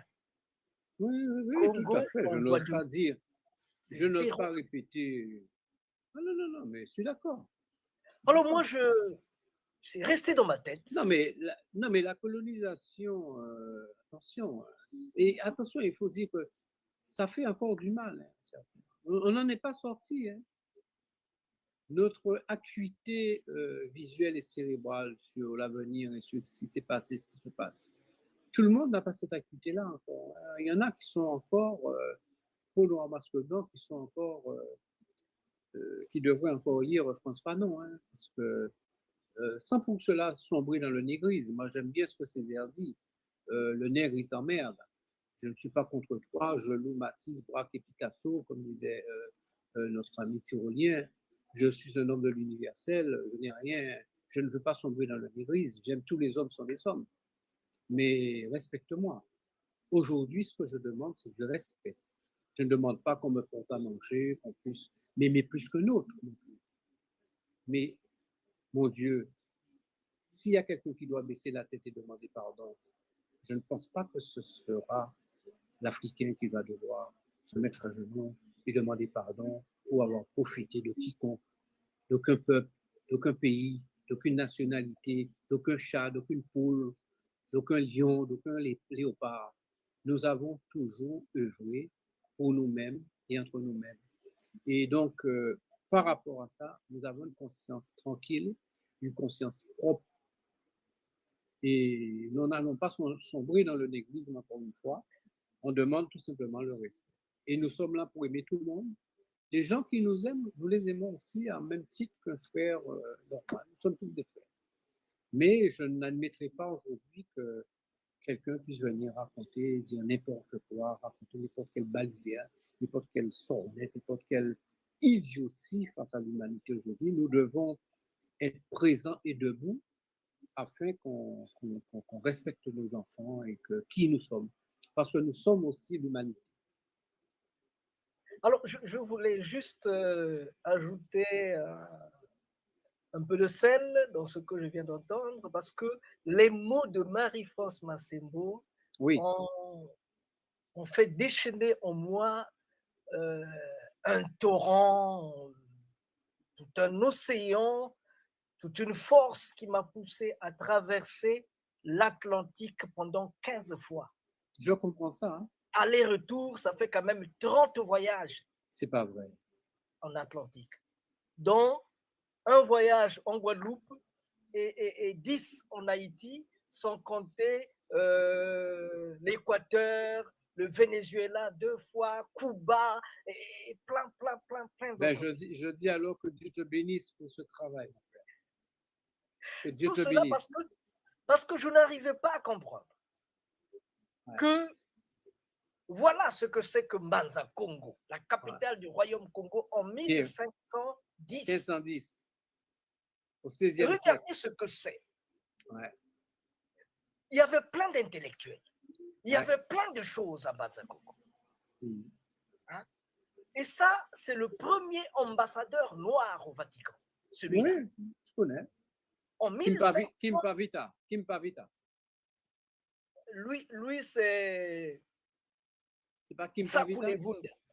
Kim Pavita, c'est la fille qui a été de 18 ans, qui a été brûlée vive parce que elle revendiquait son africanité. Okay, et donc, je me dis, mais comment se fait-il? C'est là où j'ai un grand problème avec les intellectuels. Parce que si les gens de la terre ne connaissent pas, d'accord, mais les intellectuels, quand même, ça c'est une Kulumbimbi.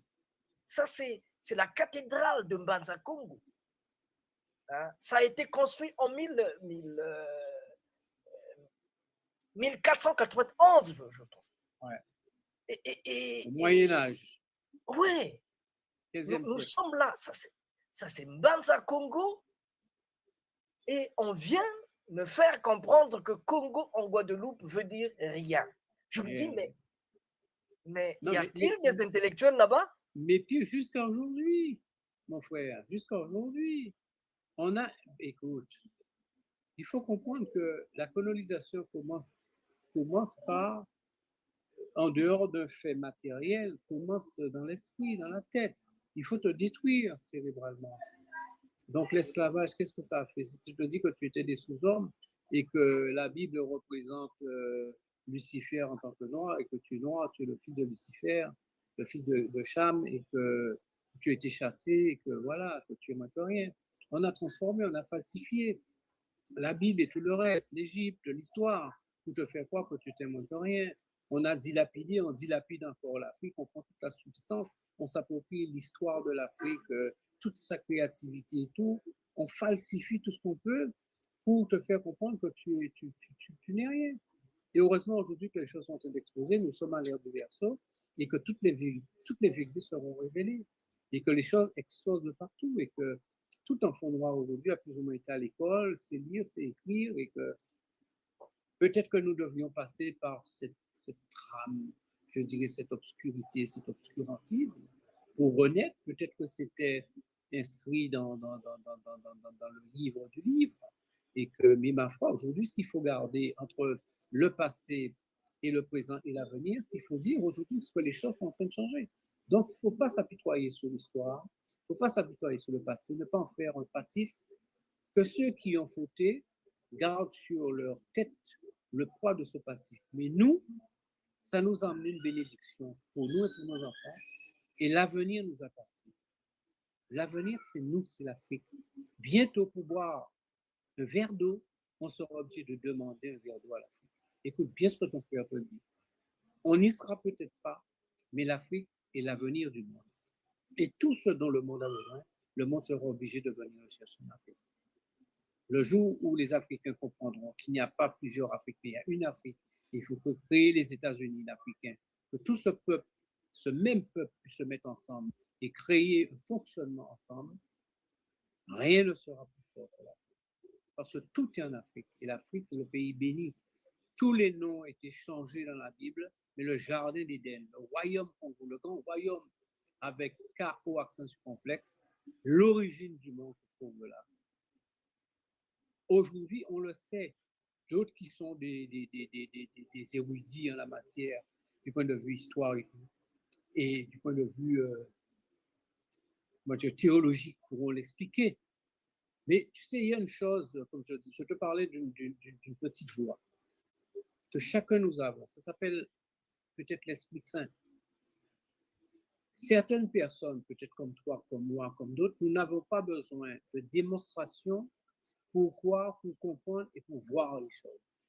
Moi, je n'ai plus besoin de démonstration pour dire qui on est et pour comprendre ce qui va se faire. Le monde occidental est en train de chuter. Les valeurs de l'Occident sont en train de chuter. On a ouvert une porte, on ne devait pas ouvrir cette porte. Et aujourd'hui, la renaissance universelle du monde, c'est-à-dire dans l'éthique, dans la valeur, dans la tradition, dans le respect de Dieu, passera par cette renaissance africaine. Nous avons aujourd'hui une mission, celle d'unir notre peuple, faire comprendre à notre peuple qui on est aujourd'hui, et ce peuple-là ira au-delà de la race, de la peau, c'est-à-dire être Congo aujourd'hui, ce n'est même plus une question de peau, c'est une question spirituelle. La porte est ouverte à tous les Indiens, tous les Blancs, tous les jaunes qui ont un esprit Congo aujourd'hui, qui ont compris que l'unité du monde et là que la prochaine avancée du monde, du point de vue spirituel, le vortex du monde pour sauver le monde passe par l'Afrique.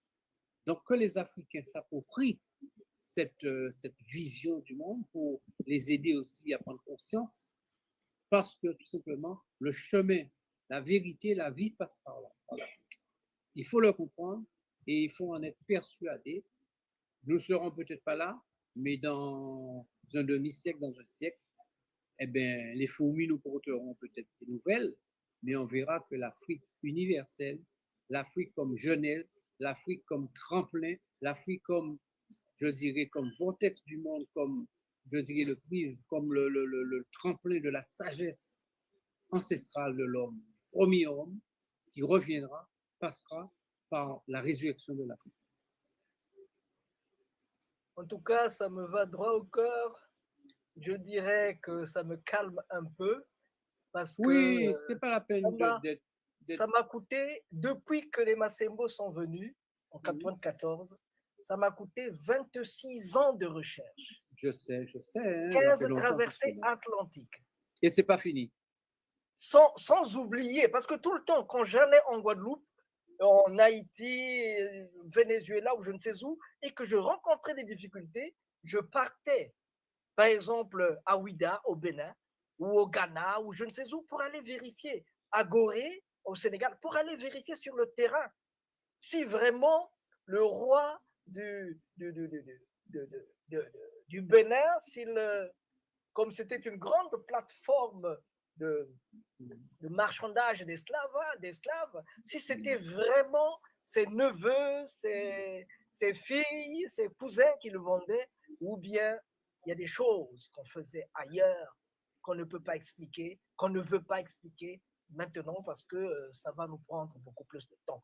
Donc c'est pour dire que quand je me suis retrouvé là, quand je me suis retrouvé à la citadelle La Ferrière, ici, le plus grand fort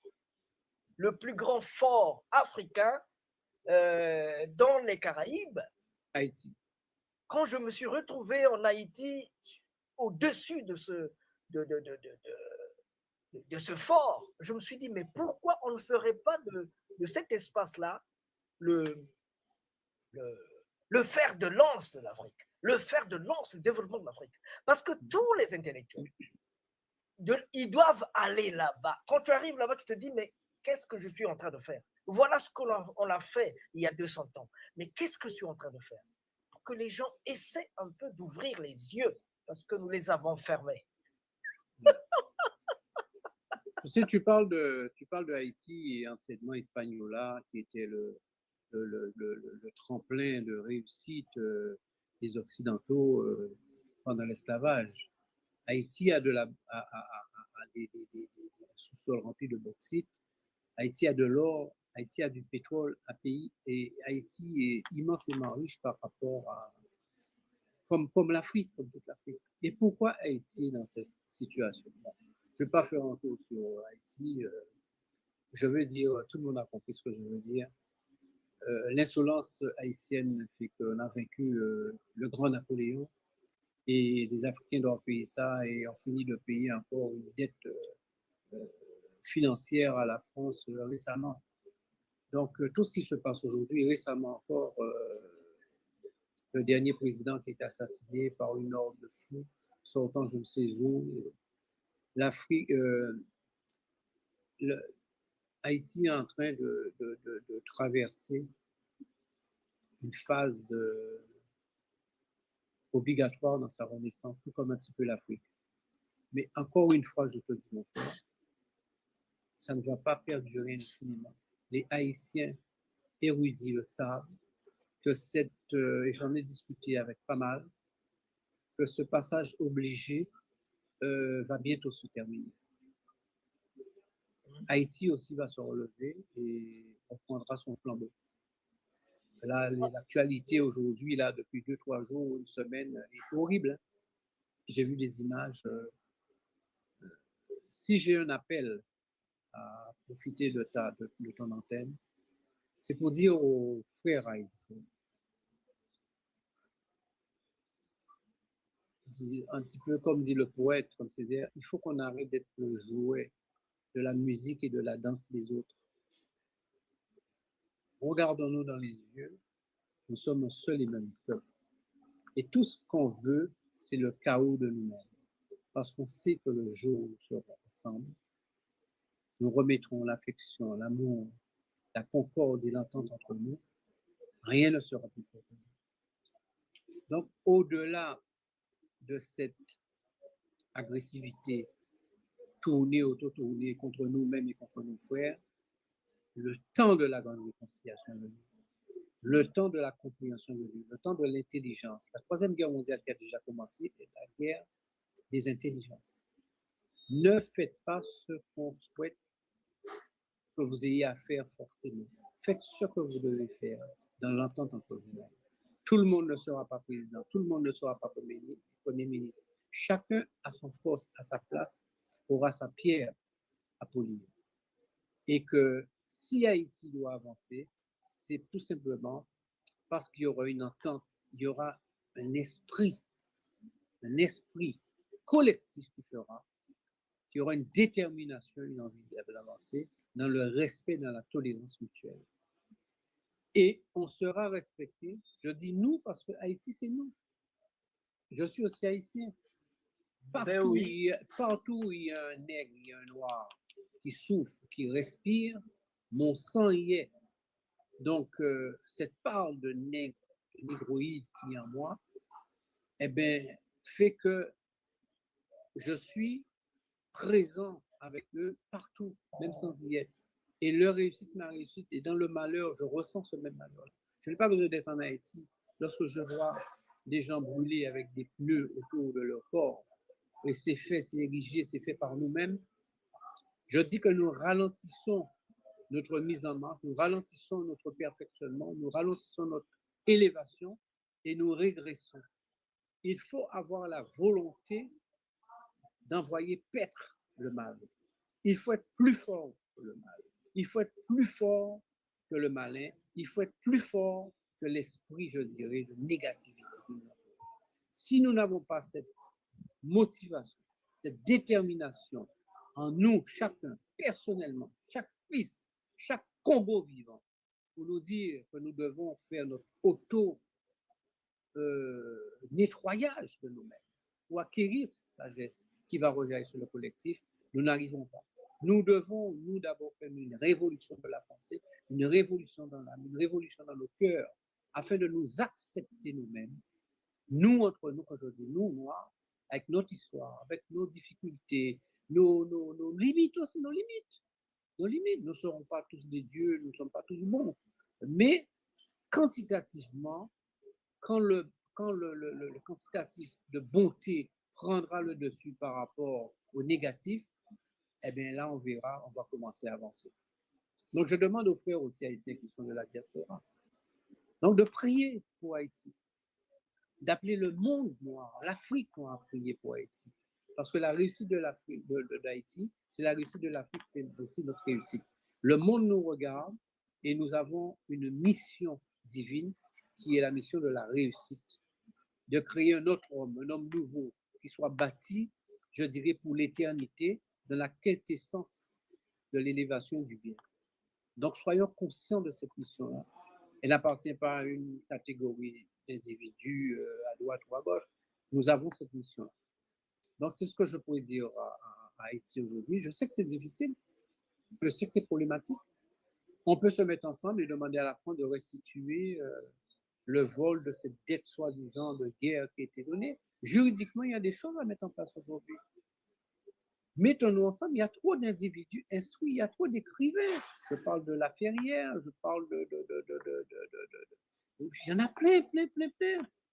Aujourd'hui, la littérature française aujourd'hui ne passe pas sans la littérature haïtienne. Et il n'y a pas en Miami un kilomètre à faire, 200 mètres à faire, s'il n'y a pas un médecin, il n'y a pas un avocat, il n'y a pas un Haïtien il n'y a pas que des Haïtiens, je dirais, va-nu-pieds. Ce n'est pas vrai. C'est un peuple intelligent, c'est un peuple fort, c'est un peuple fier, c'est un peuple de réussite. Mais il faut absolument se mettre ensemble pour conjurer ce mal. Il faut se mettre ensemble, collectivement dans la prière, afin de faire écarter, je dirais, ce mauvais sort qui est là aujourd'hui. Mais je sais qu'il ne tardera pas à partir parce qu'il est inscrit dans certaines lectures que j'ai eues par certaines personnes que le temps des temps n'est pas loin et que Haïti va devoir retrouver sa verticalité. Waouh! Haïti doit devoir retrouver sa verticalité. C'est ce que ce monsieur-là est en train de me dire à Port-au-Prince. Nous sommes là en 2014. Ce monsieur-ci, c'est Ati Max Beauvois, l'un des plus grands maîtres le pape du vaudou haïtien, si on peut dire, des années écoulées. Alors, il est en train de me dire, en parlant du Congo, il est en train de me dire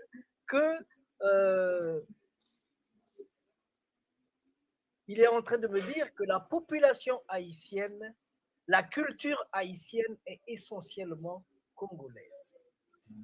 Il ajoute que en 2005, après mon premier voyage, j'avais écrit mon deuxième voyage en Haïti, j'avais écrit un livre intitulé Le vaudou haïtien vu avec les yeux d'un Congo d'Afrique.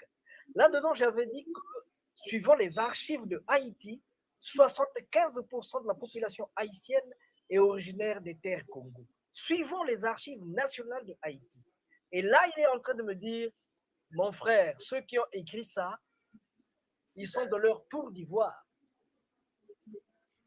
C'est des intellectuels qui sont dans leur tour d'ivoire. Moi, je suis aussi intellectuel parce que c'est un grand chimiste. Il a travaillé à Harvard, dans les grandes universités du monde. Il dit, moi qui suis dans les bas-fonds, je vais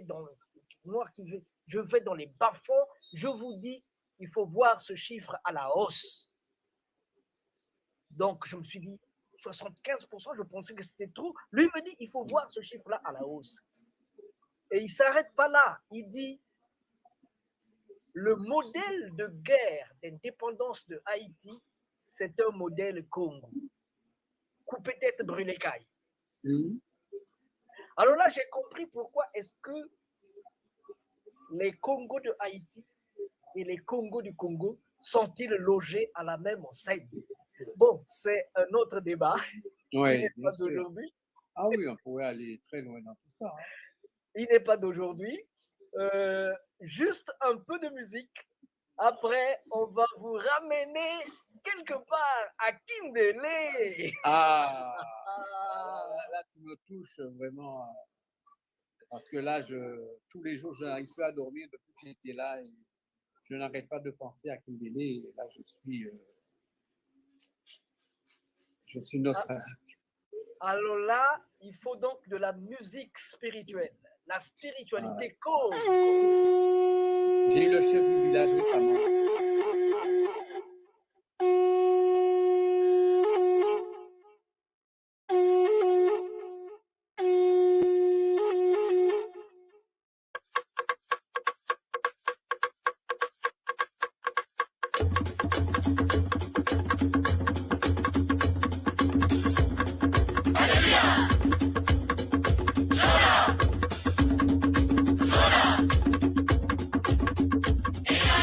Johnny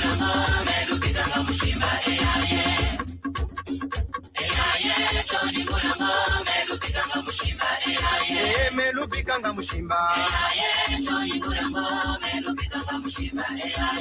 melubikanga mushimba melubikanga mushimba kongwe silulwe kongo kongwe silulwe kongo kongwe silulwe kongo kongwe silulwe kongo kongwe ratamachua ya kongo kongwe ratamakoko kongo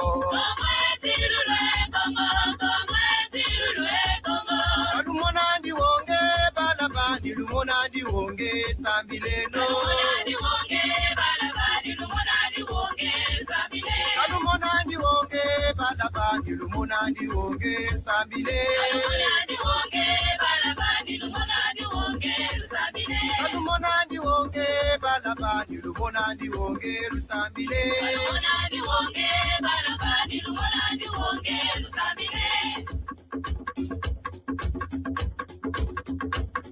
bebe ikondolo tata mumasese ikwetome busana bebe ikondolo tata mumasese ikwetome busana bebe ikondolo tata mumasese ikwetome busana bebe ikondolo tata mumasese ikwetome busana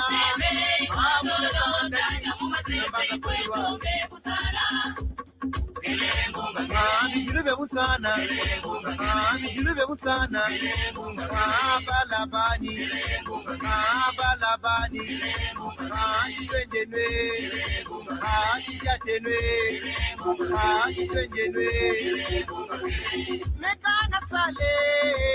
mekana sale muzila banzawo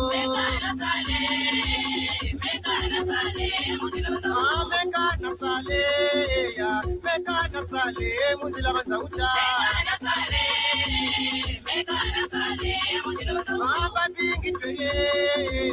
babingi tweye bamana kwela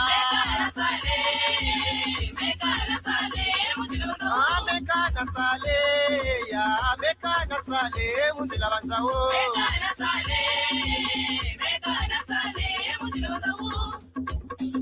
Data lupasa, data lek, data chobagana, data bat na kala ya bat. Kulubika pele. Mama bori kuluke mubebe. Mama bori kuluke mubebe. Mama na beta bori kuluka mubebe. Mama bori kuluke mubebe. Esa bile no bale kwenu mulusamolo. Mama na beta bori kuluka mubebe. Mama bori kuluke mubebe. Tolo bala tukwena kunute tolo kata kuhu isatala kokori wasisa akere kintozi ate tata kiuni ambebera beto kongo tabira kuluka bana banye lutoma samina mukimino isa kitwadi tulombele kukongo mutabakela Mbuta mwanda nsemilongi ya Kongo, mbuta mboko, mbuta ngusu, mbuta makundu, mbuta Justin, mbuta njala, mbuta masengo mambongolo, le père Casimir Mukuba, le père Christian Mbuku, mbuta Simeon Lubayi, unambanza mputu, mbuta Serge Kinwani, le bon berger, Mouta Patrick.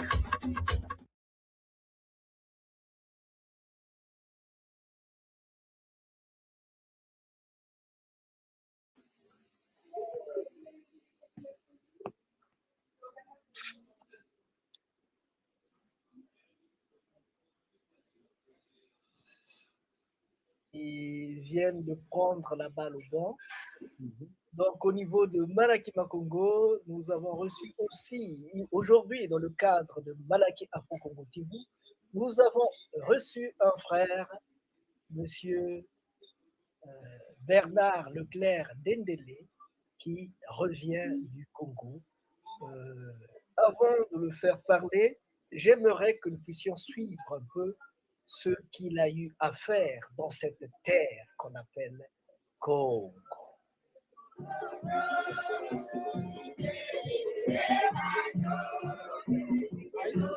Allez, je vais embrasser les gens avec eux. Allez, chanter avec eux.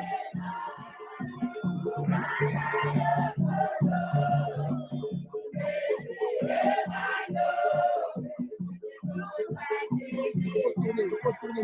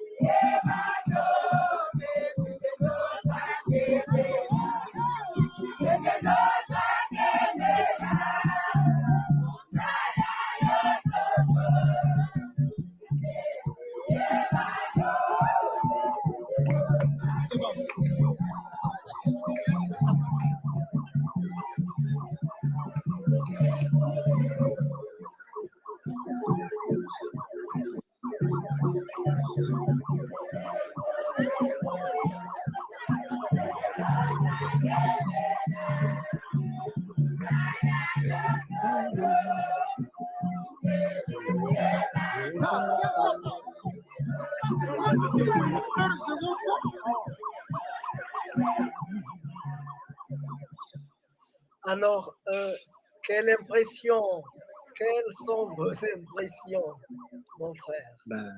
C'est quelque chose d'inimaginable. Là, c'est pas le vivant qui parle, c'est pas la réalité qui parle. Au-delà de ce qui se passe, mais il y a quelque chose d'autre qui se manifeste. Forcément, c'est pour ça que je dis que au-delà de nous, il y a quelque chose d'autre, il y a un autre cercle qui fait son travail. Et donc, je me suis retrouvé à Kimbélé, gratuitement, en retrouvailles, à l'issue d'un documentaire sur l'origine du départ de ces ancêtres qui ont quitté entre 1870 et 1890 le Congo en passant par le comptoir de Luango et qui se sont retrouvés à Magalan. Donc à 8000 km. Et voilà, donc, sur mes recherches depuis 20 ans, 25 ans, en passant par beaucoup de frères africains grâce à Internet, parce que en passant par toi, en passant par Didier Maruel, Nzondou, Marie-France, les frères Mizidi, et beaucoup d'autres. J'en oublie, grâce aussi à Jupa Congo qui m'a accompagné, qui a préparé aussi cette réception. On voit maman Makuta Kimoya, on voit les gens des Frères là, mais si Ajupa Congo n'était pas parti une semaine avant pour expliquer aux gens en quoi et pourquoi je venais, pour préparer, je dirais, tout ça, FR3 ne se rend même pas compte du travail qui était fait de préparation. Donc, merci à Jupa Congo, dont je suis trésorier, à maman Kimoya, qui a fait un énorme travail, parce qu'elle parle de Kikongo, et tout ça, ça fait que ça a pris une résonance spirituelle, philosophique, de voyage, de quête, de sens, et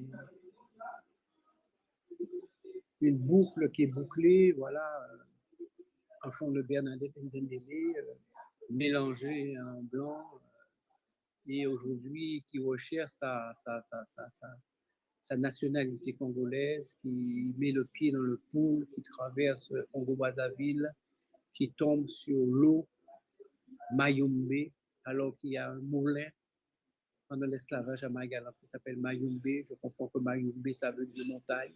La seule chaîne montagneuse qui existe, c'est la barre de l'île qui se trouve donc à Marie-Galante. Je comprends que des Congos arrivés là-bas ont su imposer un nom qui est resté jusqu'à aujourd'hui. Le moulin de Mayombe, je retrouve de l'eau minérale de Mayombe et traversant le pôle, on me dit là, c'est la région de Mayombe. Donc, en allant un petit peu plus haut, je suis à Kimbele et je me suis dit qu'en mettant le pied, quand je suis sorti de l'avion, j'étais déjà dans un phénomène de déjà-vu. J'étais chez moi, j'avais rajeuni de 20 ans, de 30 ans. Et ce qui m'a marqué, je le dis aux gens, et je pense qu'il y a une interview face au fleuve Congo, je le dis, quand j'ai mis le pied, je n'ai pas ressenti ça au Sénégal, j'étais trop jeune. Mais quand je suis retourné et j'ai mis le pied sortant de l'avion à Maya Maya, aéroport, j'ai posé le pied par terre. J'ai senti la puissance et le poids du continent africain. Je me suis senti en sécurité, je me suis senti sur du solide. La solidité, le poids du monde et l'équilibre du monde résident en terre africaine. Et c'est où j'ai pu, en revenant sur mon petit territoire, sur mon île, la Guadeloupe, quand j'ai mis le pied, j'ai senti l'instabilité géographique des sols. Alors ça, les gens peuvent dire, bon, il raconte n'importe quoi. C'est comme happer de sa main, fermer le poing comme ça et ressentir le poids de l'air.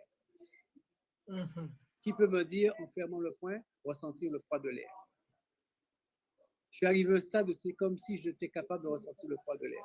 Alors, est-ce une histoire? Est-ce une chose à venir? Jusqu'à présent, je cherche l'explication de ça. Le poids du continent, la sécurité majeure, immense, solide, par terre quand j'ai mis le pied qui était retransmis par la plante, la voûte de pied, je dirais cette stabilité. Et quand je suis revenu chez moi, je me suis dit, mais là où je suis aujourd'hui, comme là maintenant en Guadeloupe, j'ai presque l'impression d'être sur un bateau et je sens tanguer l'île. Et c'est où je me suis dit qu'il y a pas une légende, hein, c'est pas une légende, le mot m'échappe rapidement là. Il y a de Vumuzi Kimbangu, je crois. Il y a un érudit africain qui a dit que tous les enfants de la diaspora reviendront en terre congolaise et que nous devons nous préparer dès maintenant parce qu'il y a une instabilité, il y a quelque chose d'instable dans la Caraïbe. Et que tous les enfants, pas une obligation pour dire sortez, partez immédiatement, mais dans l'histoire du monde, géographiquement, du point de vue sismique ou volcanique, il se passera des choses dans la Caraïbe et c'est en terre congolaise que nous allons retrouver notre stabilité et que nous serons reçus. Alors, il faudrait peut-être faire une visio avec Kimoya, qui est une personne extrêmement croyante et érudite en la matière. C'est une linguiste, c'est une chercheuse qui a beaucoup travaillé sur cette prédiction. Et j'oublie le nom peut-être que tu pourras m'aider, hein. Le nom m'échappe. Et je vais retrouver de cette prédiction qui dit que les enfants de la diaspora reviendront chez eux et seront acceptés, reviendront chez eux. Et je dis que peut-être par anticipation, peut-être que je m'avance, j'ai dû ressentir cette fragilité ou cette période historique à venir, peut-être qu'il viendra dans 1000 ans, hein, puisque le temps humain n'est rien par rapport au temps avec l'humanité. Mais je suis persuadé que des choses sont à venir. Des choses sont à venir et je dis aux gens de se déplacer, d'aller sur place pour avoir le ressenti, pour savoir ce que le pays pourrait leur chuchoter à l'oreille, pour ressentir les grigores, pour ressentir avec les ancêtres, ressentir avec les habitants de Kimbele, où j'ai retrouvé le visage de ma mère, j'ai retrouvé des oncles, j'ai retrouvé des visages, des odeurs, des cris, des larmes, des joies, des danses, des bruits dans le vent, dans les arbres, et qui comme si j'y étais. Alors,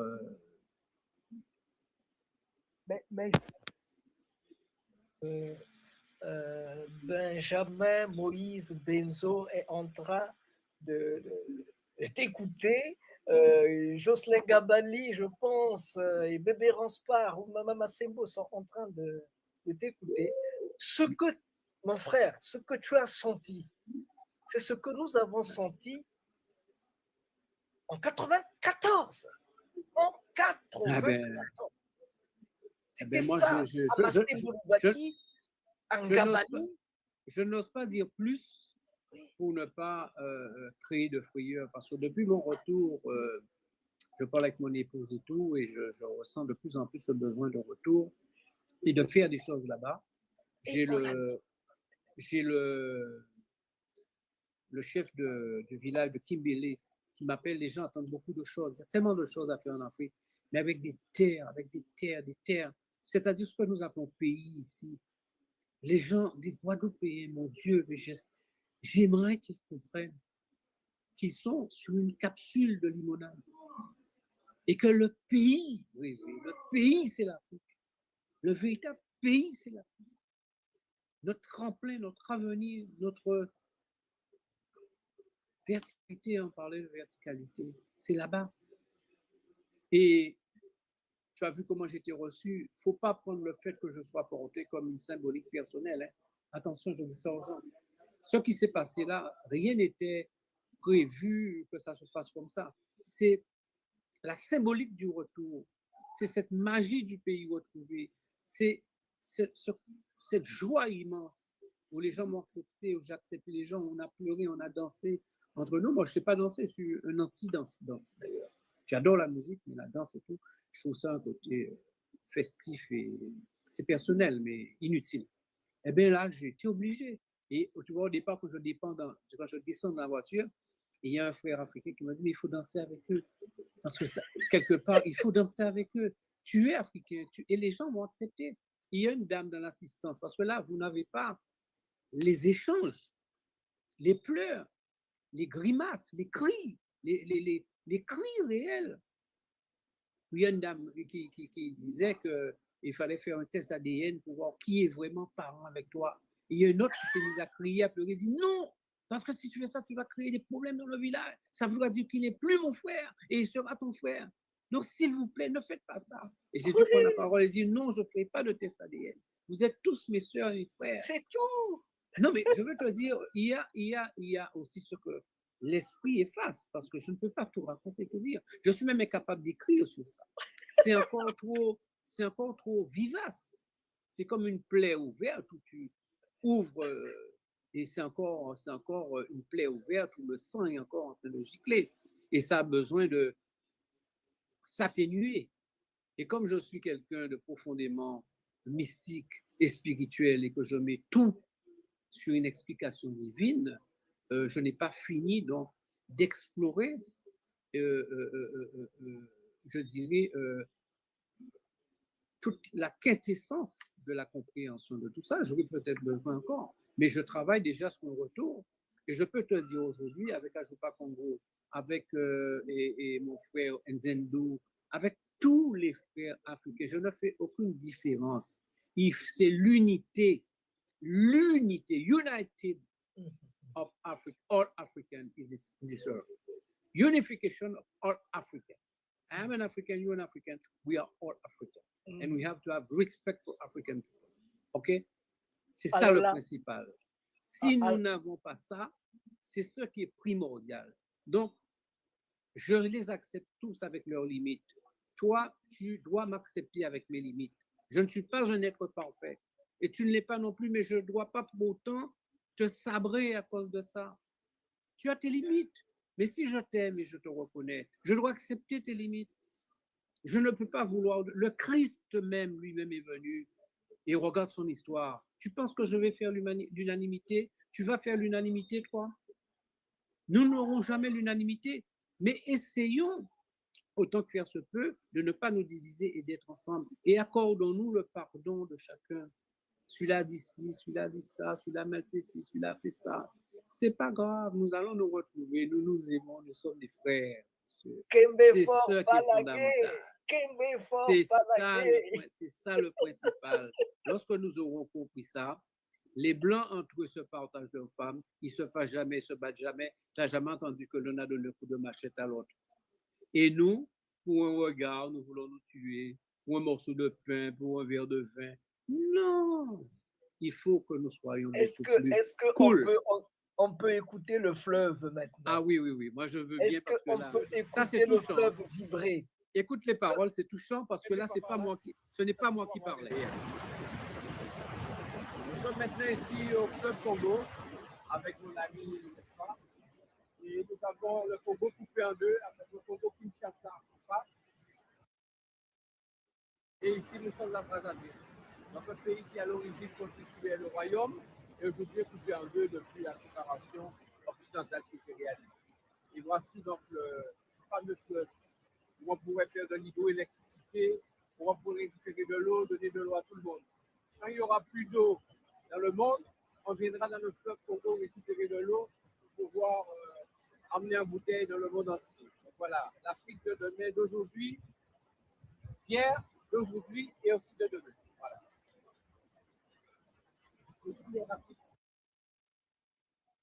Non, mais c'est la suite qui est intéressante. Écoute la suite. Super. Un mot à dire. Le mot à dire, eh bien, il faut venir se ressourcer dans le pays de la Genèse, le pays du début du monde. Il faut venir au Congo-Brazzaville pour ressentir la pesanteur, je dirais, de l'humanité et de la terre entière. Parce que là se situe le centre du monde. C'est là réellement, quand on est debout, on sent la force créatrice, la force divine du plus grand. Et... Oh, voilà. Alors, ça a bugué, mais il faut écouter le reste. Ah bon? Parce que là, c'est pas moi, je ne parle pas, là, c'est pas moi qui parle. Non, c'est sérieux ce que je te dis, là, c'est pas moi. Hein. Ça, c'est bien. Mais... Alors, le retour, c'est pour quand?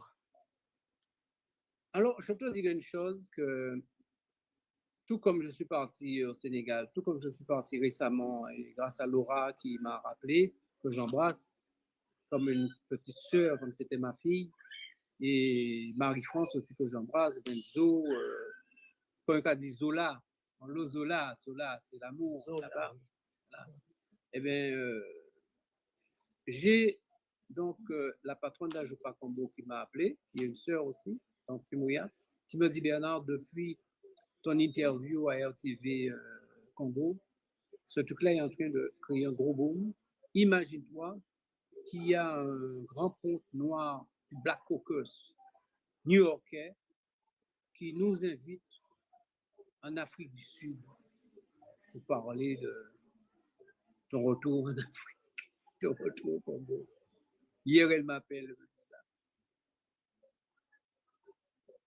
J'ai quelqu'un qui travaille sur ma nationalité congolaise. Le chef de Pimbélé m'appelle.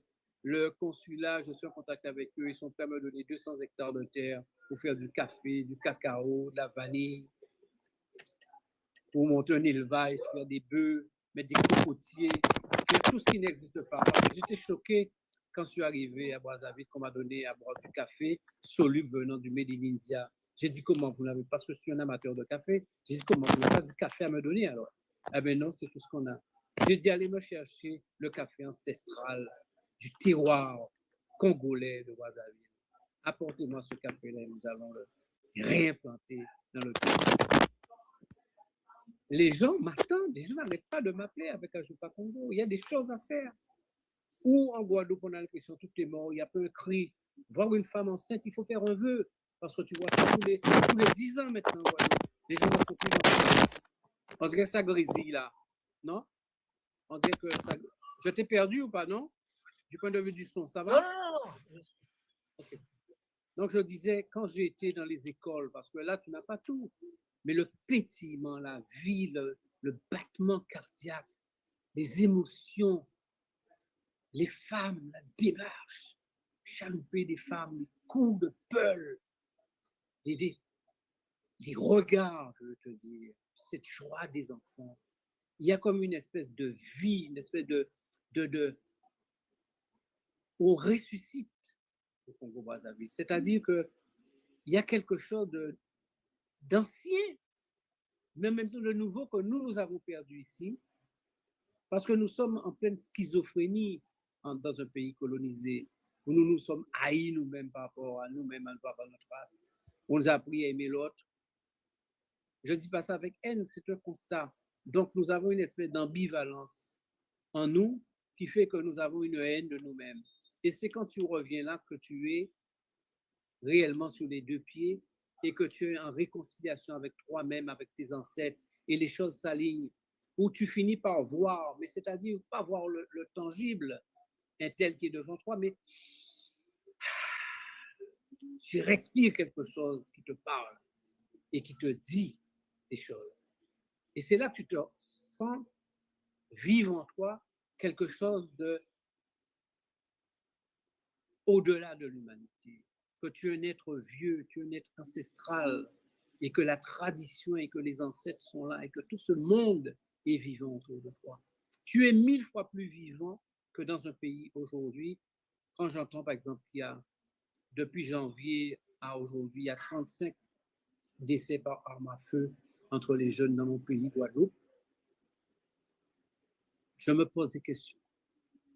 Je me pose des questions, je m'investis en politique et tout, mais je finis par me dire, je me pose beaucoup de questions là, en ce moment. Et je pense de plus en plus au Congo-Brazzaville, je pense de plus en plus à l'Afrique et de cette quête spirituelle. Alors, avec Ajopa Congo, il faut en parler, puisque je vois qu'il est déjà moins de quart.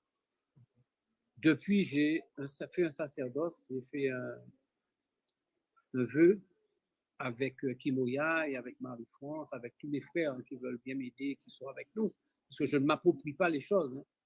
Le jeu, moi je m'en fous. Hein. Mais on va essayer d'organiser un charter pour amener les frères à connaître. Créer un charter qui puisse partir de Paul Caraïbe aux Abîmes et faire Maya directement. Ça fera déjà moins de trajet que de faire Paris 8000 km et de faire Maya. Ça fait 16 000 km. J'ai fait 32 000 km en avion pour aller et revenir. Donc, moi, ce que j'essaie de voir là avec Air Caraïbes et autres, et au Canada et Air France, de voir comment on peut faire une ligne directe, ce qui ferait déjà donc moitié d'énergie, de temps et d'argent, et de voir comment on pourrait passer 7 jours là-bas. Pas dans le but de tourisme à l'occidental. Hein. Je n'apprécie pas ce terme. Ce sera un voyage spirituel. C'est-à-dire ce que j'ai vécu, je ne peux pas le raconter. C'est une affaire personnelle. Les gens qui vont m'écouter vont même croire que je suis fou. Et donc, je préfère dire aux gens, pour que nous ayons une discussion d'homme à homme, de cœur à cœur, fais ce que j'ai fait, nous allons parler après. Parce que si je te dis les choses, ou comme là maintenant nous sommes en train de parler, je sais que tu es de là-bas et que tu ressens et que tu sais ce que je dis. Marie-France sait ce que je dis. Benzo comprend ce que je dis. Et c'est pour ça, dès le départ, sur place, lorsque le frère m'a dit, face au fleuve Congo, mon ressenti, je lui dis, mais il faut venir. Et après, nous allons partager, nous allons discuter. Parce que ton ressenti n'est pas le mien, et ce qu'on te donnera, ce qu'on te dira, la façon qu'on va te le dire, tu le ressentiras autrement, peut-être ce ne sera pas comme moi. Mais par contre, partager ce que tu as ressenti, ce que j'ai ressenti, là, peut-être tu as quelque chose de fort à créer. C'est ça que j'ai besoin qu'il y ait le maximum de personnes, qu'il y ait 2 charters par an, qu'on aille là-bas, créer un pont réel avec le pays là-bas, pour que nous soyons mieux dans notre tête, mieux sous nos 2 jambes, mieux dans notre pays. Je pense que le pays a besoin de gens, de ses fils conscients des ancêtres, conscients de l'Afrique, et qui auraient donc une libération totale, je dirais, de cette chape de plomb, de cet apport archaïque et puant de l'Occident, qui nous a un petit peu modifiés, qui a fait de nous des êtres bicéphales. On ne sait plus qui on est. On a besoin, dans notre quête identitaire, parce que beaucoup d'écrivains parlent de quête identitaire, mais la quête identitaire, peu on dit que ça passait par un lavage de cerveau, par une purification africaine. Voilà, le terme est venu. Moi, j'ai ressenti ce voyage comme une forme de purification. Et depuis, je suis on ne peut plus lucide sur qui je suis, sur ce que je fais et dans mes relations avec tout le monde. Donc, cette purification-là, On nous a dit de ne pas la faire, de ne pas retourner, que c'était le pays de la GN parce que c'était le pays je ne sais quoi. Eh bien, ce n'est pas vrai. Tout ce qu'on nous a dit de ne pas faire, au contraire, il faut le faire parce que c'est cette marche, cette démarche en arrière de la compréhension des choses qui va nous libérer de beaucoup de choses et qui nous permettra peut-être de faire avancer la Guadeloupe aujourd'hui qui est dans un marasme où plus personne ne s'entend. Chacun regarde dans un regard différent, dans une direction différente et personne ne peut plus rien mettre ensemble. On a l'impression aujourd'hui qu'on est dans la cage aux folles et que plus personne ne fait confiance à personne, plus personne ne se regarde. L'amitié, l'amour, l'affection, la famille, tout est en train de partir en déliquescence. Et c'est la spiritualité qui va nous amener à être qui nous sommes et qui nous redonnera la force d'être nous-mêmes et de faire avancer le pays. Je suis persuadé qu'il faut passer par ce sacrifice. Enfin, je dis sacrifice, c'est-à-dire du retour. Qu'un sacrifice, c'est-à-dire de cet effort de compréhension, par ce lavage de cerveau, par ce lavage de nous-mêmes, par cette purification, par ce bain démarré. Parce qu'il y a un bain démarré. Le bain démarré, en Guadeloupe, ça a une connotation. À chaque nouvel an, les gens allaient quelque part, se lavaient, faisaient des incantations pour se libérer de beaucoup de choses. Le retour au Congo, pour moi, c'est comme un bain démarré. Je me suis lavé le visage avec l'eau du Congo-Brazzaville. Eh bien, là, il y a quelque chose de mystique, il y a quelque chose qui est de l'ordre de la transe et de l'au-delà de la vérité, au-delà de la compréhension. Et nous avons besoin de ça pour être nous-mêmes et pour exister. Et ce passage est obligé. Donc, je remercie vraiment Jupa Congo, Kimoya, Nzendou, Marie-France qui a fait ce premier voyage, Benzo, et tous les frères, Trois et tout ça, et tous ceux qui travaillent, Alexis Bongo qui nous a reçus, et tous les frères qui sont entrés aussi d'Afrique, faire un gros travail sur cette acceptation des Antillais, de tous ces enfants de la diaspora. Eh bien, nous avons besoin de l'un de l'autre pour être plus fort, et surtout pour qu'on soit respecté. Donc, nous avons besoin de cette remise ensemble, de cette union fraternelle, et nous devons faire ce travail-là, et le plus beau est à venir. Le plus beau est à venir. Dans le même sens, au niveau de Malakima Congo, nous sommes en train de... Ça, c'est la 32e édition du festival Malakima Congo des Fils du Léopard, parce que nous nous sommes dit qu'au lieu de nous limiter aux 4 pays dans lesquels se trouvait le royaume Congo, nous essayons de nous élargir partout où on utilise la peau du léopard, les griffes du léopard, les dents du léopard. Donc, c'est à Paris que nous allons nous retrouver le 28-29 octobre 2023 pour essayer de faire le point, sur ce que vous venez de dire, sur ce que nous avons envie de faire. On a besoin que les rois, les sages, les griots, les artistes puissent se retrouver, se regarder les yeux dans les yeux et chercher à se faire du chemin, parce qu'il faut qu'on se fasse du chemin. Voilà un peu les pays que nous essayons d'inviter. Wow. C'est tout ce monde-là, on est en train d'inviter tout le monde. La petite anecdote, c'est que nous avons pensé, on avait seulement pensé aux pays d'Afrique centrale. On avait pensé aux pays d'Afrique centrale, une dizaine de pays. Et quand j'en ai parlé aux amis des Antilles et des Caraïbes, de l'Amérique du Nord et du Sud, ils m'ont dit, mais Monsieur Massengo, mais nous, l'affiche, c'était bien. Mais comment se fait-il que vous avez seulement besoin si les Gabonais, les Congolais, les Angolais viendront avec leurs sages, leurs rois, leurs ministres, nous aussi, on veut venir avec nos sages, nos rois, nos ministres. J'ai dit, j'ai dit, bon, moi, je ne veux pas déclencher une discussion qui remonte à 5 siècles. Donc, si vous voulez venir, parce qu'on pensait deux personnes, non. Je me suis dit, si vous voulez venir avec vos sages, vos rois, vos ministres, venez. Même si vous voulez venir avec le président Lula, venez. Moi, j'ouvre les portes. Et c'est dans le même sens que je venais d'inviter mon frère mon frère Dendele. Ben, Parce que ce sera une rencontre incroyable. Mais comme je te dis, donc, j'ai pris acte de ça, donc je verrai un petit peu. Je ne te dis pas de oui affirmatif tout de suite. Il faut quand même organiser. Je ne suis pas seul, j'ai une famille et tout. J'ai fait pas mal de voyages là, donc je vais voir. Donc, c'est une chose intéressante si on peut présenter des bouquins aussi et parler à la communauté, dire un petit peu notre ressenti. Sans haine vis-à-vis des autres, encore une fois, hein, sans agressivité. Hein. Je pense qu'il faut être, comme on dit chez les Anglais, relax et tranquille aujourd'hui. Ce qui est dit avec sérénité a encore plus de force que de le brandir avec un coup de la main. Donc, nous devons être sereins aujourd'hui. On doit être un peuple serein, croire en la providence et à l'histoire de l'humanité à venir. Il faut qu'on soit tranquille dans ce que nous avons à dire. De toute façon, la vérité est en train d'éclater. Et donc, nous n'avons plus aucune peur ni de haine à avoir vis-à-vis de quiconque.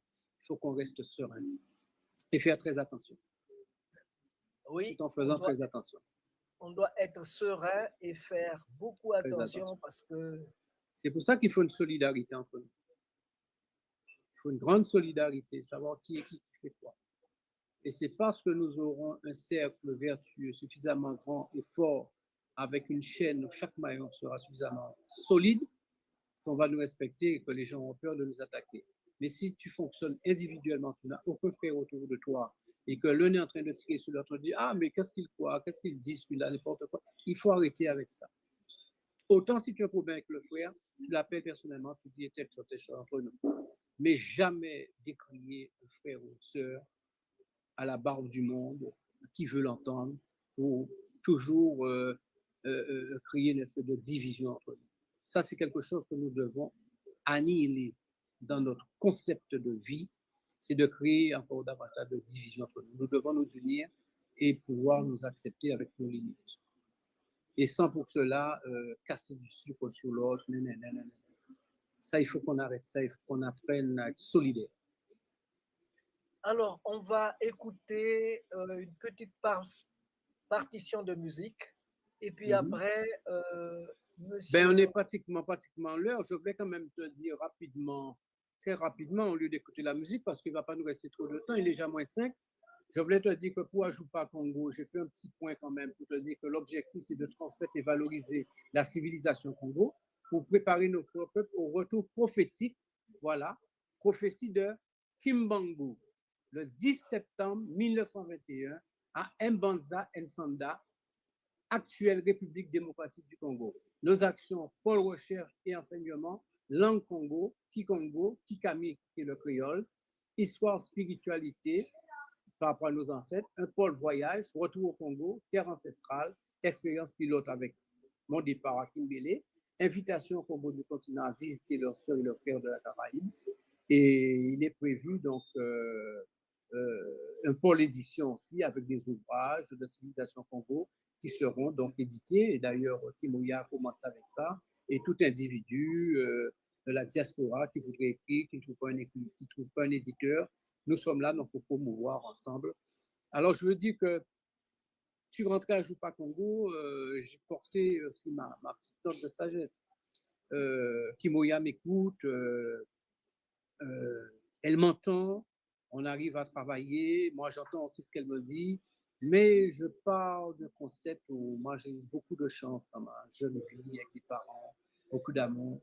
Et je pense qu'il est toujours plus facile en touchant les gens, d'amener les gens à faire les choses au lieu de se dresser contre les gens. Surtout nous sommes un peuple de guerriers. Nous sommes des guerriers. Le noir est physiquement quelqu'un de fort et de mentalement. Donc si tu veux, tu peux tout avoir de lui, mais il faut venir avec amour. Et je dirais, c'est comme ça que tu arriveras à avoir un échange. Et si tu viens sur des quiproquos avec un esprit de supériorité et tout, il te donnera l'impression que tu as la supériorité, mais ce ne sera jamais acquis. Donc la meilleure façon, c'est d'être authentique avec les gens. Et nous avons besoin de cette nouvelle sociologie, de l'authenticité entre nous, dans nos discours, dans nos conversations, dans notre humanité, dans notre vie, et dans nos rapports interindividuels avec l'épouse, avec les enfants, parce que ça ne va pas essentiellement. Nous avons un effort à faire. L'Occident nous a appris à ne plus de voir le sacré dans la famille. Mais si nous avons des enfants aujourd'hui en Guadeloupe aussi en déperdition, c'est parce que nous avons perdu aussi le sacré de la famille. Alors que nous respections nos ancêtres, nos anciens, nos vieux, grands-pères, grand-mères, il y avait une dalle, il y avait une tantille, il y avait une tante, il y avait la personne qui t'avait porté au baptême, il y avait la marraine, chaque chose était à sa place. Aujourd'hui, la civilisation occidentale a tout détruit. On a démystifié et démythifié le prêtre, le professeur à l'université. Plus personne n'est personne, tout le monde. Nous sommes tous je dirais, en déperdition, nous ne valons rien. On ne peut pas bâtir une société lorsqu'on tue les valeurs et lorsqu'on a l'impression de tout niveler par le bas et en ne respectant personne, ni papa, ni maman, ni épouse, en levant la main, en tapant, en brisant, en tuant les épouses. On est entré dans une théorie de l'agression, de l'agressivité à outrance. Nous n'avons pas besoin de ça pour exister et pour dire qui nous sommes.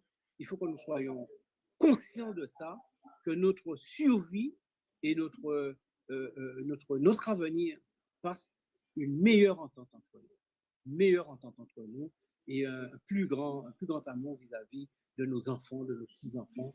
Et nous avons perdu aussi ce qu'on appelle la parole, le conseil des vieux, la sagesse, la parole. Nous étions un pays de l'oralité. Benzo peut te le dire, avec le conte. Mais tout était éducatif, tout était pédagogique, tout était initiatique. Nous avons perdu ça. Nous nous sommes embourgeoisés, nous sommes entrés maintenant dans une théorie de l'individualisme et ça ne va pas avec notre terre, ça ne va pas avec notre mentalité, ça ne va pas avec notre peuple, ça ne va pas avec notre pays. Il faut faire attention. Il faut faire attention. Je demande aux Guadeloupéens, je demande aux enfants de la diaspora et notamment ici en Afrique d'arrêter, encore une fois, d'être le jouet des autres. Il faut que nous soyons conscients qu'il y a un jeu qui se orchestré depuis longtemps pour faire de nous des individus qui n'ont plus de droiture et de rectitude. Donc, faisons cet effort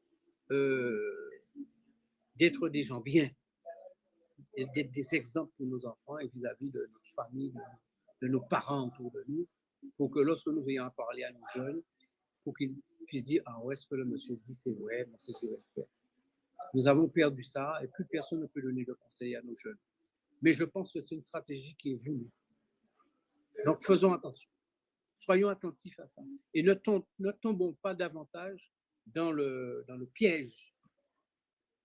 Nous sommes en train de tomber dans un piège. Et il faut être conscient de ça quand on se réveille le matin, pour dire non, je ne dois pas tomber dans le piège. Je suis quelqu'un d'autre. Je suis venu ici pour une mission par rapport à mon passé, qui je suis. Je suis issu de la diaspora, de l'Afrique, telle et telle chose, ma famille, mon père, ma mère. J'ai du respect à avoir. Et nous aussi, en tant que parents, comme je te dis, il faut qu'on enseigne ça à nos enfants. Donc, tu vois, notre mission ne s'arrête pas au fait d'aller faire du tourisme au Congo-Brazzaville et de dire j'ai vu le fleuve. Si c'est pour ça, je vous le dis, c'est à la portée de tout le monde. C'est que, fort de cette prise de conscience, cette quête spirituelle, doit pouvoir t'armer, te donner le bouclier contre l'enfer qui nous vise. Quand je parle de l'enfer, de cette civilisation occidentale et matérialiste, basée essentiellement sur l'argent et l'apparat, et le funeste, le lugubre, où tout est basé sur le malheur, où les gens sont en train de grimacer, les gens ne savent plus, comme disait le poète, ne savent plus danser sur la chair de leurs pieds, ne savent plus marcher pieds nus sous les terres, ne savent plus regarder la beauté de notre pays et la saveur de nos fruits, la beauté de la femme entière, et reconnaître qu'elle est mystique, qu'elle est universelle et qu'on lui doit respect. Arrêter ces danses de cul qui nous tuent et qui est en train de tuer l'image de la femme. Tout ça, ça fait partie. Et de nos petites filles dès l'âge de 1 an, 2 ans, 3 ans, qu'on apprend à twerker, des trucs comme ça. Nous avons la magie du corps en nous. On n'a pas besoin de nous apprendre ça. Nous sommes nés dans le rythme. nous sommes forcément tactiles, nous sommes forcément charnels. Ce n'est pas la peine d'exhiber ça, nous le serons toujours. Mais c'est l'aspect spirituel que nous avons perdu qui fait qu'aujourd'hui, n'importe qui se sent plus fort que nous, n'importe qui se sent capable de nous dire n'importe quoi. Il faut retrouver cette spiritualité-là. Il faut inculquer ça aux enfants. Se réveiller le matin dans l'esprit, justement, d'être unis, de fonder une famille, de respecter ses enfants, de faire ce qu'il y a de faire à faire et de ne pas être abordable et méprisable par n'importe qui. Nous avons besoin de sagesse personnelle. Désolé, je ne fais pas la morale. Hein. Ça vient comme ça, je vous le dis. Et malheur à moi si demain moi-même, je n'obéis pas à ce que je dis. J'ai 64 ans aujourd'hui, ça me fait 40 ans de mariage, j'ai 2 enfants. Je m'efforce. Rien n'a été facile. Rien n'est facile tous les jours, il y a des difficultés. Mais je m'efforce d'être en paix avec moi-même et avec ma famille, avec les gens que j'aime. Me réveiller le matin, me regarder dans un miroir, m'accepter et remercier le Père éternel qui m'a fait pour avoir une petite fierté, satisfaction de moi. Savoir que mon âme, mon cœur est propre. Et quand je dis que je m'adresse à lui, je peux lui dire le fond de mon cœur sans pour cela dire que je suis un être sale et vil. Il faut que nous ayons la fierté d'avoir la pureté de notre âme. Nous devons faire attention à ça si nous croyons à l'éternité. Et si nous sommes Congo, nous savons très bien que nous ne croyons pas à la mort. Et au-delà de la mort, l'éternité est là. Mais l'éternité sera due essentiellement si nous faisons ce que nous devons faire sur terre. Et nous devons répondre de nos actes. Nous devons répondre de nos actes. Et c'est ce passage sur terre, c'est dans cette balance-là que nous serons jugés. Donc faisons attention à ce que nous faisons. Eh ben, je pense que tout est dit, qu'il n'y a plus rien à dire. Il y aura toujours à dire et à faire. Nous devons mais pour aujourd'hui, c'était tellement beau, c'était tellement bien dit que ça devrait être le mot de la fin. J'embrasse tous mes frères et sœurs et je leur dis que soyons unis. Le jour où nous aurons compris ça, on sera respecté. Terminé. OK. Et j'appelle tous les chefs d'État africains à écouter, à entendre ce que je dis, de se parer de cette sagesse ancestrale que nous avions. Nous sommes tous des Moïse et nous avons tous reçu les tables sous le mont Sinaï. Nous sommes tous des Enoch. Nous sommes tous des initiés. Ils ont compris ce que j'ai dit. OK, merci beaucoup. Merci. Recommence. Recommence. Même si tu sens la fatigue. Même si une erreur te fait mal. Même si une trahison te blesse. Même si une illusion s'éteint. Recommence. Recommence. Même si la douleur te brûle les yeux. Même si on ignore tes efforts. Même si les larmes de l'échec coulent dans tes yeux. Même si tu te sens incompris. Recommence. Recommence. Même si l'injustice semble toujours avoir le dessus. Même si tu sens la peur au plus profond de toi. Même si les autres abandonnent. Même s'il faut en payer les prix. Recommence. Recommence chaque jour avec patience et amour. Recommence au jour des soleils comme au jour des tempêtes. Recommence avec amour et sans jamais te décourager. Recommence pour Dieu, avec Dieu, comme Dieu. Recommence pour ton peuple, avec ton peuple. Voilà, nous avons donc terminé. C'était merveilleux. Notre frère Dendele Bernard Leclerc, c'était merveilleux. Donc, nous, c'est Malaki Makongo. Malaki Makongo. Et notre émission, c'est Malaki Afro-Congo Tivu. Voilà, nous avons terminé. Donc, nous allons nous retrouver prochainement, sûrement dimanche prochain. Déjà, en début de semaine, je vais à Paris pour prendre part au Festival des Abolitions. Le Festival des Abolitions qui va durer près d'un mois, plus d'un mois à Paris. Voilà. C'est bien, nous avons terminé et à plus.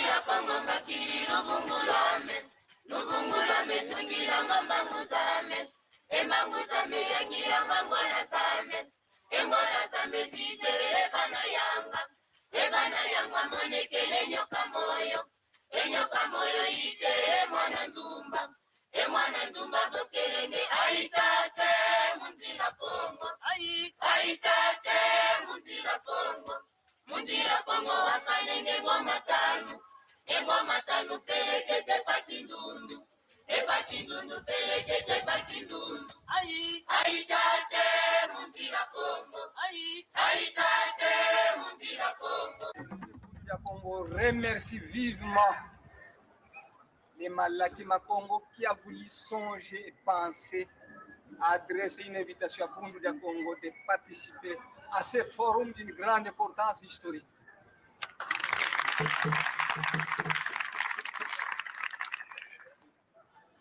Longia Congo a dit un peuple qui perd sa langue et qui oublie sa culture ressemble à un arbre déraciné, tôt ou tard fanera.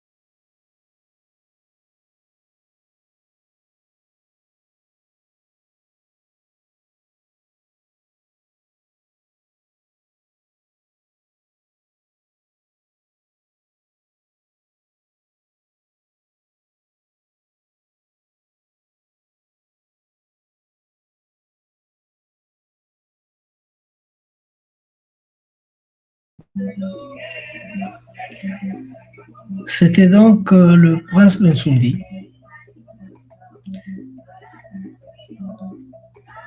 C'était donc le prince Nsundi, Masengo Bambongolo.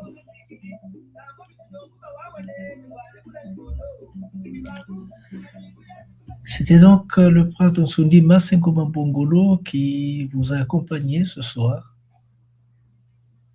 Et merci à tous ceux qui ont pu participer à ce que nous venons de faire, c'est-à-dire Mama Susanna, la femme de Tatandi Musundi. Il y a Mama Susanna, il y a le président de l'institution religieuse Bantou, Monsieur José Andrés. Il y a, je ne vais pas me féliciter moi-même, je vous ai parlé de notre prochaine rencontre de Malakima Congo qui se fera le 10 juillet 2026 en Terre Congo. Et précisions vont venir après. Précisions vont venir après. Chez nous, tout est mouvement et voilà. Les précisions vont venir bientôt. On remercie aussi le matsuaniste Tata Fumu, Fumu Bakela Congo. Après Bakela Congo, on doit remercier aussi notre frère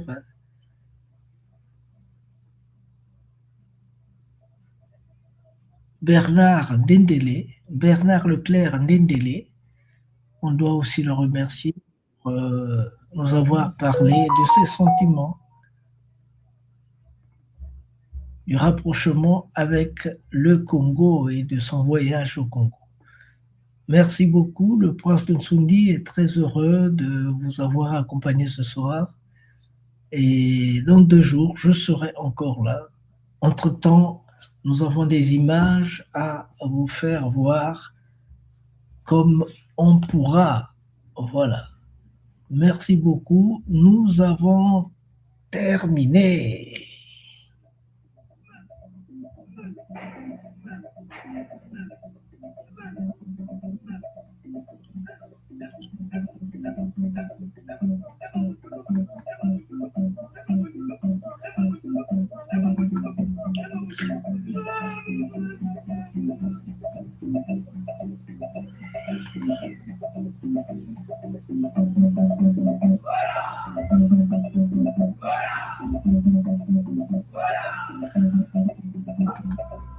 Recommence. Recommence. Même si tu sens la fatigue. Même si une erreur te fait mal. Même si une trahison te blesse. Même si une illusion s'éteint. Recommence. Recommence. Même si la douleur te brûle les yeux. Même si on ignore tes efforts. Même si les larmes de l'échec coulent dans tes yeux. Même si tu te sens incompris. Recommence. Recommence. Même si l'injustice semble toujours avoir le dessus. Même si tu sens la peur au plus profond de toi. Même si les autres abandonnent. Même s'il faut en payer les prix. Recommence. Recommence chaque jour avec patience et amour. Recommence au jour des soleils comme au jour des tempêtes. Recommence avec amour et sans jamais te décourager.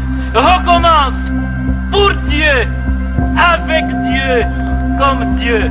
Recommence pour ton peuple, avec ton peuple.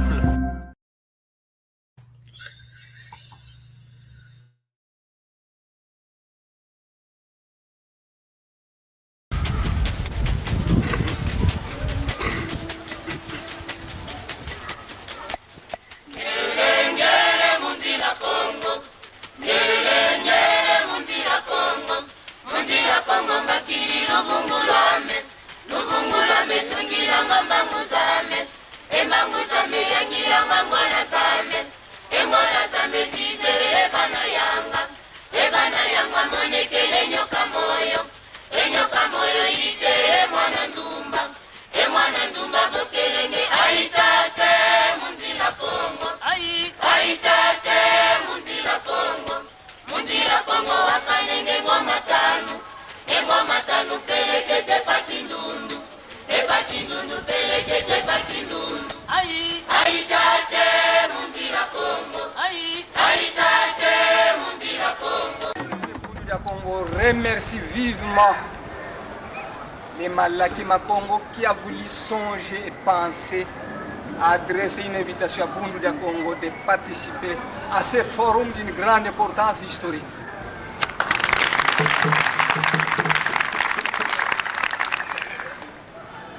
Longia Congo a dit: un peuple qui perd sa langue et qui oublie sa culture ressemble à un arbre déraciné, tôt ou tard fanera.